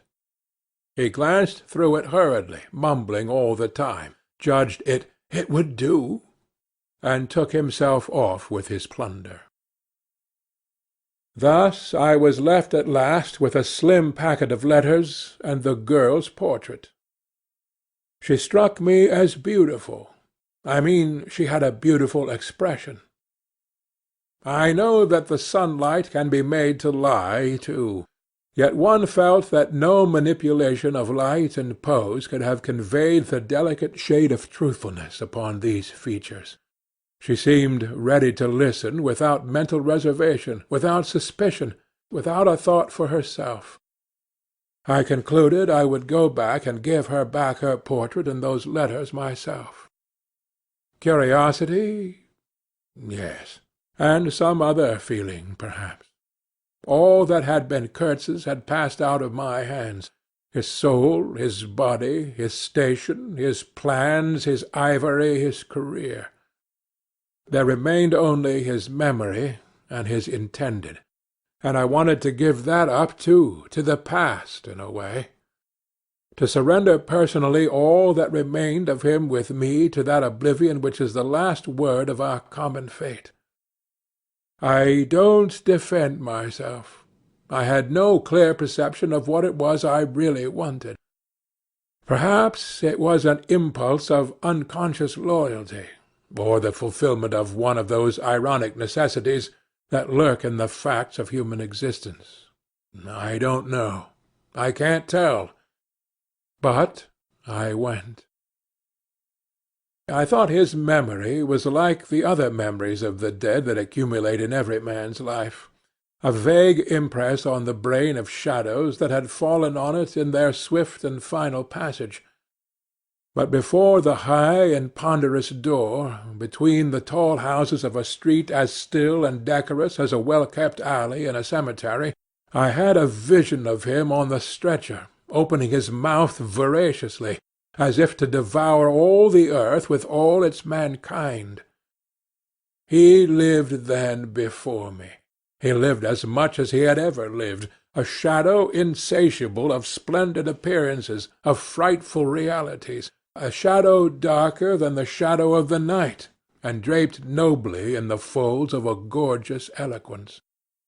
The vision seemed to enter the house with me. The stretcher, the phantom bearers, the wild crowd of obedient worshippers, the gloom of the forests, the glitter of the reach between the murky bends, the beat of the drum, regular and muffled like the beating of a heart, the heart of a conquering darkness. It was a moment of triumph for the wilderness, an invading and vengeful rush which, it seemed to me, I would have to keep back alone for the salvation of another soul. And the memory of what I had heard him say afar there, with the horned shapes stirring at my back, in the glow of fires, within the patient woods, those broken phrases came back to me, were heard again in their ominous and terrifying simplicity. I remembered his abject pleading, his abject threats, the colossal scale of his vile desires, the meanness, the torment, the tempestuous anguish of his soul. And later on I seemed to see his collected languid manner when he said one day, "This lot of ivory now is really mine.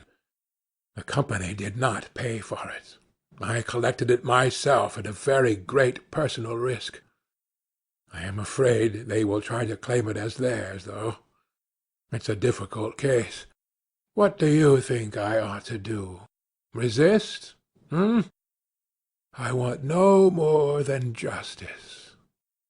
He wanted no more than justice, no more than justice. I rang the bell before a mahogany door on the first floor, and while I waited he seemed to stare at me out of the glassy panel, stare with that wide and immense stare, embracing, condemning, loathing all the universe. I seemed to hear the whispered cry, "The horror! The horror!" The dusk was falling. I had to wait in a lofty drawing-room with 3 long windows from floor to ceiling that were like 3 luminous and bedraped columns. The bent gilt legs and backs of the furniture shone in indistinct curves. The tall marble fireplace had a cold and monumental whiteness.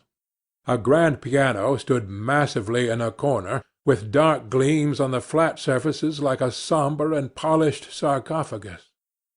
A high door opened, closed. I rose.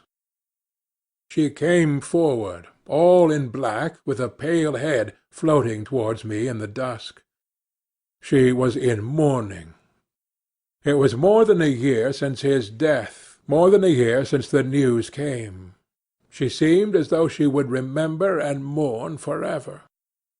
She took both my hands in hers and murmured, "I had heard you were coming." I noticed she was not very young, I mean not girlish. She had a mature capacity for fidelity, for belief, for suffering. The room seemed to have grown darker, as if all the sad light of the cloudy evening had taken refuge on her forehead. This fair hair, this pale visage, this pure brow seemed surrounded by an ashy halo from which the dark eyes looked out at me. Their glance was guileless, profound, confident, and trustful. She carried her sorrowful head as though she were proud of that sorrow, as though she would say, I alone know how to mourn for him as he deserves." But while we were still shaking hands, such a look of awful desolation came upon her face that I perceived she was one of those creatures that are not the playthings of time. For her he had died only yesterday, and by Jove, the impression was so powerful that for me too he seemed to have died only yesterday, nay, this very minute. I saw her and him in the same instant of time, his death and her sorrow. I saw her sorrow in the very moment of his death. Do you understand? I saw them together. I heard them together. She had said, with a deep catch of the breath, "I have survived," while my strained ears seemed to hear distinctly, mingled with her tone of despairing regret, the summing up whisper of his eternal condemnation. I asked myself what I was doing there, with a sensation of panic in my heart, as though I had blundered into a place of cruel and absurd mysteries not fit for a human being to behold. She motioned me to a chair. We sat down. I laid the packet gently on the little table, and she put her hand over it. "You knew him well," she murmured, after a moment of mourning silence. "Intimacy grows quickly out there," I said. "I knew him as well as it is possible for one man to know another." "And you admired him," she said. "It was impossible to know him and not admire him, was it?" "He was a remarkable man," I said unsteadily. Then, before the appealing fixity of her gaze, that seemed to watch for more words on my lips, I went on. "It was impossible not to love him," she finished eagerly, silencing me into an appalled dumbness. "How true! How true! But when you think that no one knew him so well as I had all his noble confidence. I knew him best." "You knew him best," I repeated, and perhaps she did. But with every word spoken, the room was growing darker, and only her forehead, smooth and white, remained illumined by the inextinguishable light of belief and love. "You were his friend," she went on. "His friend," she repeated, a little louder. "You must have been, if he had given you this and sent you to me. I feel I can speak to you, and, oh, I must speak. I want you have heard his last words, to know I have been worthy of him. It is not pride. Yes, I am proud to know I understood him better than any one on earth. He told me so himself. And since his mother died, I have had no one to. I listened. The darkness deepened. I was not even sure whether he had given me the right bundle. I rather suspect he wanted me to take care of another batch of his papers, which, after his death, I saw the manager examining under the lamp. And the girl talked, easing her pain in the certitude of my sympathy. She talked as thirsty men drink. I had heard that her engagement with Kurtz had been disapproved by her people. He wasn't rich enough, or something. And indeed I don't know whether he had not been a pauper all his life. He had given me some reason to infer that it was his impatience of comparative poverty that drove him out there. Who was not his friend who had heard him speak once? She was saying. He drew men towards him by what was best in them. She looked at me with intensity. It is the gift of the great. She went on, and the sound of her low voice seemed to have the accompaniment of all the other sounds, full of mystery, desolation, and sorrow, I had ever heard. The ripple of the river, the soughing of the trees swayed by the wind, the murmurs of the crowds, the faint ring of incomprehensible words cried from afar, the whisper of a voice speaking from beyond the threshold of an eternal darkness. "But you have heard him. You know," she cried. "Yes, I know," I said, with something like despair in my heart. But bowing my head before the faith that was in her, before that great and saving illusion that shone with an unearthly glow in the darkness, in the triumphant darkness from which I could not have defended her, from which I could not even defend myself. "What a loss to me, to us!"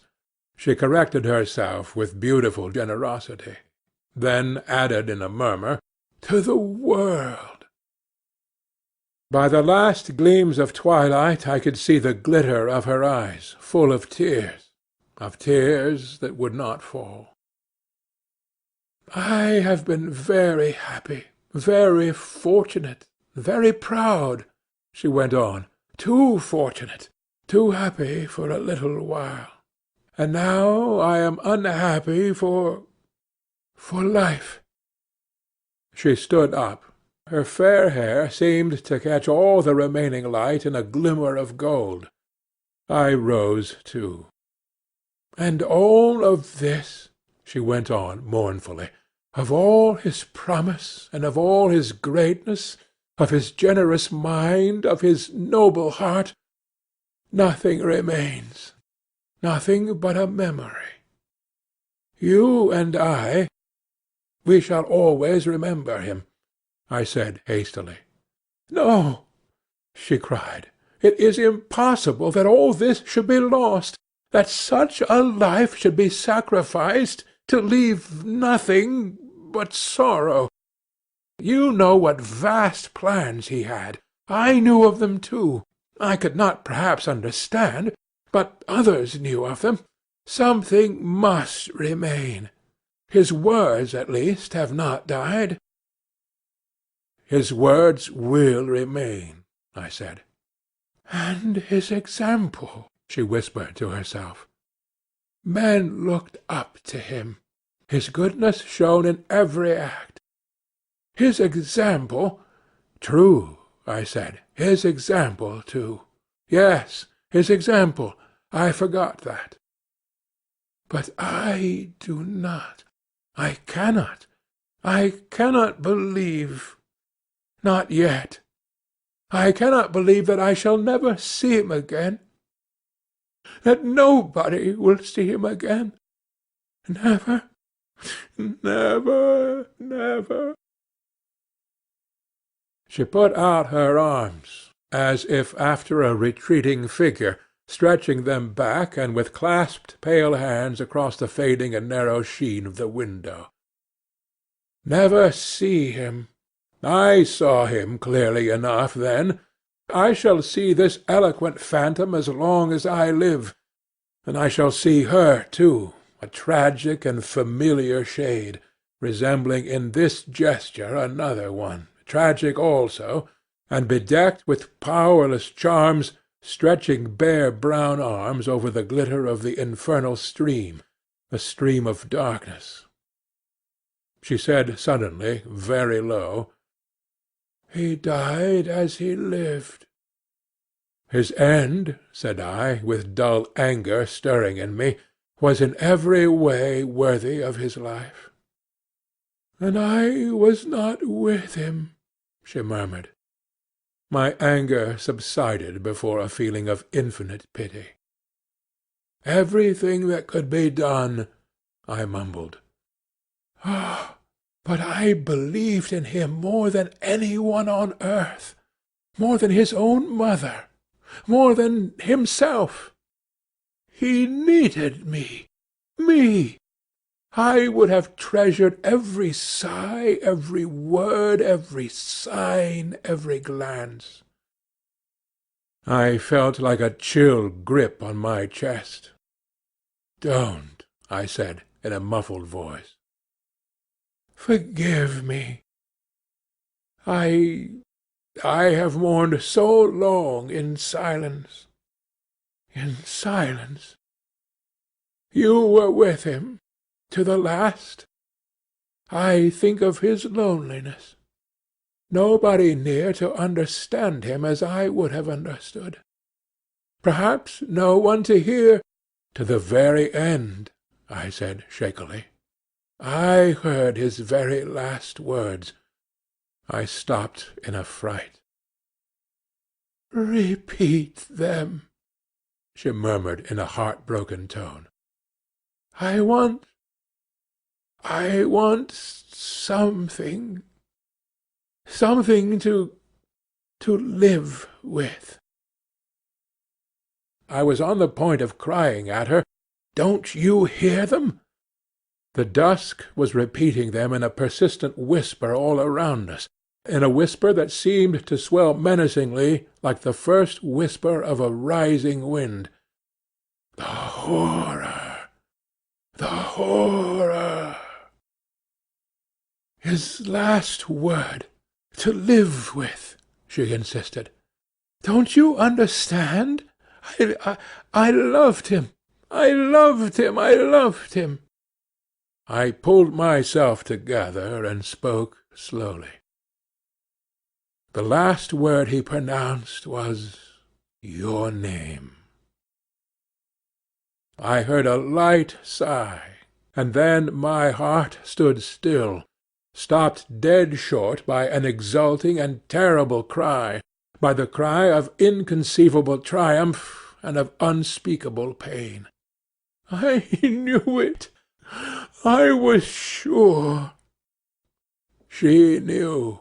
She was sure. I heard her weeping. She had hidden her face in her hands. It seemed to me that the house would collapse before I could escape, that the heavens would fall upon my head. But nothing happened. The heavens do not fall for such a trifle. Would they have fallen, I wonder, if I had rendered Kurtz that justice which was his due? Hadn't he said he wanted only justice? But I couldn't. I could not tell her. It would have been too dark altogether. Marlow ceased, and sat apart, indistinct and silent, in the pose of a meditating Buddha. Nobody moved for a time. "We have lost the first of the ebb," said the director suddenly. I raised my head. The offing was barred by a black bank of clouds, and the tranquil waterway leading to the uttermost ends of the earth flowed sombre under an overcast sky, seemed to lead into the heart of an immense darkness.